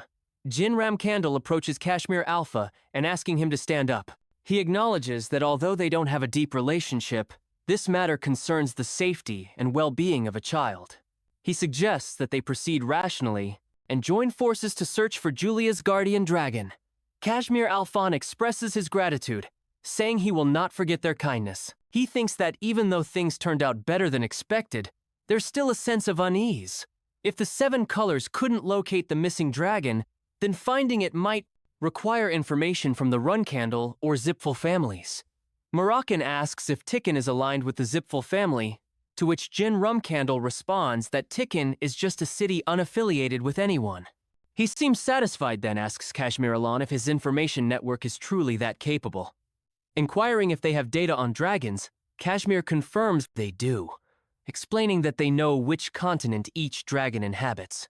Moroccan is pleased and asks for all the information on dragons in the Bement Empire. Jin Candle quickly advises against revealing this information, but Moroccan dismisses him, stating that this approach is like a last resort. Traditionally, he adds, dragons are believed to know everything. Meanwhile, Enya approaches Miss QL, who is holding a newspaper, and asks her to look at it. Miss Quickle inquires if she has arrived. Enya responds that it's news about Sir Jin again, and asks if he isn't truly amazing. She remarks that he's the same age as them but is already a 5-star. Enya expresses surprise and asks if she could also become like him. She confirms, saying that as a god's contractor, she can also achieve such heights. Enya questions if that's really true. She reassures her, stating that compared to the child of a family with a guardian who is a black-haired guy, she is the contractor of Ulta. The god of time holds much more potential. She then instructs Enya to go home and not come out until she returns. Enya asks if something has happened. She responds, saying, "Not really. It's just that something dark has appeared." After a while, Jin Run Candle is flying while sitting on Moroccan, who has transformed into his dragon form. Moroccan warns him that soon, very soon, he'll release his presence, and the dragons residing in Bent will come crawling out on their own. He advises Jin to hide well to avoid being seen. Jinrun Candle covers his face and acknowledges the advice, saying he's ready. Moroccan says they're starting now, and then they begin descending rapidly. The scene shifts to a flashback where Khmer Alphen hands Moroccan some papers saying, "Here it is, the list of dragons active within the Bemant regions as you requested." Moroccan reviews the papers and remarks, "So they are hiding here." He starts to say something, but then changes his mind, dismissing it with a casual, "Never mind, it should be fine." Jinrun Candle asks if there's any problem, but Moroccan assures him there's none. He mentions that dealing with dragons can be risky, but suggests they move on, saying they have a long way to go. As they start to leave, Khmer Alphen calls out to Moroccan, addressing him as a great dragon and asking him to wait. Moroccan tells him to drop the formality, saying he's not a cult leader, and asks him to just use his name. Khmer responds, "Sir Moroccan," thanking him and bowing, then humbly requesting that Moroccan take care of things so that he can save his beloved daughter. Moroccan tells Khmer Alphen that before he leaves, there are two important details to keep in mind. First, until the dragon returns, he needs to keep his daughter physically active throughout the day by exhausting her energy. A seal's influence will naturally weaken. He instructs him to play with her from the moment she wakes up, whether it's running around or doing anything else that makes her tired, ensuring she falls asleep easily. Khmer acknowledges the advice and promises to keep his daughter engaged and exhausted. He then asks about the second detail. Merkin mentions ice candies, suggesting Khmer bring some over since they didn't get a chance to try any because of him. Jilly remarks that he really is a gentleman. Merkin laughs, pointing out that she had mentioned wanting to get some ice candies earlier. Jilly clarifies that she didn't mean that. She was referring to how Merkin tactfully provided additional information to calm him. Merkin responds that he doesn't really care about the emotions of that kind of creature. The scene shifts to the present. Jinrun Kendall reflects that while Mikan often pretends not to care about others, he's actually quite thoughtful. A trait of their black dragon. Moroccan interrupts his thoughts, announcing that it's coming, pointing to a dragon approaching from the opposite direction. He identifies the newcomers as Robbie's and Unel, remarking that they were the ones he beat up the most. Rowan tells Jin to put on his helmet. Jin Runkendale comments on how much Moroccan must have gone around beating them up for them to show up so quickly upon sensing his presence. Moroccan nonchalantly explains that anyone who enters his territory gets a beating. That's just how it was back in the day. Jinrun Candle asks if he doesn't feel a sense of pride about it. Robbie's calls out to Moroccan, asking why he's here. Moroccan responds by addressing Robus as the Earth, Dragon, and Unel, declaring that he's awoken from a long slumber for a task that requires their assistance. Unel, seemingly apprehensive, says that the great ruler of the tall mountains and close friend of soldiers doesn't know the details of his current situation, but this isn't the ideal time. Please avoid this area. Unel urges Rebus points out that a young contractor is still in this region, and that Unel doesn't wish for any conflict on the coast of Bent. Merkin, undeterred, asks if they're daring to order him to retreat, declaring that there's nowhere under the heavens that Moroccan must avoid. Unel, seeming exasperated, suggests that Moroccan should just flee, explaining that everything is in chaos due to the disruptive presence he's been spreading. Moroccan asks what Robbie's is talking about. Robbie's explains that Quickandle is flying over and planning to kill him. Moroccan confirms if he means the Silver Dragon. Quickandle then asks what his relationship is with the guardian dragon of the Time God. Moroccan reveals that Quickle is his ex. Robbie's pleads with Moroccan, saying he's begging him to leave, emphasizing that their contractor is still just a child and could get hurt if caught in the crossfire. Uno warns that the other dragons don't know he is awakened yet, and if he doesn't leave now, he's going to spread the news. Moroccan tells Jin Ronondel to hold on tight, then charges toward Robbie's and Unel, striking them with enough force to send them flying. Robbie's panicking suggests they flee and curses Moroccan Jin. Runendel asks what on earth is Moroccan doing. Moroccan tells him to stay focused as more are coming, and he lunges to attack again. While the other dragons counterattack, he realizes that even if his opponents are underestimated, their ultimate skills are above 8-star level, and he's firing those repeatedly. Miss Quickle arrives cursing at Moroccan, saying he should have died right then and there, and demands to know what he was thinking. Showing up here, with that audacious look on his face, Jin Runkendel asks if they really have to fight against that monster. Moroccan indicates that it looks like they do, He asks how long he dated her. Merkin replies 500 years, adding that it's about 5 years in human terms. Then he tells Jin to stab her with Bradamante whenever he gets the chance. He hesitates, noting that she's still his ex, and asks if stabbing her isn't too harsh. Mirin dismisses his concern, pointing out that he never sticks around with those who lack class. He advises that if things get bad, Jin should pour all his power into one strike, saying that it would take that much just to land a hit on her. Miss QL transforms into her dragon form, declaring that it's too late to run and that she's going to bury him at sea. Mayan urges Quickle to wait and calm down, acknowledging that she despises him, but pointing out that they have more important matters to attend to before settling any personal issues. Instead of listening, she launches a magical spell at him. He dodges and begins to retreat. Quickle chases after him, attacking with increased ferocity, even attempting to bite him. Moroccan questions why she's so agitated as they start clashing with each other.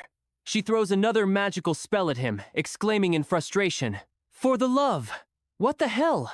At this range, Mirin quickly spreads his black shadow aura to obscure her view, hoping to buy some time. Jinrun Candle observes the chaotic scene and remarks that it's fortunate he tagged along. Otherwise, if Mirin had been caught by the Silver Dragon, they wouldn't have even heard about it. Moroccan assures Jinrun Candle that he won't die, adding that no matter how strong Quickle is, she can't enter this space. He acknowledges that creating an opening to calm her down won't be easy, suggesting they find a way to pacify her through conversation. However, she disperses the shadow and mocks him, saying that if he thought his shadow liberation would work, he's sadly mistaken. Mirin is surprised and asks how she did that. She scolds him, pointing out that he doesn't realize how much weaker he has become. If he still believes he's the same as before, he's sorely mistaken. Merkin attempts to defuse the situation, telling her to stop and reminding her of their past. He explains that he came here with a question, but she retorts that even thinking about their past makes her want to tear him into 10,000 pieces. She attacks, but Morak invites her and asks her to calm down, wondering if she's reacting this way just because they broke up. She retorts that just breaking up isn't the only reason he's getting his ass beat, then punches him in the face. Moroccan signals Jinrun Candle to act. He jumps into action, ready to attack Quickle. She is taken aback, exclaiming, "What a human!" She realizes that her outer hide is hard to pierce, even with Mirin's teeth, which suggests that it will be difficult for Jinrun Candle to cause any significant damage with a single strike. However, he sees a small gap and notices remnants of Mirin's Shadowkai around the area. Using the power of Shadowkai liberation, he strikes with his sword, piercing through and stabbing her. She screams in pain as he cuts her arm and wings. Moroccan commends him, saying he has used up all his power but still did a good job. Jin Candle feels exhausted and wonders if he has just become a dragon slayer out of nowhere. He acknowledges Moroccan's comment, saying, "All right, now let's hope she's calmed down a little." Jinandel asks if that was the end of the battle. Moroccan responds that it's far from over. Most regular dragons would die from such a blow, but she is different. Dragons that control time are not easily defeated. Jinrun Candle, concerned, asks if they might end up missing her before they even find the missing dragon. Jinrun Candle stands on Mirin's hand, observing her. He asks, is she rewinding time? Merkin explains that this is why authority and magic are separate, adding that while it's a powerful ability, it consumes a lot of energy. He advises Jin not to move an inch just in case reverts to her human form. Merkin asks if she's calmed down a bit, joking that he didn't know she still had such strong feelings for him to the point where she went crazy. Merkin then asks if they didn't break up on good terms. Miss Quickle is indignant, reminding him that he dumped her unilaterally, giving her no room to discuss it. She sarcastically asks if that's what he calls breaking up on good terms. Moroccan admits that she gets angry whenever he mentions the breakup, but clarifies that he didn't cheat. It was simply a case of their personalities not matching. Jin Runkendale reflects on how this is a conversation between dragons who have lived for thousands of years. Merkin tries to shift the focus, saying he didn't come here to fight, but to ask her something. Miss Wickle tells Moran to wait. Before he continues, he asks about the human with him, wondering if he's the contractor. Moroccan dismisses the question, emphasizing that it's not what's important right now. He points out that one of their own is in grave danger. Miss Quickle is unimpressed, labeling Morrison as despicable, reminding him of the many dragons he's killed. She seems baffled by his sudden concern, questioning if he's playing games with her, and asking if he realizes how many dragons died at his hands. Miron acknowledges her point and explains that among those dragons was her older brother's enemy, whom he killed as an act of revenge. He clarifies that he did it for someone he had no connection to, implying that it wasn't his choice to get involved. He admits it might be his fault for asking her, saying he could have asked another dragon instead. Miss Quickle takes a moment to compose herself, recognizing that whenever she sees Moroccan, she becomes emotional. She suggests that he go ahead and ask her what he wants, apologizing for what she just said. He explains that one of Ael's guardian dragons recently went missing. Miss Wickle asks if he means Tick and Latry. Moroccan confirms, saying, "Yeah, there was a name like that." Jin Runel realizes they're finally getting to the heart of the matter. She remarks that it's strange because Leary was taken by Vad not long ago. Jin Runsendel recalls that Vad is a wind dragon, one of Melier, the god of wind's dependence, and the guardian dragon of the Zippel family's vicehead, Andre. He begins to suspect that this could be connected to the Zippel family. She states that the Zippel mentioned they would teach Latry the dragon language magic, suggesting that they might need to relocate to avoid any traps. She proposes that they backtrack a little to bypass any danger and enter B safely. She offers to guide them to her place, A. While later, in a forest on the outskirts of B-Men's capital, Jin Run introduces himself to Miss QL, explaining that he's soldier at contractor. She acknowledges that she already knows he's Tamari's descendant and identifies him as the youngest son. Jin Runkindel is surprised and asks how she knows. Miss Quickle responds that it's obvious because he's giving off the same energy as Tamare, and mentions that the three of them used to spend a lot of time together 1,000 years ago, adding that she just guessed he was the youngest based on the guardian dragon's reaction. She takes a sip of tea, suggesting they get to the main topic. She explains that Vader took Latry about a year ago. Merkin confirms that they lured Latry in by promising to teach dragon language magic, remarking that this doesn't sound good. She acknowledges that while it might be true, the current contractor of Ael is too young to control the authority. She asks if it would be dangerous if the guardian dragon isn't by their side.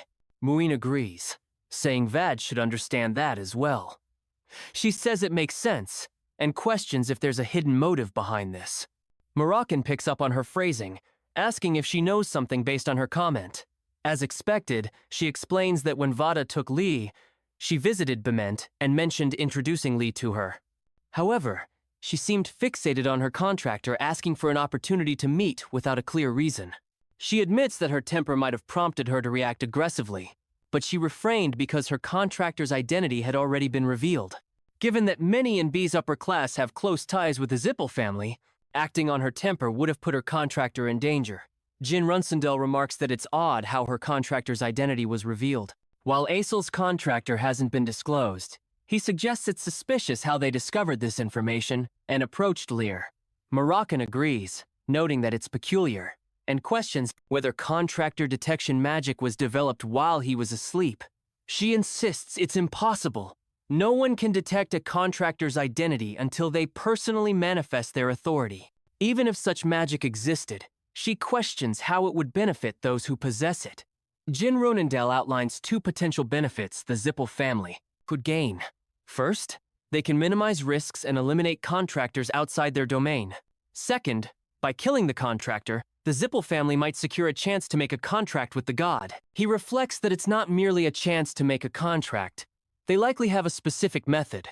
In his past life, the contractor for Ulta, the god of time, was officially introduced at the stone statue. He recalls that 10 years from now, the contractor was a pure-blooded Zippel, leading him to believe that if they kill a contractor, they can then form a contract with that god. This realization leads him to suspect that Julia's guardian dragon was kidnapped for this reason, as he hadn't heard about the Princess of Tikkun in his past life. She points out that there are various assumptions regarding Solder's contractor, indicating that it's hard to accept that the Zippel would need another. She questions why they would target other contractors if they already have so many, suggesting that Jin Runkindel might be overly suspicious because they're his enemy. He accuses her of telling lies, even though she doesn't believe him, stating that while he's unsure how it is for dragons, human greed knows no bounds. Even if they reach the peak, they're never satisfied and always crave more. He reminds her that the Zippel family has held power for thousands of years. So, it's not unusual for them to do whatever it takes to maintain it. She acknowledges that the Zipfel leadership is indeed up to something, questioning why he's pretending not to know and wondering if he's afraid of them. Moroccan interjects, asking for calm and pointing out that everyone is aware of the Zip's greed. While he dislikes admitting it, their skill is undeniable. He emphasizes that caution is never a bad thing and suggests she leave. Beeman laughs, remarking that he's changed significantly as it's rare to see him reading the room. She agrees to have her contractor flee. First, then offers to help. Moroccan is surprised, asking her what she means. She explains that she needs to confront Vad to find out the truth, pointing out that if what they say is accurate, the Zippel are likely looking for an opportunity to strike. She mentions that if she falls, they will probably come running. Miss Quick Annalie moves to leave, but places a hand on Jinrun's shoulder. She remarks that she feels a sense of duty toward and seeing one of his descendants reminds her of the old days. She says that even his cockiness resembles him. She then adds that she's going to call Vad. Just then, Enya arrives, announcing her return. She sees the others and asks who they are. Miss Quick Annalie scolds her for coming outside, but then corrects herself, saying, "This is actually better." She introduces Anya as the contractor of Ulta, the god of time, and introduces Jin Runkendel as the contractor. Marin is protecting Anya, is taken aback, and excitedly asks if it's really Jin Runkendel. If young Master Jin is standing right in front of her, she says. Jin Runkendel, surprised by the reaction, asks what's going on. Miss Quick Annalie covers her face with her hand, explaining that she forgot to mention that Anya has a little bit of a fantasy about him. Anya enthusiastically asks Jin Runel for an autograph. Miss Quick Annalie asks Anya to maintain her dignity as a contractor.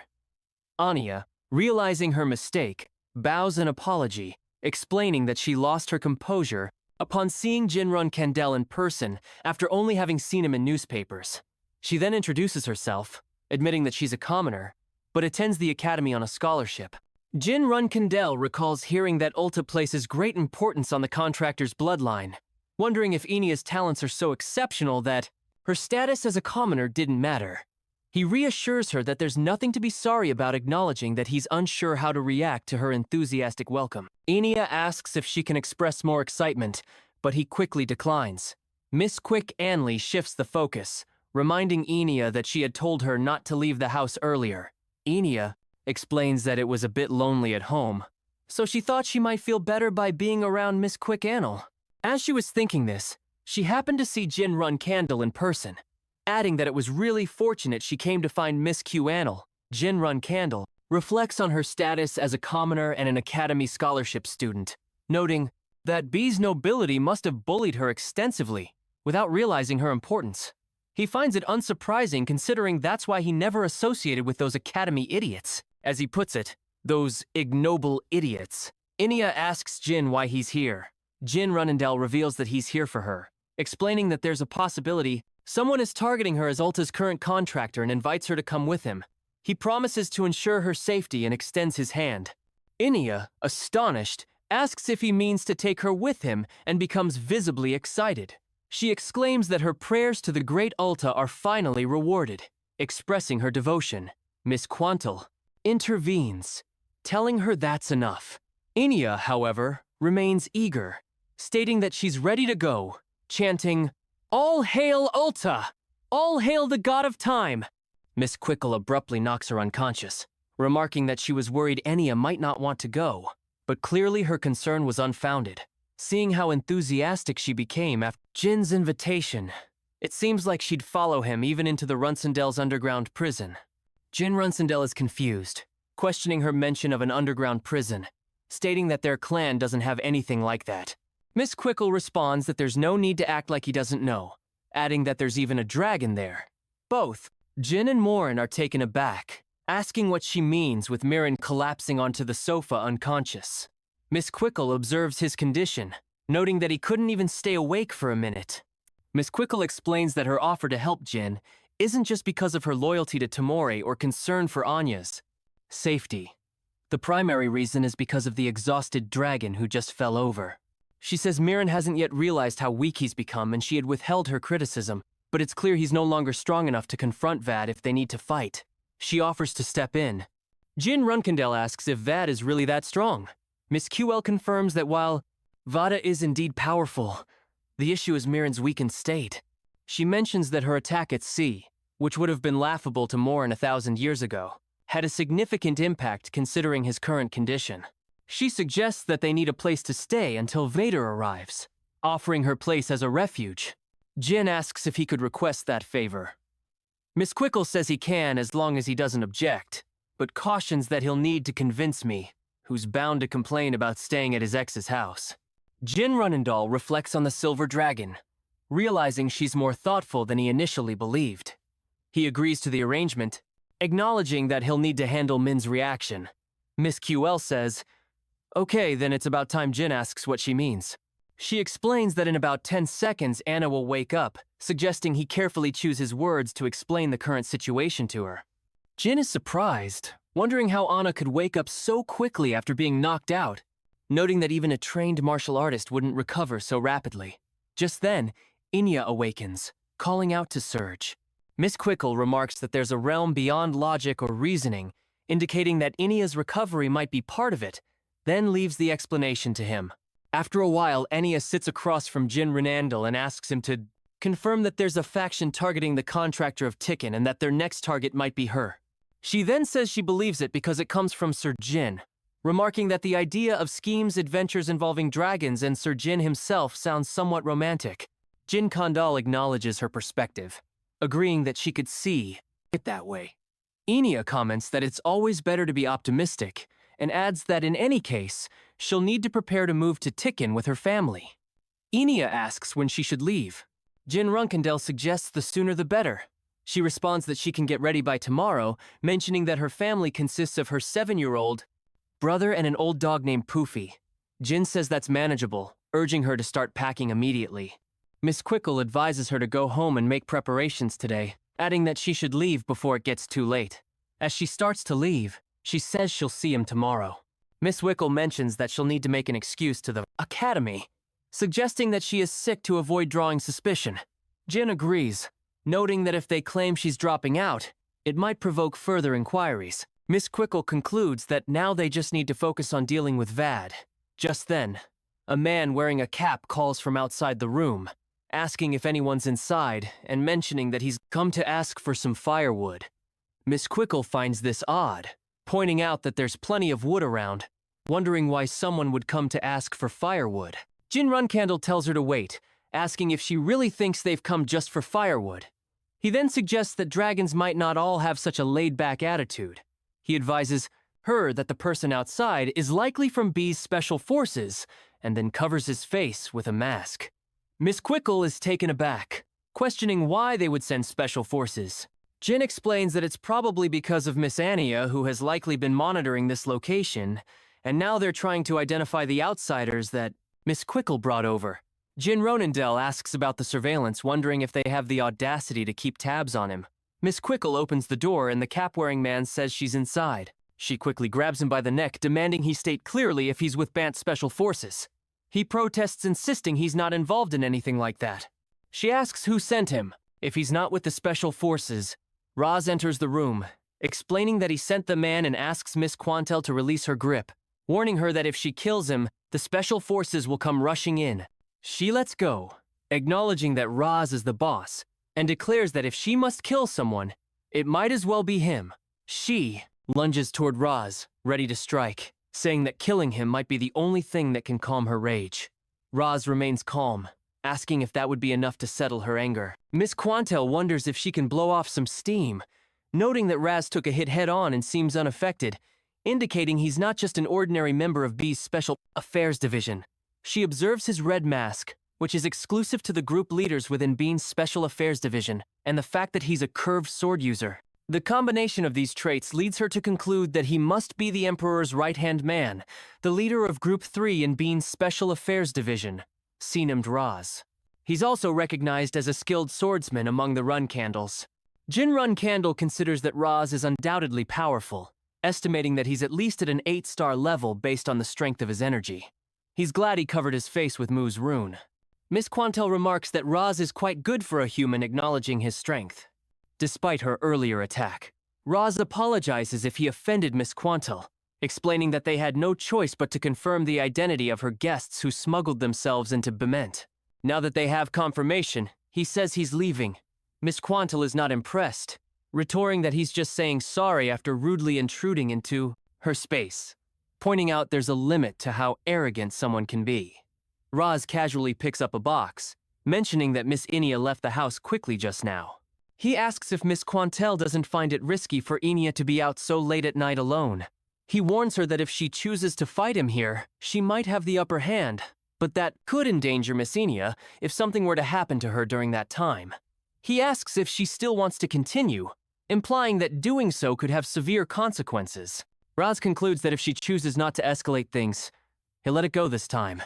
However, he cautions her that the next time she will have to stake something she treasures dearly, putting everything she's protected at risk. He advises her to prepare to lose everything because of her actions today, then bids her farewell until next time. After a while, Raz walks through the forest, instructing his guard that he's confirmed the appearance of the smugglers. He tells them to go back and find out their identity, adding that for the time being, all observations on the Silver Dragon will be paused.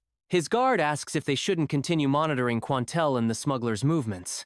Roz advises against it, explaining that further provocation could lead to a worse situation, assuring them that he'll take responsibility. He orders them to withdraw.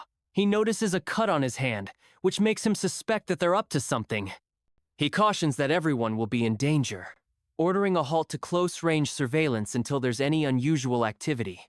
His guard acknowledges the command, saying he understands Section 4. Miss Quantel's frustration. Meanwhile, Miss Quantel slams her fist on the table, cursing at herself for leaving Inia in this wretched town. She acknowledges that if Jin, Randall, and Moroccan hadn't arrived, she can only imagine what could have happened. Jin Renandel suggests they should be grateful they managed to prevent a worse outcome and proposes making Miss Inia's safety their top priority. Miss Quantel agrees, saying they need to make their move the following day.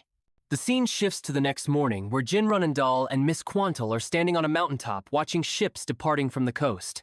Jin remarks that he's relieved to have found a merchant ship heading to Tikin, and reassures her that he paid the captain a significant amount ensuring Inia's safe passage. He adds that Morin is acting as her escort, so she doesn't need to worry. Miss Quantel retorts that Morin's involvement concerns her. She prepares to leave, mentioning that she's going to contact Vet right away, indicating that Jin Runkindel will be able to meet with her once Morin returns. The scene shifts to a week later. Morin is standing in front of a house when Jin Runendel approaches and praises him for his work.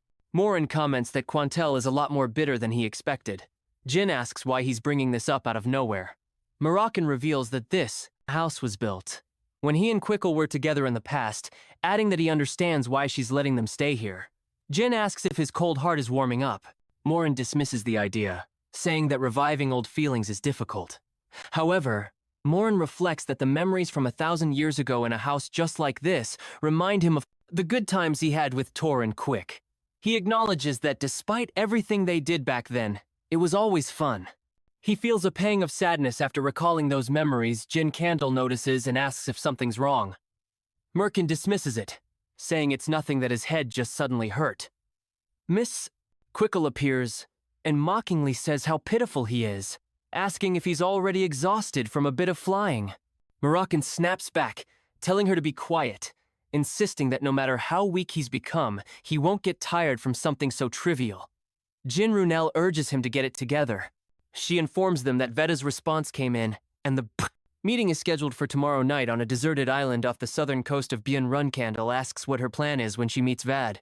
Miss Quickle clarifies that she'll ask about Aesil's guardian dragon Lurai, and if he acts clueless, she'll resort to force. Jin Runcandle finds her approach refreshing, appreciating her straightforwardness. Merkin says that's not bad, but if it were his situation, he'd avoid getting into something tedious like this. He then realizes that since Miss Wickle doesn't have Anna with her, she can do whatever she wants, though. He quickly changes his mind, saying, "No, don't do anything rash." Moroccan adds that no matter how weak he's become, he doesn't need sympathy from his ex. She insists that it's not sympathy. This is about Ania. and the other side is serious about dragon honor. Miss Quickle adds that this means he is definitely coming alone, asking if Morin really believes she would lose to someone like that. She suggests he just relax. Merkin considers that in reality they probably won't be coming alone. If they indeed kidnapped Latry and are planning something suspicious with the contract, they will likely arrive fully prepared. She transforms into her dragon form and flies away from the area. After a while, Andre Zippel says that it's an honor to meet the Silver Dragon of Time, Quickenall, and that he's pleased to make her acquaintance. Veda acknowledges the presence of the Winged Dragon, the vice head of Zippel and Melzer's contractor. He introduces himself as Andre Zippel. Miss Wickle points out to Veda that he said he would come by himself. He responds by saying that when he received her letter, he was with Andre. And because Andre was also interested in the story about Ulta's contractor, he decided to bring him along. He hopes that she understands and doesn't mind. She says she has been quite rude recently. He responds by suggesting that if she's ready to get to the main topic of discussion, they should proceed as he has something important to talk about regarding Ingla's contract. She inquires about Lat's current location. He chuckles and says that he realizes he's been misled. Of course, that's what she's been thinking about this whole time. She insists that he answer her question, reminding him that he took Ree away 1 year ago. And since then, Aile's contractor hasn't been able to find his guardian dragon. He says he's unsure what answer will satisfy her, but assures her that Latry is doing fine. She retorts, asking how he dares to joke with her. He says he doesn't understand what relationship she has with contractor, but it's not advisable for her to get involved in Zip's matters. She retorts that he's truly lost his mind. Kidnapping a young dragon who doesn't understand the ways of the world is a grave crime. Jinrun Candle and Moroccan hide behind some rocks as Morin curses at Vad. Jinren Candle comments on how arrogant he is. Vader states that he realizes this argument will lead nowhere and conjures a windstorm. He proposes that they make a deal. If she hands over the contract, he will spare her life. She scoffs at his audacity, calling him nothing more than an old lizard. He responds by attacking her, declaring that if that's her attitude, then she should prepare to die. She transforms into a dragon and swiftly moves back, countering with her own offer. If he returns Latry to her, immediately she'll ensure his demise is painless. Andre Zippel laughs as he observes that she has brushed off Vader's attacks quite effortlessly, and then he begins gathering his mana in a magical staff. He remarks that it's the first time in a long while that he can give it his all and attack with full manpower. Jin Kandel notices this, and realizes that he's witnessing a 9-star Mag's mana for the first time since his rebirth. He recalls that although Andre Zippel was rejected by the Run Candle family, he is a member of the affluent Zippel family, so he wonders what Andre's true level of power might be. Andre Zippel calls out to his allies, saying it's time to regroup. The Silver Dragons of Time are ready. She recognizes the danger and tries to dodge it, but she finds herself unable to move and realizes she can't fly. Andre Zippel declares that it seems the wind has turned against her, pointing out that all the wind on this island belongs to him.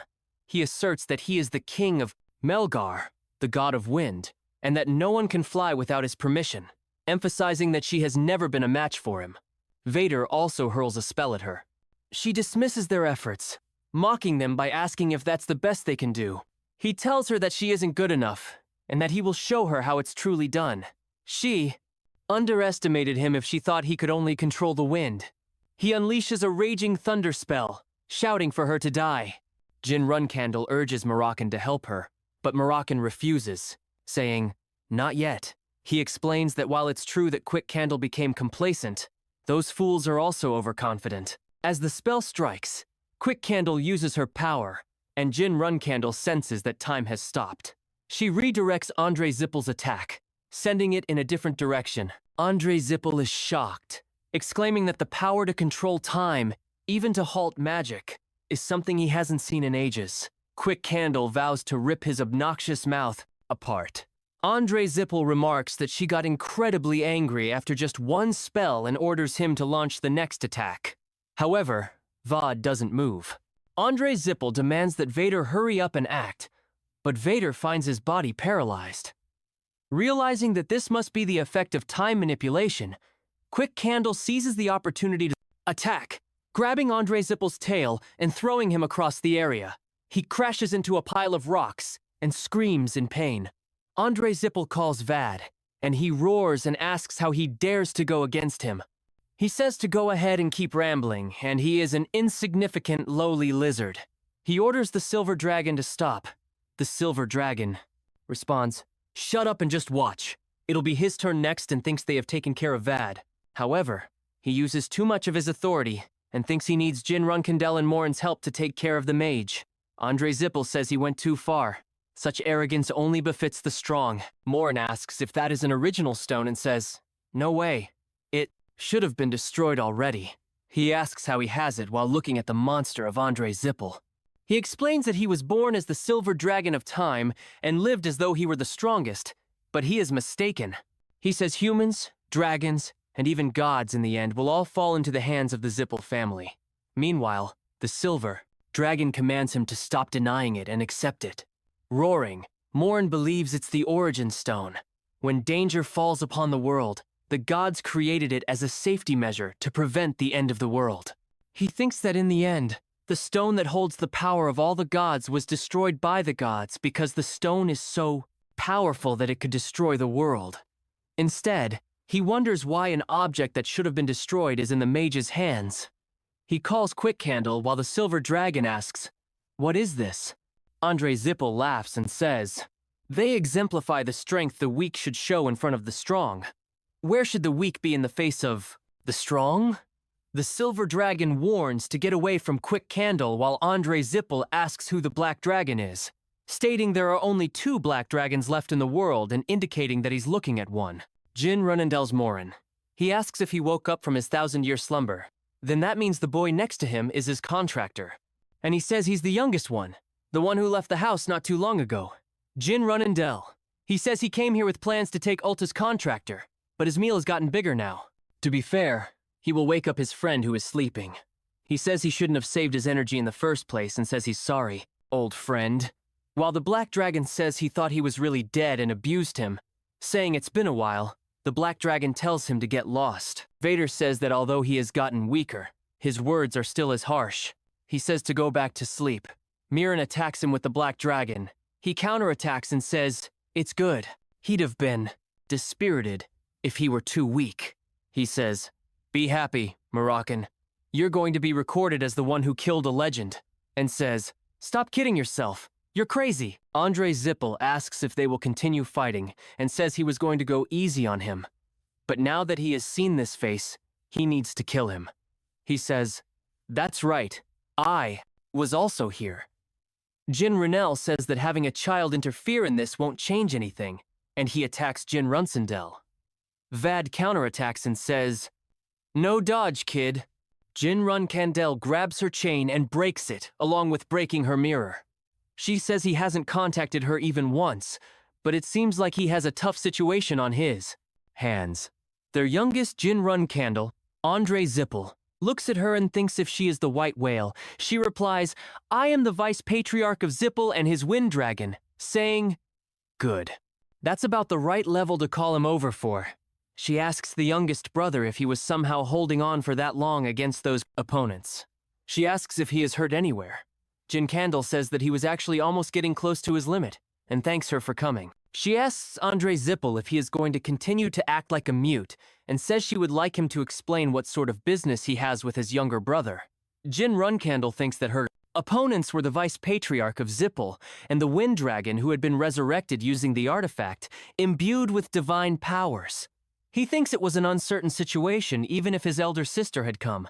But now he has started to feel assured. He thinks this battle is already over. Andre Zippel says they should stand back while Moroccan arrives there and grabs him. He looks at him and recognizes him as Moran, who says he's sorry because they had complete control over the wind and he hasn't been able to stop them. He says, "Anyway, I've got a good sister. If she had come even a brief moment later, we would have been done for." Jin Runsendel says they survived thanks to him and says he certainly didn't expect this. He thinks the white whale would appear, but with this one thing has become certain. Andre Zippel says he has broken their oath with Zippel, and says Lunar Run Candle his sibling used magic and says Zippel will not overlook this easily.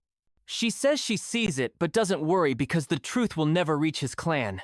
Andre Zippel questions how she dares to act beyond her place, and his monster roars at her. She attacks him and knocks him out. She says all the Zippel she has met were all talk, and it looks like the Vice Patriarch is no different. She asks Vad if he is going to remain in his true form, and says it's better for him since there are more places to cut. Vad transforms into a human, and Andre Zippel calls him. He says he understands and holds his magical spear. He thinks that power is not magic. It's similar to authority and also bears similarity with the energy of demons, which is why the Wind Dragon is going all out. She says it looks like he needs some time to properly use that artifact. He says, seeing the absolute state of the Vice Patriarch of Zippel and the Wind Dragon relying on that crude device, he asks, does he truly think something like that could save him? Vad says she's an insignificant wench, and attacks her asking what she thinks she knows to run her mouth like that. She counterattacks, and they try to defeat each other, while attacking again and again. Feta gets hurt. She says in the end this was the limit of his powers, and that it looks like he doesn't have anything else to show her, so she'll end this quickly. She uses Jinrun Candle's third final strike, Meteor Shower, to attack him. Jinrun Candle says in other words that their clan swordsmanship is like that of a conqueror. Destructive and relentless competition attainment, and relish the mind of Run Candle is imbued within the sword as a whole. He explains that for that reason the swords of Runandel have no such thing as sword forms. They are designed only to kill the enemy. He mentions the existence of a secret move and a final move, while Jinrun Candle thinks about the third final move, Meteor Shower, considering it blindingly beautiful and despairingly strong. When White Whale attacks, Vader asks Andre Zippel if he is all right, and he tells her to come to her senses. Andre Zippel questions if this makes any sense, mentioning that she's not displaying the authority of a god through a contract or using an ancient artifact. He wonders how something like this could be possible with the strength of a mere human. Meanwhile, Vader says he just needs to survive. If he can survive, there's still a chance to win. With the magical Godstone, they'll be able to turn this situation around. He says even if he dies protecting him, he'd just have to bring him back to life with that. He thinks, right, it's not over yet. So long as I have this magical Godstone, I won't die. So long as I have this, I'm a god. She says she still has much more to go until she reaches her father's sword. While standing near the broken wing of Vader, she thinks this much should be good study material, and it'll provoke him as well. He thinks that if she doesn't reach her father's sword, even in the end, the youngest will learn this. While a monster appears behind her, she says, now this is hurting my pride a bit, and I'll get a bit annoyed if he acts this persistently in front of my brother. She attacks the monster. Jin Renandel asks what that is, and Morin says it's for certain. Now that Zippel has created a source stone using factors, he asks what Morin means by a source stone, and Morin replies that it's like a weapon created for gods to keep each other in check. Thankfully, it looks shoddy at the moment. However, that doesn't change the fact that it's dangerous. Black Dragon says they'll escape this place and tells Mayan to wait. Jin Run Candle suggests they should fight together as he can't leave an opponent that dangerous to his Newnham alone. Black Dragon disagrees, saying his sister can fully handle that level on her own, and right now they are getting in the way. So let's fall back. He thinks about forming the contract with a Soldered and returns to meet Mai. He started out with luck and abilities incomparable to others, yet even he is now. He thinks he has to fall back without even making proper resistance. At this rate, it'll be the exact same as that time. Not again. He thinks he can't feel the powerlessness again. He must become even stronger. He knows he is. Intrepid. But he's showing this kind of fighting spirit after seeing that. He thinks he's so proud that he wants to bite him to death. He thinks, yes, that's enough. He does not let the fighting spirit burning on his talent go out. If he doesn't, he will become the best. And until then, this Moroccan will watch over his back. He thinks of his contractor of 1,000 years. Lunar Run Kendall asks if he doesn't think that he can kill her just because his appearance changed a bit and if he's flailing in his own delusions.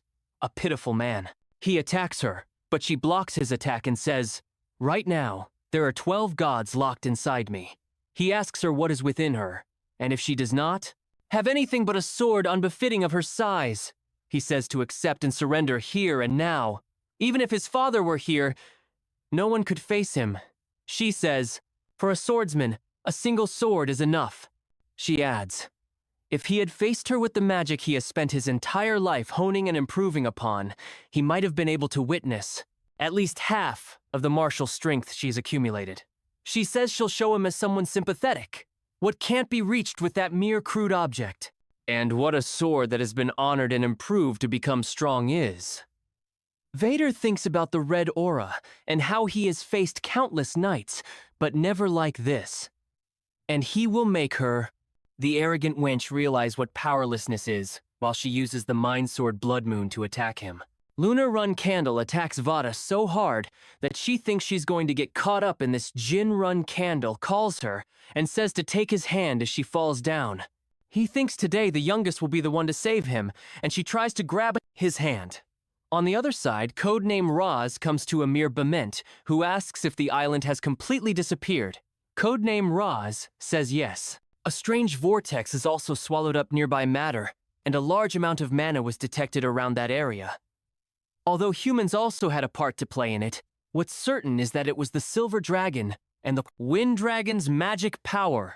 Amir B asks what he means by Wind Dragon, and he replies that the division suspected that it was Vad from the Zippel family. Before the incident, it was reported that Vad had crossed the border.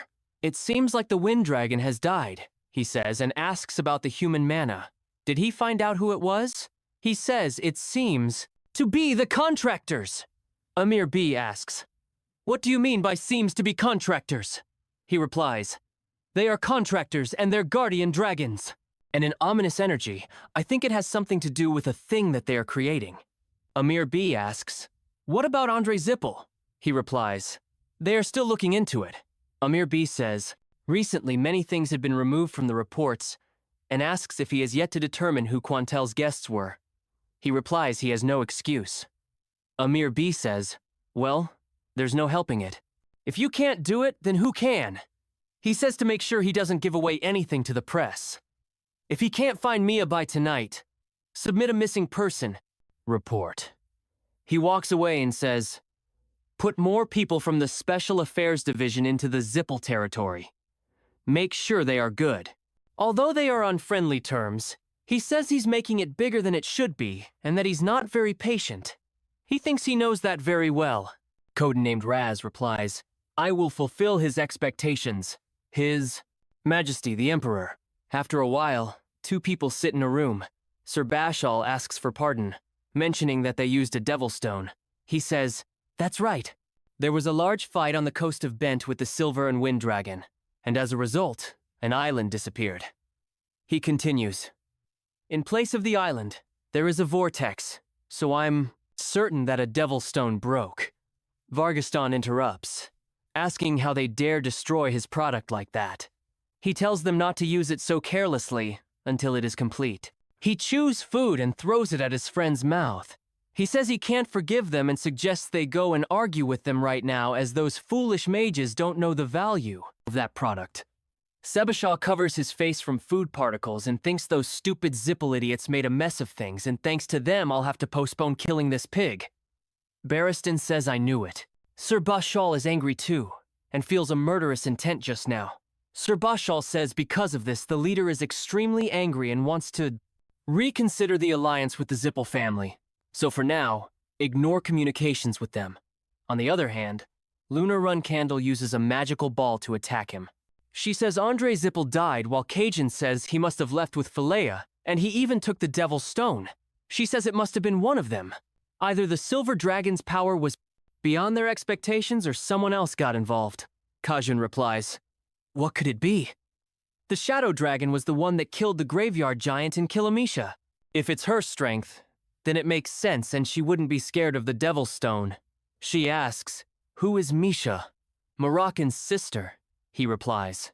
That's right. On top of that, Quickle is Mirren's ex-lover. She is not a complete stranger to Misha. She replies, I see. Then they know what he needs to do next. Kajun asks if he wants him to go and find her. He says that's impossible. If the Black Dragons want to hide, no one can find them. She laughs and says to stop being a baby. Anyway, it's a shame that they lost the Devil's Stone. He replies she's fine even though her younger brother died. She says of course she's sad. However, she knew this would happen, and he was so shocked to hear that he visited Chiron's banquet recently without telling her. Cajun says she's lying. He should tell the maker of the Devil's Stone to make it again. If they don't have that, they can't take over the Runendell family before Chiron dies. And it's the same for the Black Say. She says, I don't think he's the only one who is annoyed by this. He replies she should stop being a baby. If she wants to take over the world, she needs to do that much. Or, if she wants to become the god of this world, Carrick. After a while, Jin Runel knocks on the gate of Gilly's house. She says, Yes, please wait a moment. She opens the door and asks, Who is there? He replies, They are back, Jilly, and asks if she could prepare them a meal. He says they couldn't eat anything while they were flying back, and mentions that Lady Lunar Runcandle is also here. Merkin calls her strawberry pie. Mirren uses a hand fan to cool Jill, while she says, The young master is being expelled. Lady Quinella says it seems like his nanny is misunderstanding something. That means she worries a lot about him. He has a good nanny. Jinron Candle says she's too good for him. Sir Kashmir Alan arrives there and says he's back. But who are these people? He says it's a little sudden, but this is his eldest sister, Luna Ran. She says so he's Sir Kashmir Alphen, the noble sword whom she has heard so much about. Jin Renandel says it's embarrassing to call him the noble sword, and it's an honor for him to be able to serve him. The other person is Miss Anna Guardian Dragon, the Silver Dragon, Miss Quickhandle. Sir Kashmir Alphen thinks of another dragon and greets her. He says he's Kashmir Alphen, the head of the Seven Colors and young master Jinrun Candle's acquaintance. He thinks he can't make a mistake like last time. Meanwhile, Jinrun Candle apologizes, acknowledging that he did something discourteous without informing him in advance. He responds, It's all right. We are already in the same boat. Lady Quinella inquires about Miss Anna's whereabouts, and Sir Kashmir Alphen says he was just about to mention it. 3 hours ago, Ree returned. Jinron Candle asks if it happened today, and he confirms that Laree is currently with his daughter and Miss Anya. However, there's something unusual. Laree doesn't have any memories of the time she was missing. Ree asks, Was I kidnapped? He denies, and she insists she knows for certain, mentioning Via's statement about not teaching her dragon language magic and asking what happened after that. Moroccan mentions that Lyra appears to be in too perfect a condition to have been threatened by the Zippel family. Maybe she truly wasn't kidnapped. Lunar Runsendel states that's not the case. She personally obtained a confession from those individuals. He responds that they are erasing the evidence. Jin Runsendel inquires about what he means by evidence, and he explains that they are likely erasing everything related to the Devil's Stone, including Lat's memories. He mentions that erasing everything is the Zippel family's specialty when things don't go their way. Sir Kashmir Alphen asks about the Devil's Stone, and Jin Renandel explains that it's an artifact in their possession. Mine tells about the Zippel family's vice head and the Wind Dragon, adding that it's an artifact that absorbs contractors of the gods. He reflects on the lengths they've gone to, and questions their motives behind the Devil's Stone. He concludes that there's only one reason why they would create an imitation of an original stone. They want to become gods. He explains that they are attempting to gather all the power of the existing gods and eliminate all those who oppose them, aiming to become the sole god controlling this world. Sir Kashmir Alphen suggests resting for now, and promises to investigate the matter thoroughly with the Seven Colors if she agrees. He will accompany her to where Miss Anna is. She agrees and states that she will go. He responds right this way. Jill calls out to Jin Runsendel asking if she is feeling better. Jilly confirms, and then she faints again, prompting Moroccan to mention strawberry pie. Later on, Luna Run Candle sits down and holds a wine bottle. He mentions that after he destroyed the notorious underground gang's testing and ticking, the independent city became more secure. He notes that the Zippel family's vice head and Vader were also killed, and he achieved all of this within 2 months of becoming a reserve flag bearer.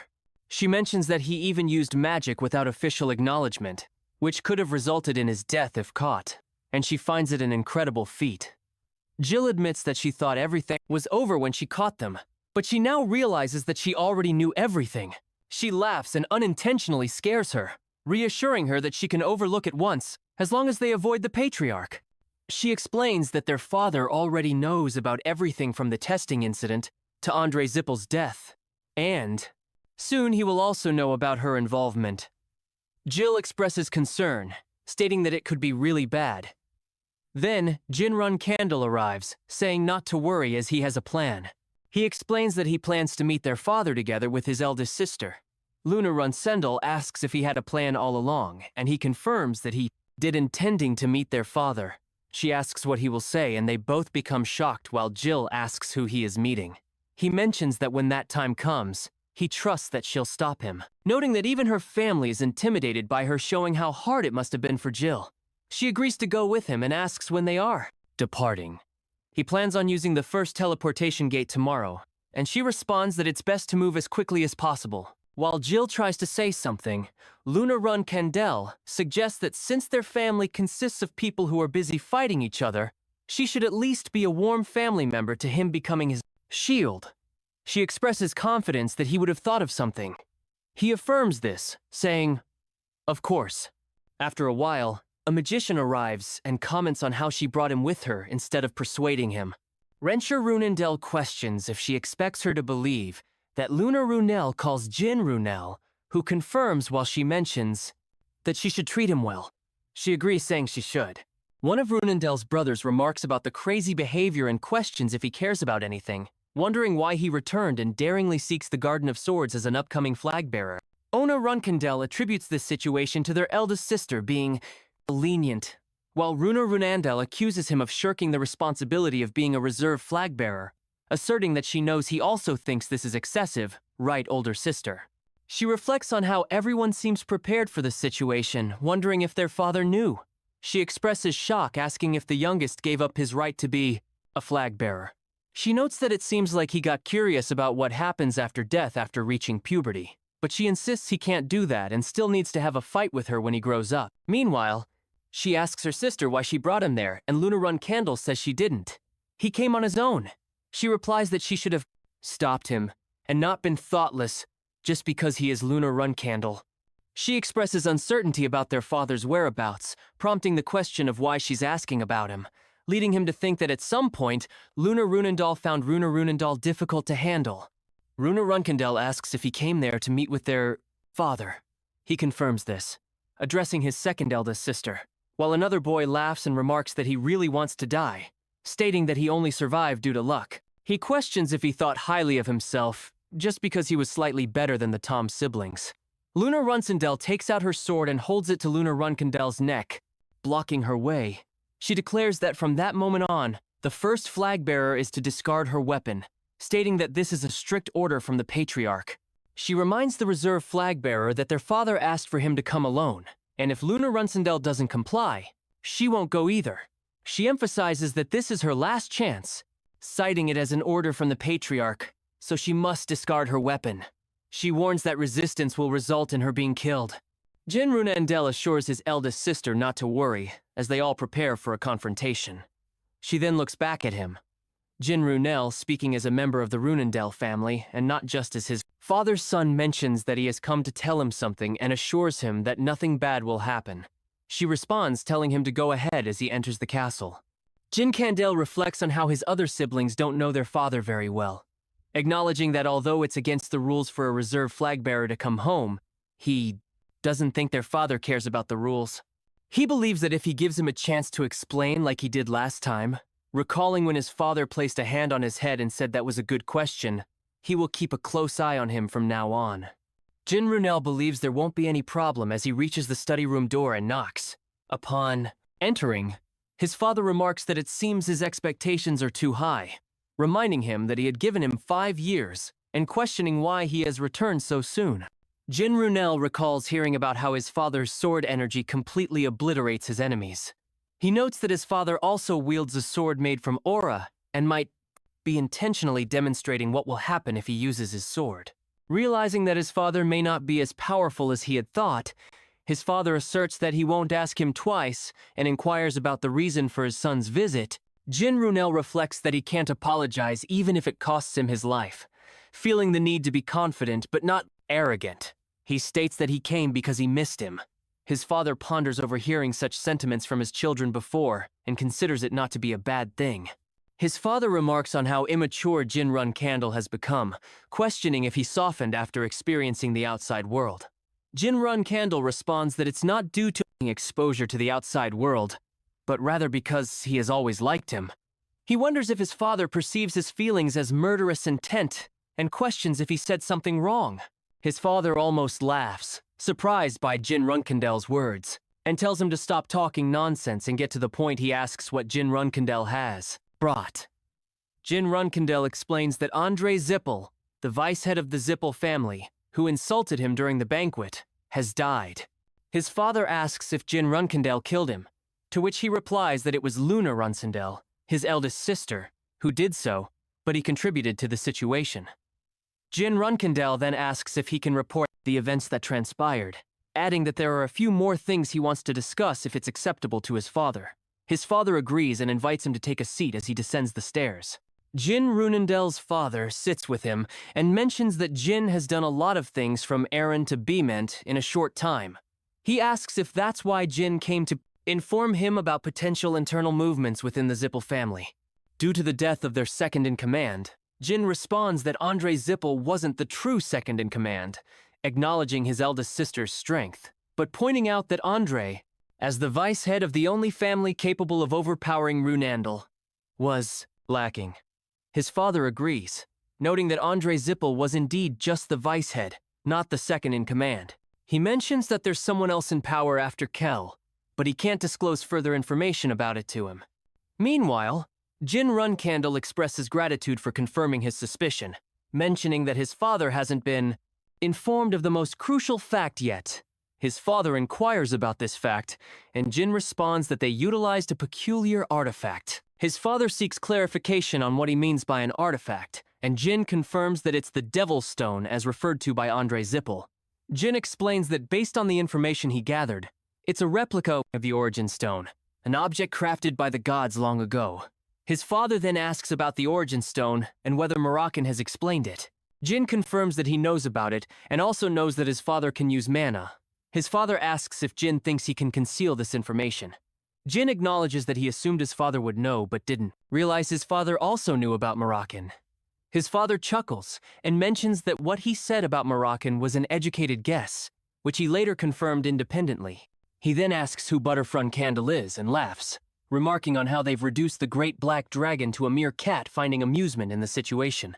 Continuing, his father acknowledges the significance of the information about the imitation of the Origin Stone that Jin has acquired, and suggests that he should also discuss this with Luna Run-candle. Jin considers the dangerous potential of that power, unsure how far the Zippel family has developed it, and wonders if the rulers of the Black Sea were aware of this. He thinks about visiting the Black Sea to find out more.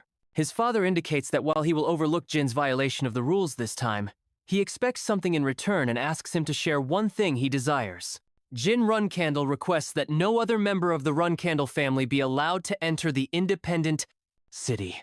Ticken for a while. His father inquires about the place he has secretly settled in, and Jin Run-candle confirms it's Ticken.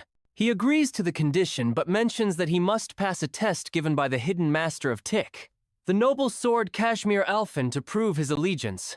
Jin adds that if he succeeds, he won't permit any other Run-candle family member to enter Tick without his permission. His father sets a 1-year time limit to see if he can prove his worth and acquire the trust of Kashmir, who had previously declined the position of a Run-candle teacher. Kashmir Alphen arrives and concurs with the decision, and his father confirms that's how it will be done.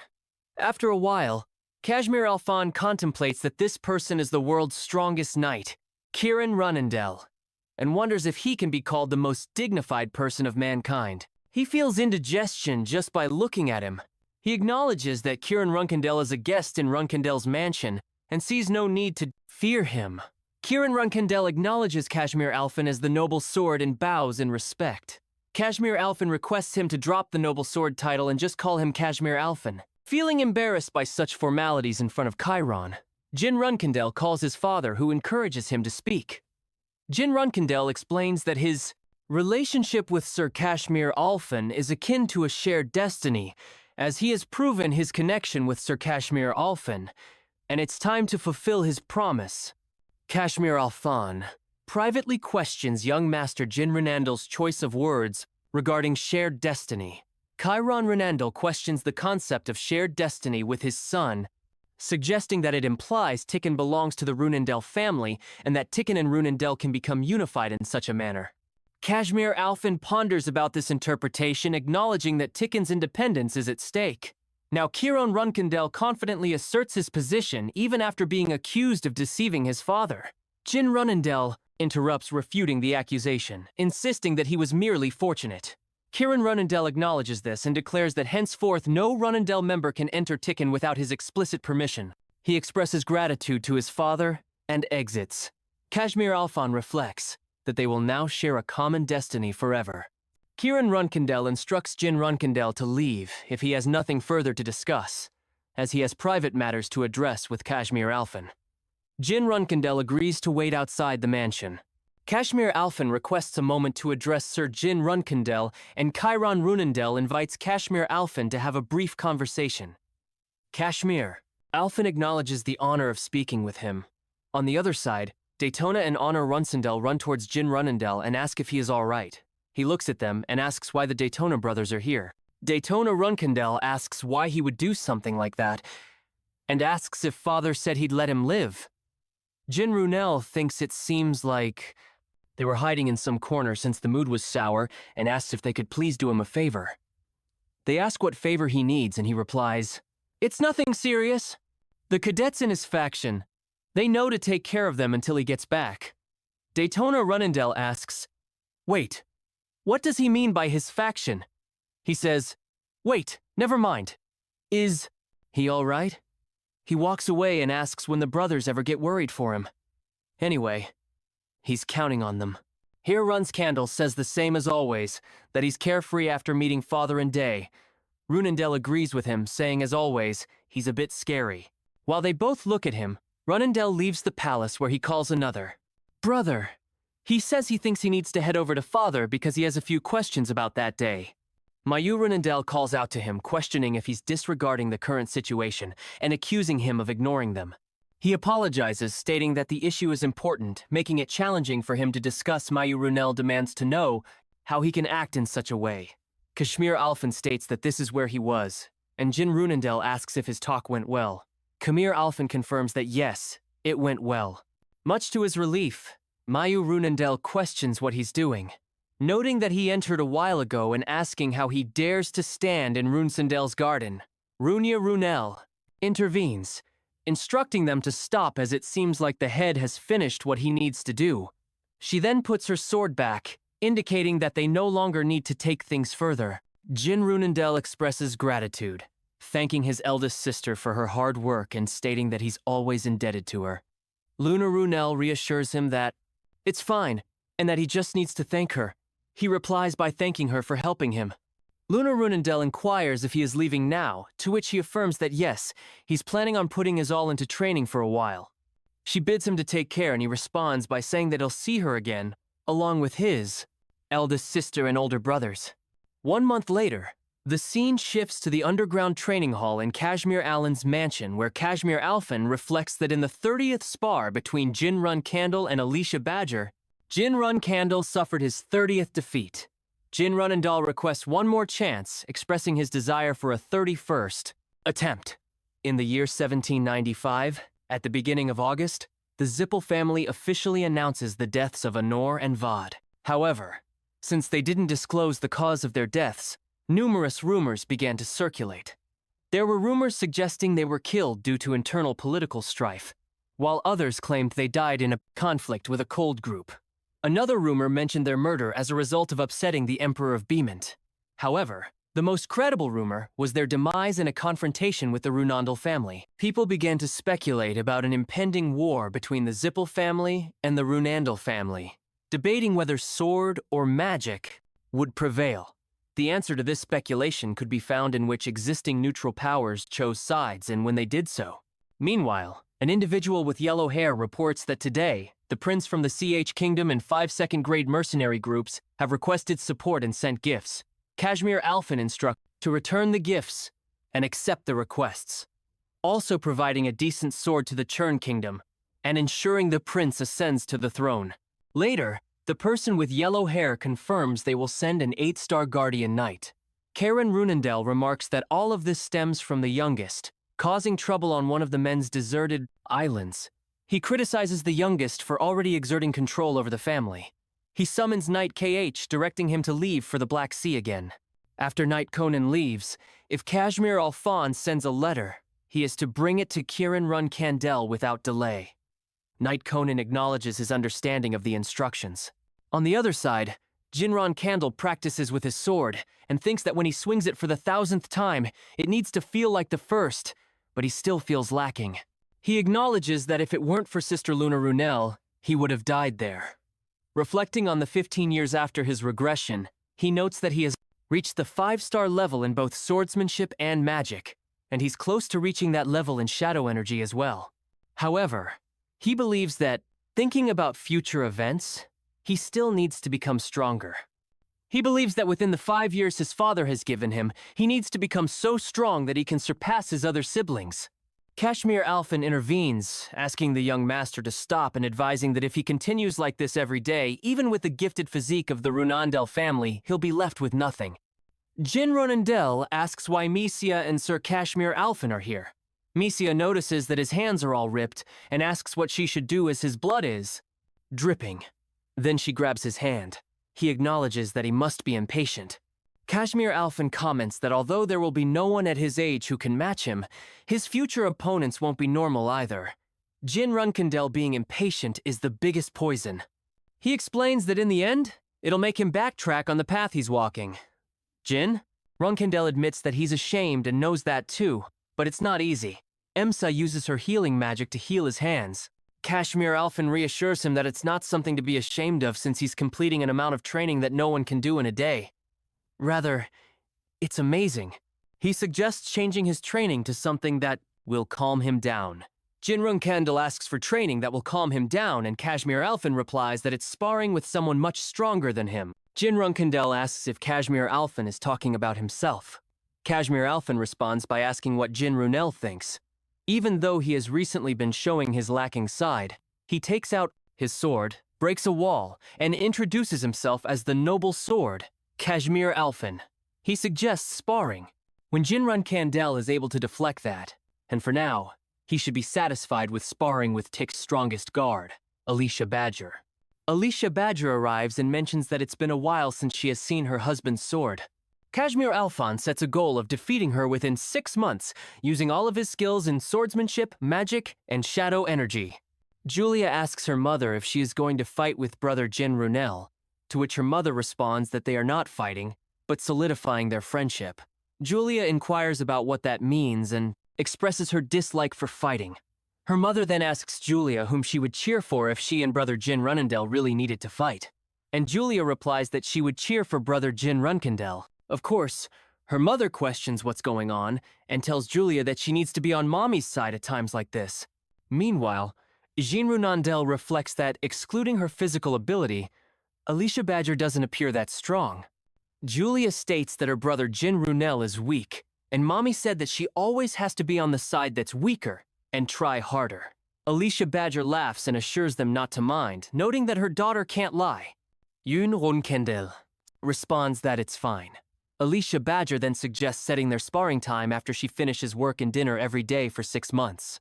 Jin Runs questions what she means by every day and expresses concern that he's taking up too much of her time. Alicia Badger laughs again and reassures him not to worry since it'll go by quickly. 2 days later, the scene shifts to Jin Runkandel and Alicia Badger preparing for their fight. He considers whether she is a skilled fighter. She begins by stating that she has something to say before they start. She used to work for B's Special Affairs Division, and in this fight, she won't hold back, so he shouldn't be discouraged, even if he loses.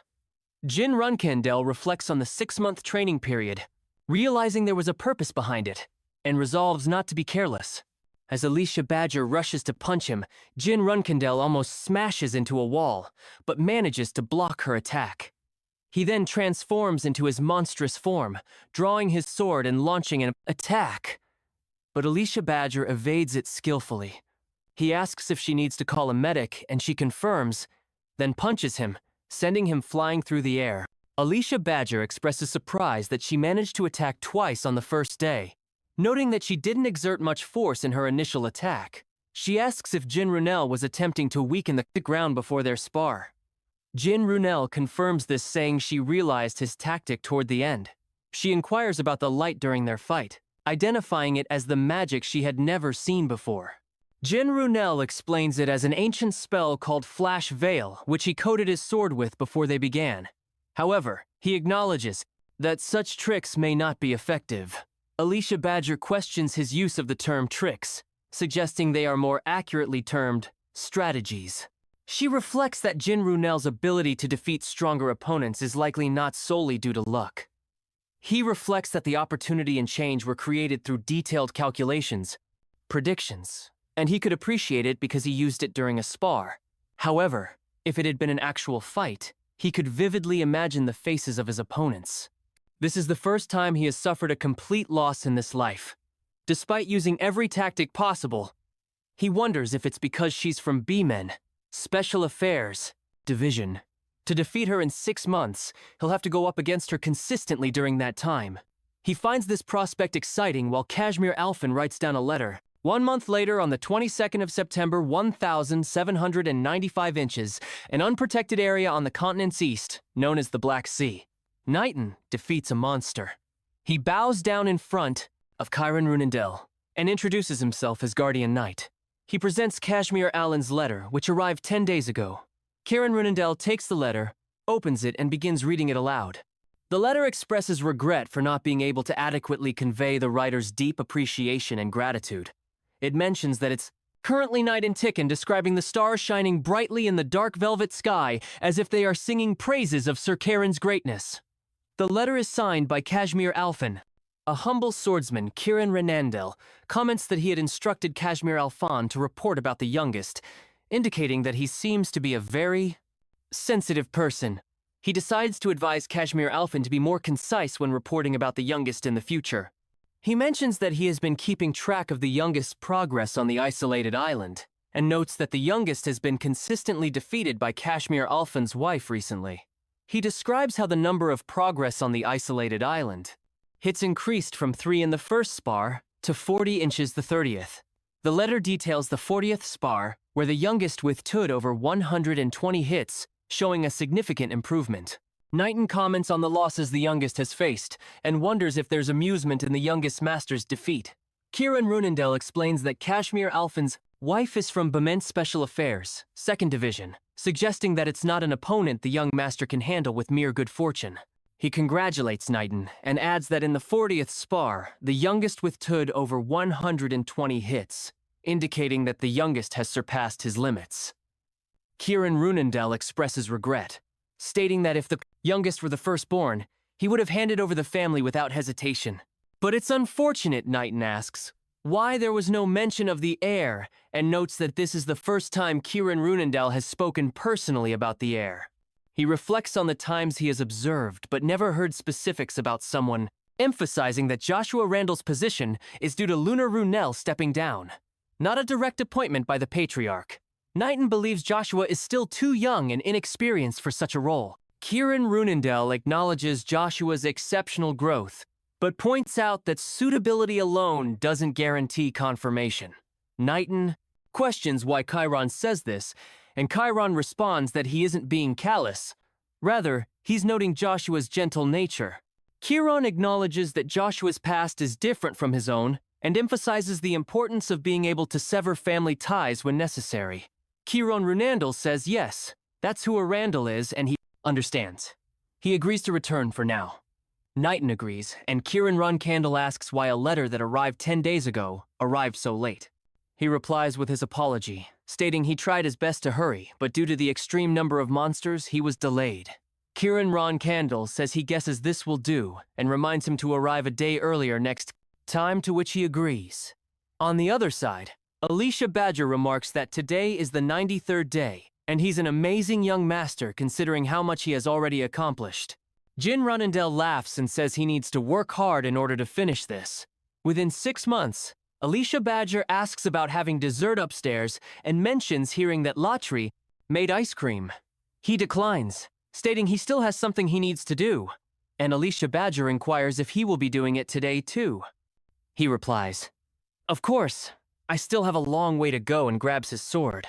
Alicia Badger thinks she feels this every time they spar, but young Master Jin Runel's growth is abnormal. She thinks it's probably because his aura and magic power are growing simultaneously, and the thing that makes that possible is the black power that connects his aura and magic power. She thinks she heard it was a power obtained by making a contract with a god.